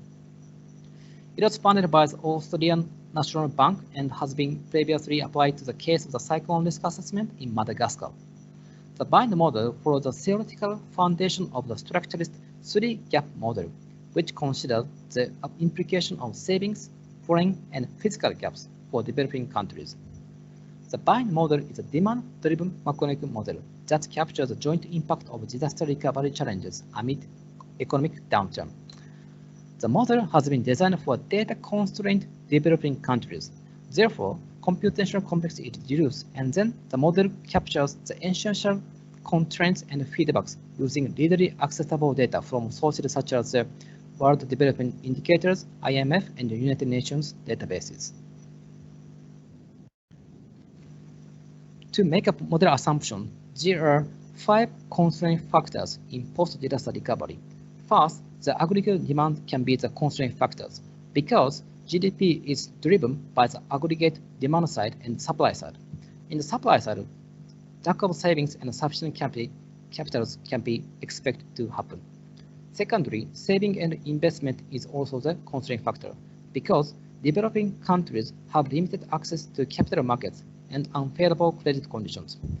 Government spending is also a constraining factor because government infrastructure investment is limited by the budget due to limited sovereign bonds market in the case of the developing countries. Balance on payments is also significant because the capital and intermediate import requirements put pressure on the balance of the payments of Fiji. Terminal trade is also a significant constraining factor because exchange rate and international prices of the goods bring a severe effect to the trade of the developing countries. This is a flow framework of the BIND model.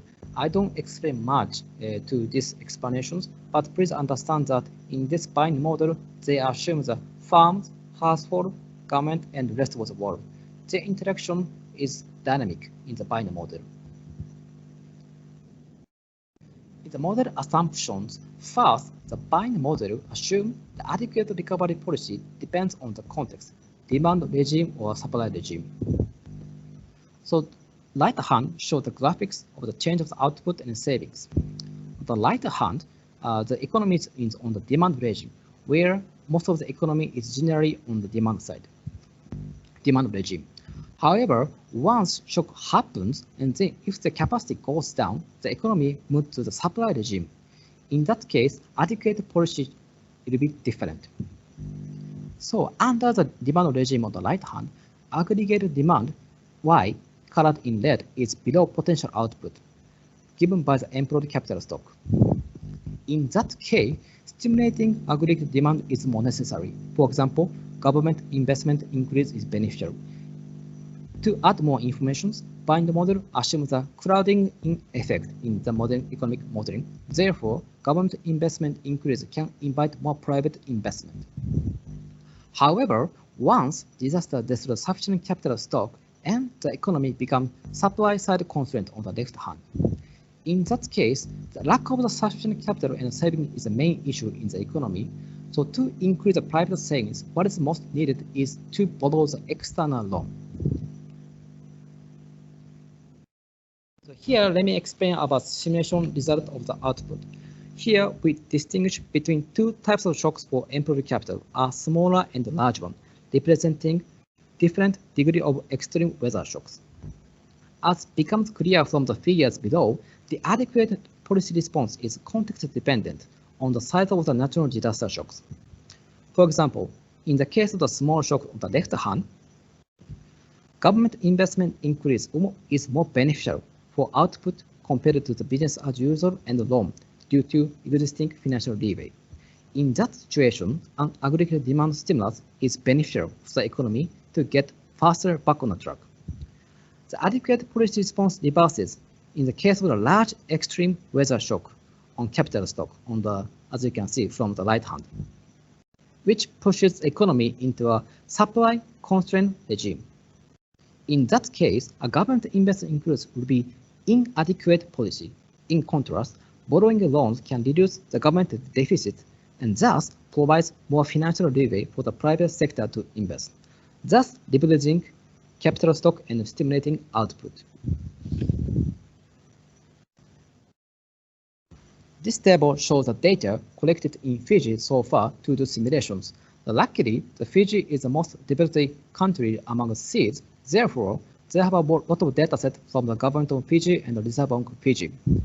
The simulation is still ongoing, but we hope we can get more concrete simulation results during this year. The conclusion policy recommendations. The evaluation of the macroeconomic and physical resilience against disasters require context-specific evaluation, capturing major constraint factors for economic recovery. Amid COVID-19, disaster recovery poses additional resource allocation issues. In that case, competing social and capital spending needs must be evaluated in an integrated manner. The binary constraint disaster model offers a new demand-driven modeling approach that are applicable to saving constrained economies such as Fiji. The calibration is still ongoing, and the simulation will be conducted to evaluate alternative policy options such as investment and consumption stimulus options financed by via contingency credit, deficit, or tax financing under alternative levels of the capacity utilizations and potential disaster shocks.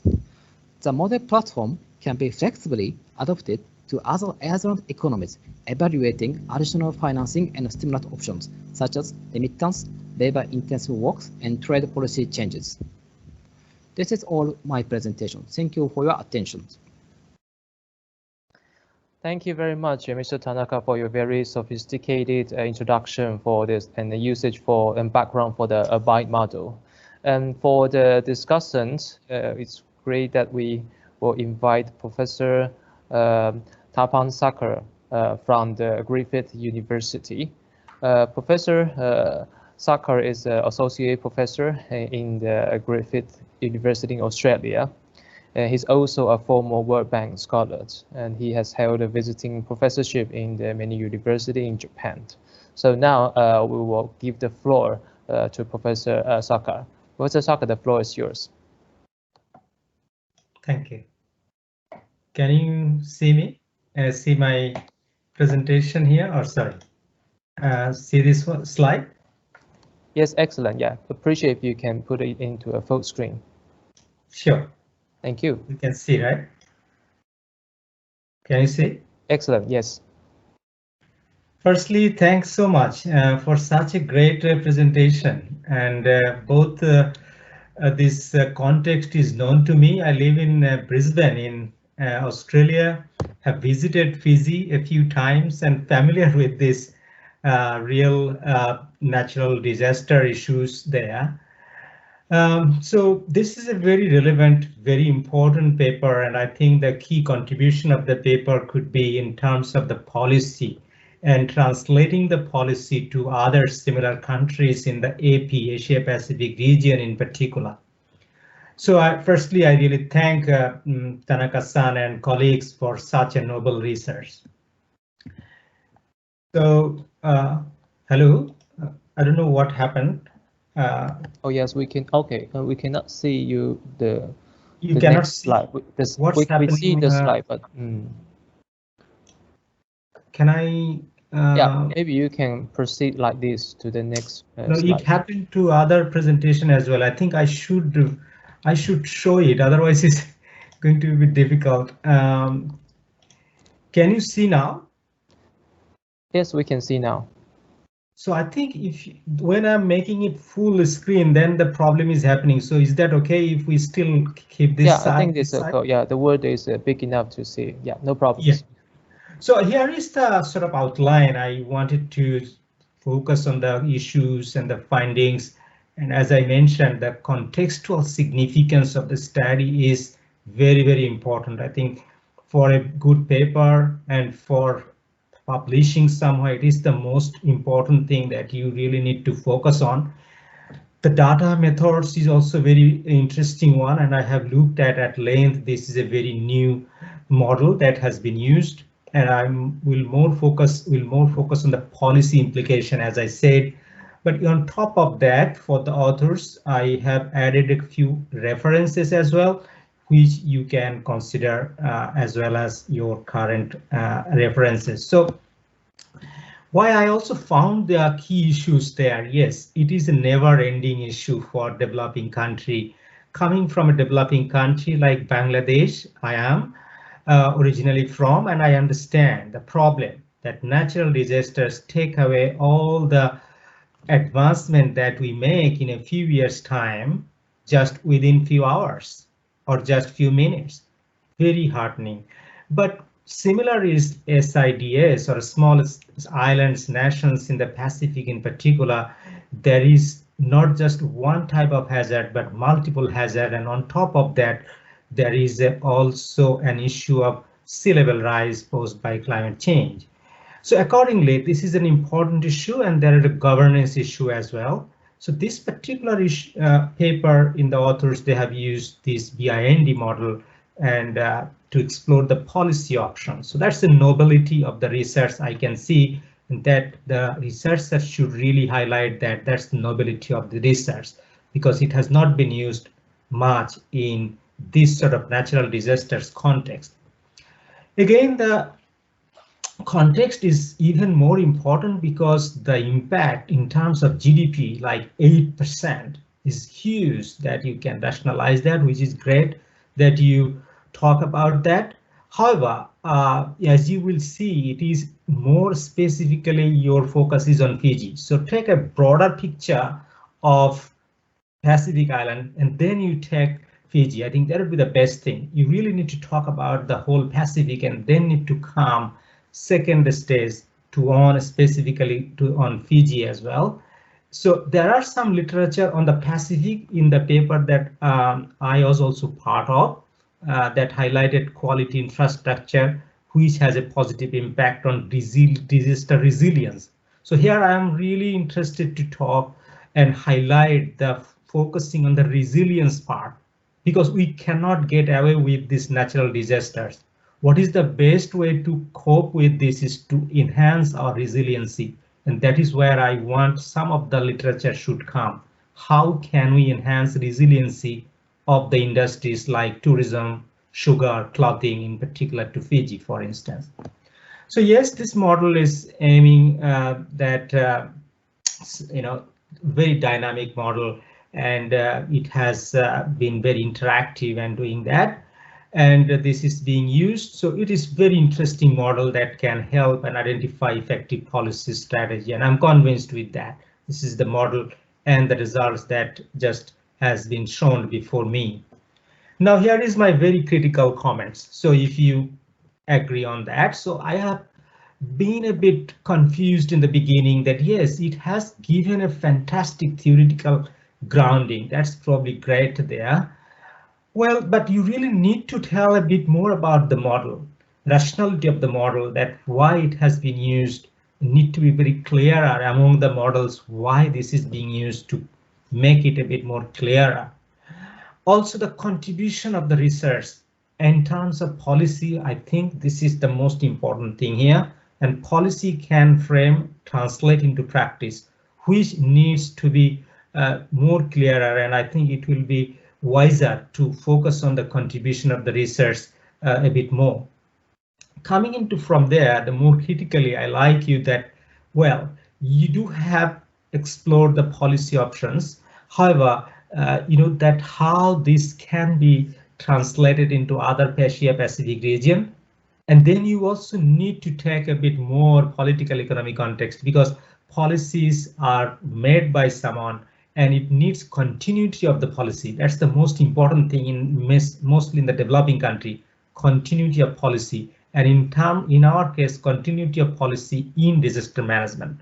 That what has been the policy since 2000, which you have mentioned that the coup happened, and that sort of chronological advancement since then.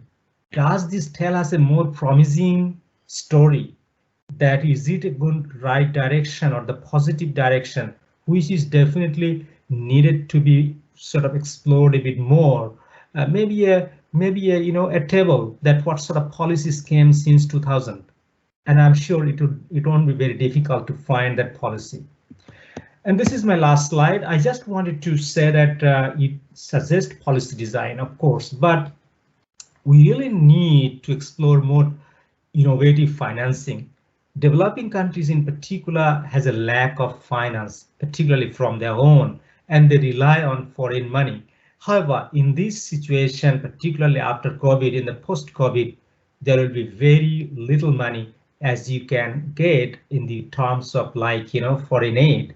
There is a need to find internal fiscal and financial schemes, and that could be in the form of, as I said, maybe involving private sector, not just from the Pacific, but from outside the Pacific or outside Fiji to help and invest in the quality infrastructure. So that's sort of things I really want. Also, making decisions should come from the bottom up, sort of a bottom up approach and a more participatory. What is the right decision, right investment, right infrastructure? So a bit more collaborative approach, what I am suggesting here in the policy, because this is going to be a very iconic work, iconic research, I believe. And these are the references I want you to please see. And the first one, I was part of that paper as well, which looked at quality infrastructure and natural disaster resiliency, also published by ADBI working paper as well.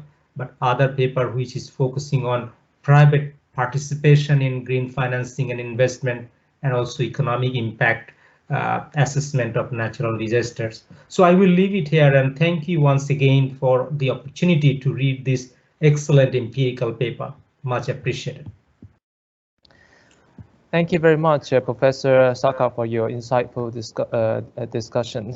And well, as I see the chat box, there are not questions yet, so I would like to invite Mr. Tanaka to make a brief response to your discussion, Professor Saka, in about 5 minutes. Thank you. The floor is yours. Thank you, Michael. Dr. Saka, thank you for your considerable and deep comments. It is already insightful for our study, and I think owing to your advice and references, we can more deepen our study focuses. And then responding to your comments, it is true that in this study, we didn't think about a lot of the political vulnerability in the Fiji. But as you mentioned, in the case of Fiji, the political instability is kind of a really it was kind of main issue in the past, like a coup happened in 2000s.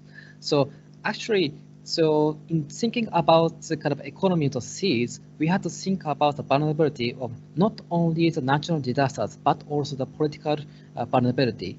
For this economic explanation, it is also tentative, it's still ongoing, but we hope we can include aspects of the politics in the new studies. And as you mentioned, the private and public sectors kind of helping each other is also important. In the case of the bind model, they assume the crowding effect, where the government investment can invite more private investment to the economies. So in that case, we can think about how we can connect the private sector and the public sectors together. So this is also kind of another kind of a space, other opportunities we can include in these studies. Thank you for your comments. Thank you very much. Thank you. Thank you very much. And then we also see a question in the inbox for Professor Tapan Sakar. But maybe we can still wait for a further discussion among the application for this BI model. It is true that the BI model may provide a new opportunity. I think so. Yeah, especially for the SID, small island developing states, to identify the problem and also to provide a very dynamic policy implication. So I would like to finish the first presentation here and go to our second presentation. And thank you for your presentation and discussion. Thank you. The second presentation is from Ms. Lakshka Abenkon. She is a researcher from Department of Animal Science and Export Agriculture from UVA Velosa University. She's a fresh graduate and research student from the University of Sri Lanka and a 4-year special degree in the Bachelor of Science in Aquatic Resource Technology, majoring in the management and conservation of aquatic resource, agriculture, and fisheries. So she also has many publications about this field. The presentation of her will be the whether coastal protective hard structure are so longer applicable with respect to shoreline changes in Sri Lanka. So now I would like to give the presentation floor to Ms. Abenkon. Ms. Abenkon, the floor is yours. You have 15 minutes.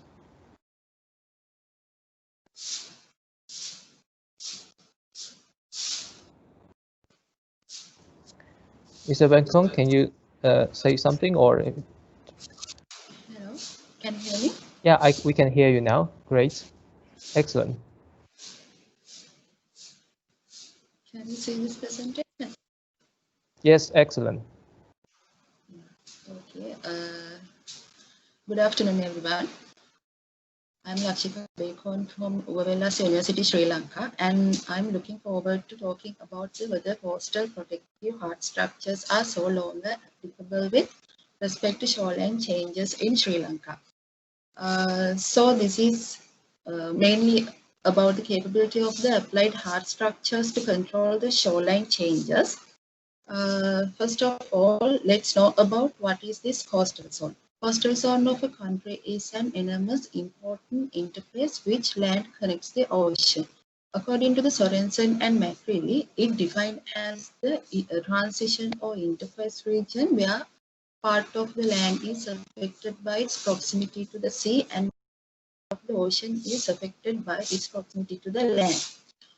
When we talk about Sri Lanka has the coastline of approximately 1,620 kilometers by covering 14 districts, and this zone provides immense support to the economic development of the country.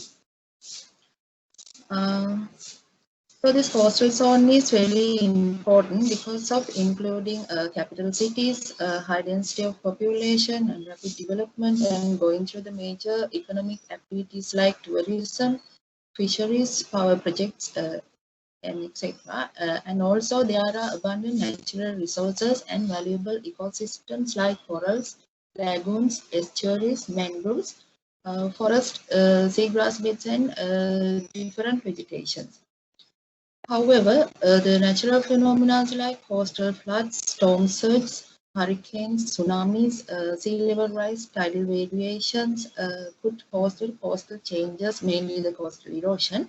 In addition to that, the anthropogenic activities such as disturbing coral reefs, sand mining, deforesting, coastal vegetation, dredging, filling, and illegal constructions are also arise the coastal erosion. So this coastal erosion directly and indirectly affect the environmental issues and the reduction of economic growth of the country.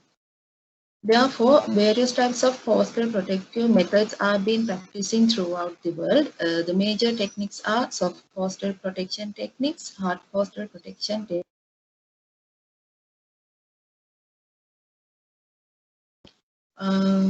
When you talk about soft coastal protection techniques, there are long-term solutions that take long time to process and prevent the coastal erosion for long time. The major methods are improving vegetations, sand nourishment, implementation of coastal protective areas.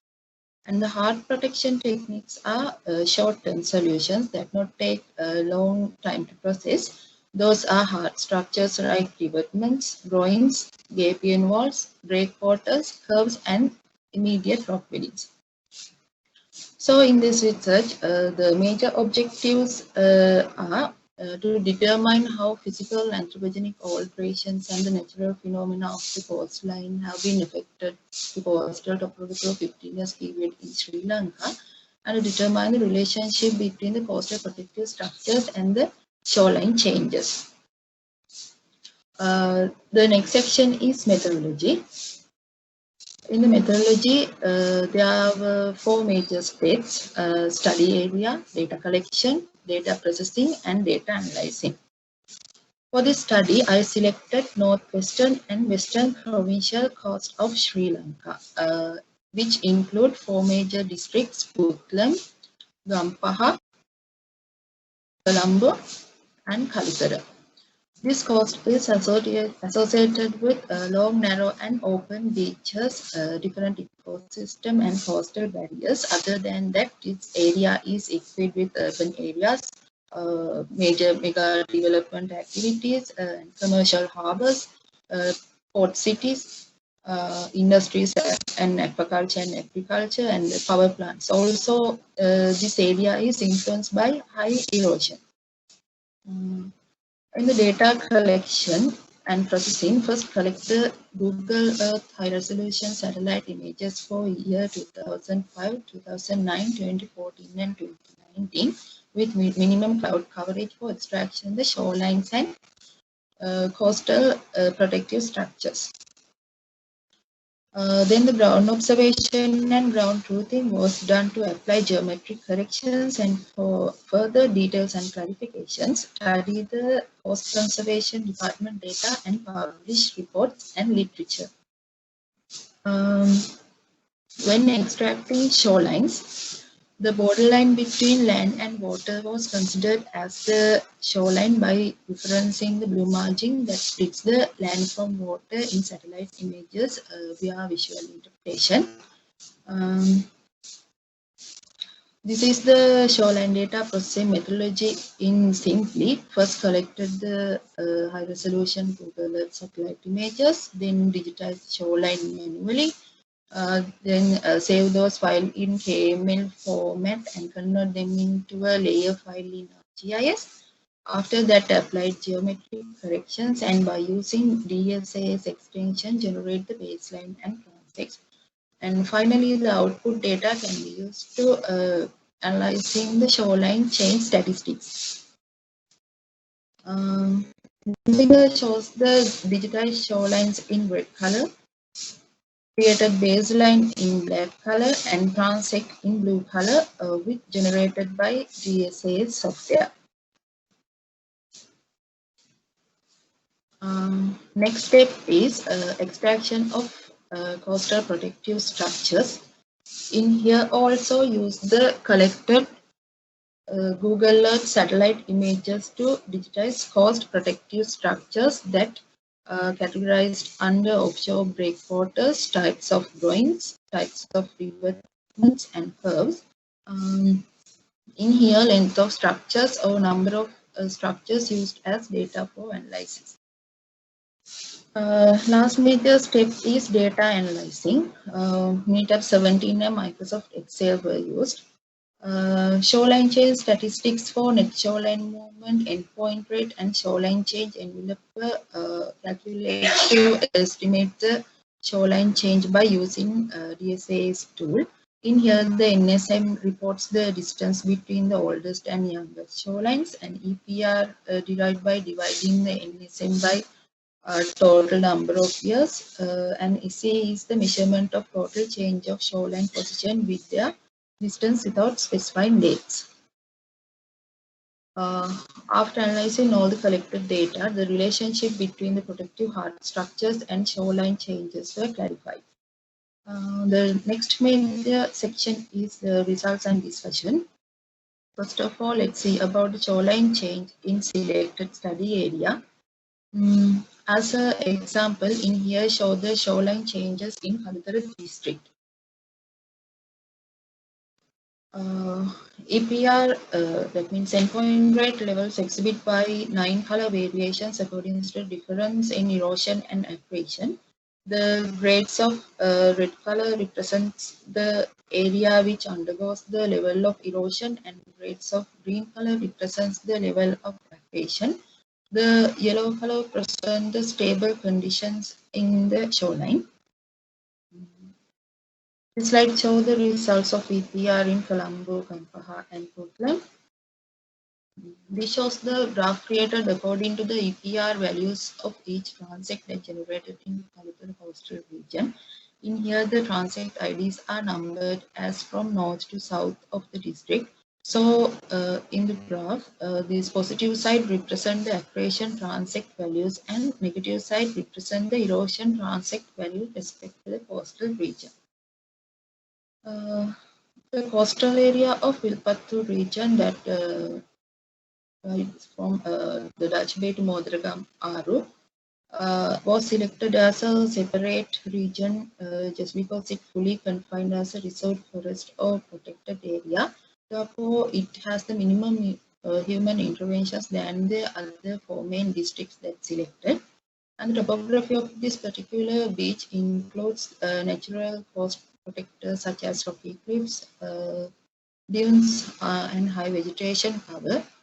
And this region mainly influenced by the natural phenomena. So here you can see very least erosional areas and highly stable or accreted beach. When we consider about the average rates of the shoreline change in each district, the highest erosional shoreline rate is recorded in Kalutara and the highest accretion rate recorded in the Wilpattu region, which has low human interventions. When compare those data with the previous data, it reported very low rate of erosion in Kalutara in 2004, and also the erosion rates in Colombo and Gampaha by 2009 has increased than in 2004.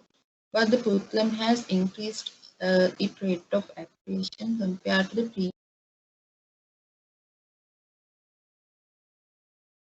Coastal percentage of the erosion and accretion of each district coastal zone. In here also highest erosional percentage showed in Kalutara and least erosion with highest accretion showed in Wilpattu region.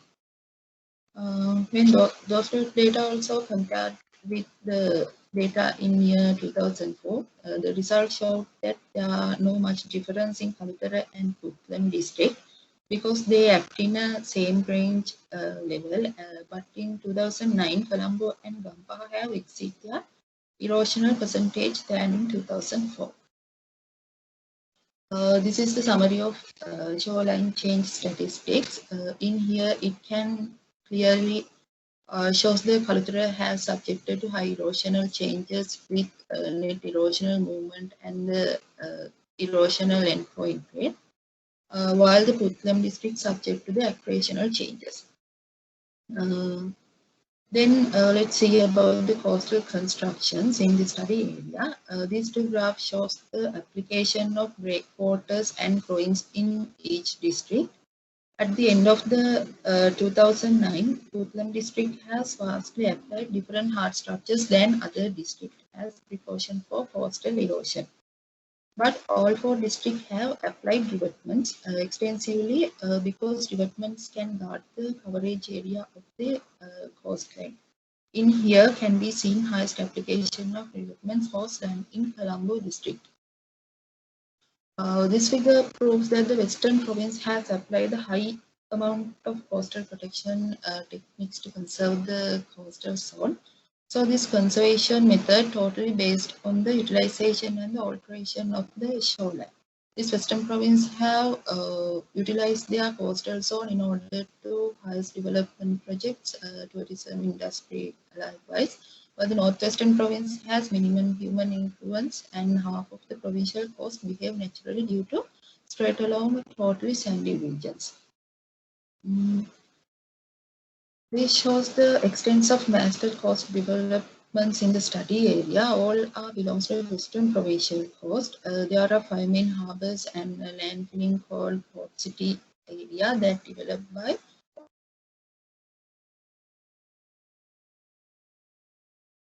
those coastal development within past 20 years. So eventually the study has to prove that anthropogenic activities are the leading factor for coastal erosion in the study area compared to natural scenarios, and the application of hard structures has least ability to control the coastal erosion. So as recommendation, these types of studies can be effectively used by stakeholders to engage their coastal zone management and implement the day-to-day activities and management strategies, and further studies should be carried out to establish the proper mechanism to predictability and define the predictability and the dynamic of the nature. So this is the end of my presentation. Thank you. Yeah, very insightful and comprehensive analysis for your presentation, Ms. Abicum. Maybe next time you don't call yourself a fresh graduate student, you can be a rising student or researcher for that. Great. So we would like to invite our discussant for this presentation. It's Dr. Atsushi Watanabe. He's a senior research fellow in the Ocean Policy Research Institute of the Sasakawa Peace Foundation. Dr. Watanabe, he studied in geography and then earth and then planetary science at the University of Tokyo. He worked as a postdoc at the Graduate School of Environmental Studies at the Nagoya University from 2004 to 2008, and as an assistant professor in the Graduate School of Information Science and Engineering at the Tokyo Institute of Technology from 2008 to 2018. He joined OPRI as a senior research fellow and then leading the blue economy and blue carbon policy research. So now I would like to invite Dr. Watanabe for the discussion. Okay, thank you, Michael, for introducing me. Can you hear me? Yeah, excellent. Okay, great. And can you see the screen? Yes, we can see the screen. Okay, good. Oops, okay. So I'm Atsushi Watanabe from OPRI, and I'm happy to be a discussant in the last presentation of this very important Blue Economy and the Blue Finance International Conference. I really enjoyed the conference and would like to thank all the organizers who worked hard to make this happen. And Ms. Abikun, thank you for presenting very important and insightful research from Sri Lanka. And I agree with the authors that the coastal sandy beaches support rich natural resources and various types of ecosystems, which give high socioeconomic value to recreation, tourism, fisheries, and so forth. Therefore, the coastal beaches can be considered as a foundation for the sustainable blue economy. And this is a summary of your paper I made. So you monitor the changes in coastline in western and northwestern provincial coast of Sri Lanka over the past 15 years by using Google Earth high-resolution satellite images. And second, you found that the western provinces show erosional trends, whereas northwestern provinces showed accretion trends. And the highest accretion rate was observed in Virupatu National Park, where the area has low anthropogenic interventions. And third, you also monitor the application of hard structures such as revetments, breakwaters, etc. in the same area, and found the western provinces have applied more hard structures than the northwestern provinces over the past 15 years. So you concluded that upright hard structures have limited capability to control erosion. And I think the application of Google Earth image for coastal dynamics research like yours can be a promising direction, which is very cost effective. Basically, the Google Earth images are free of charge, and it has a wide applicability where high resolution images are available. Having said that, I raised some recommendations and questions here. First, the causal relationship between the number and the types of the hard structure and the beach dynamics, like erosion or accretion, are not clearly and confidently explained in the manuscript. So I think it is recommended that you explain it in the manuscript. And second, my question is that what are the main sources of coastal sand in Sri Lanka? Are they coming from biogenic carbonate from coral reefs or from heterogeneous terrestrial sources? And third, this is also a relevant question, but are there any signs of decreasing sand supply from any sources in Sri Lanka? So for example, making dams or reservoirs on land, water seed decreases the supply of sand to the coast through rivers. And also degradation of coral reefs also leads to less production of carbonate sand and the supply of sand to the beach. So have you observed any such trend? And authors carried out, according to the paper, community-based interviews. And what are the community members' perceptions regarding the effectiveness of the hard structures and the current status of beach erosion and the impacts to their activities or livelihood?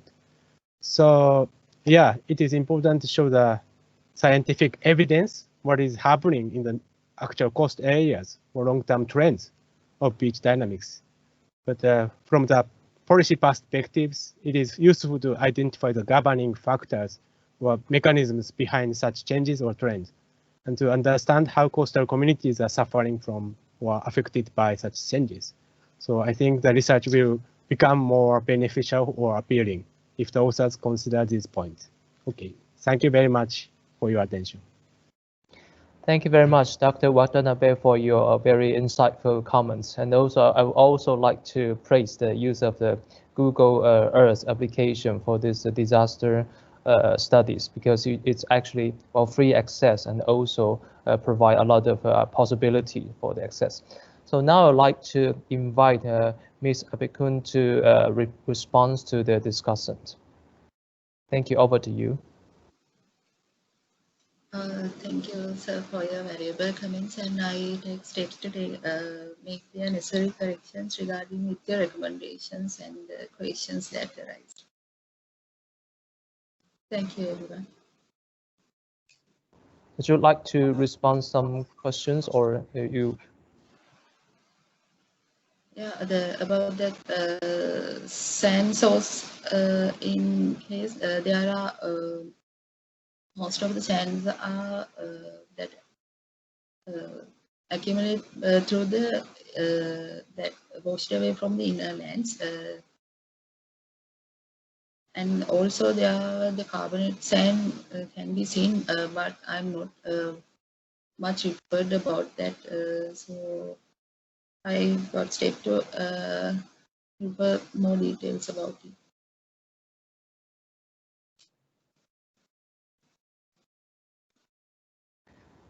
Okay, yes, we also learned that, of course, this study is also ongoing. So, of course, we will look for all the discussions, continue to the chatting box. Is there any other questions? Okay, so Ms. Abenkon, so do you have any supplementary information in response to the discussion?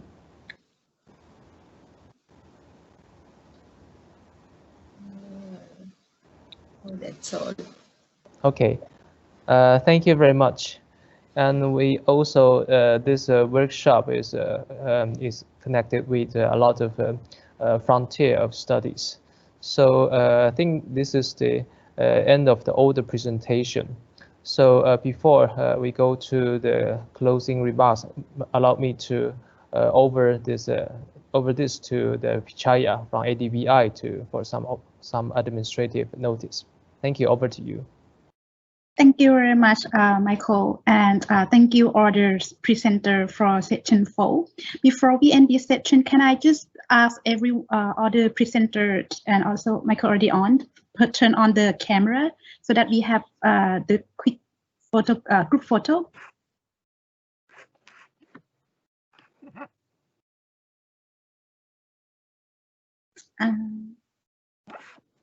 Abe-kun, are you able to turn on your camera or no?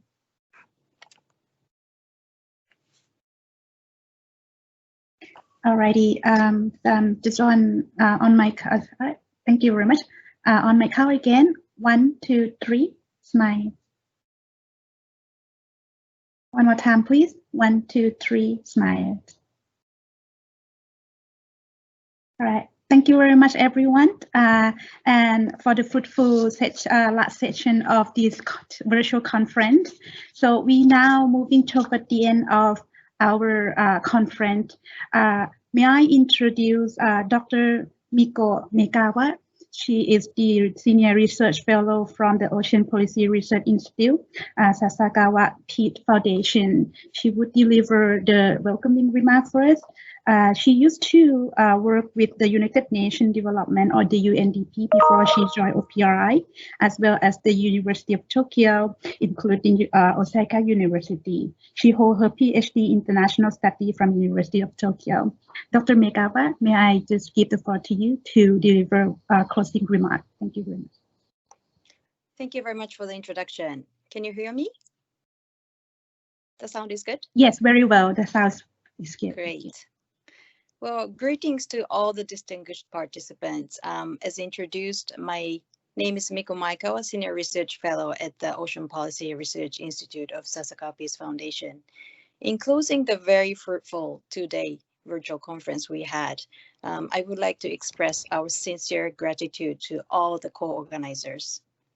Our special appreciation goes to our neighbor across the street, ADBI Institute, for our partnership also in organizing previous 2 international conferences in Fiji. During the 2 days, the presenters have highlighted diverse and important ocean-related issues, and we had very rich and insightful discussions with a focus on cases in Asia and Pacific, a region that has global significance in terms of population size, economic activities, and ecological features. There is growing recognition of the opportunities for blue financing. However, as studies such as IPCC, IPBES assessments alert, ocean and marine environments are facing degradation. In this context, for projects to be financed, it is crucial not to only encompass just safeguarding measures, but also to take recovery efforts as well. It seems most of the conservation efforts are delivered through small-scale grants, and on the other hand, large-scale loan projects are implemented without adequate environmental considerations. It does call for further research and analysis to be carried out. As a number of presenters have pointed out, it will be useful to develop good models and guidance for blue financing. This should give more confidence and common standards to financiers, investors, and project managers. Now, the next step is to work on the manuscript for improvements based on the feedback we received during the conference. Good luck to you all. Again, we thank you, all the presenters, discussants, participants for joining the conference.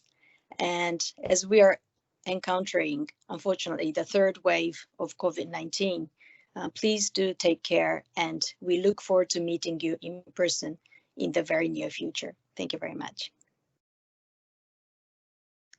Thank you very much, Dr. Megawa, for your closing remark. So, ladies and gentlemen, all the honorable guests, we have come to the end of this virtual conference.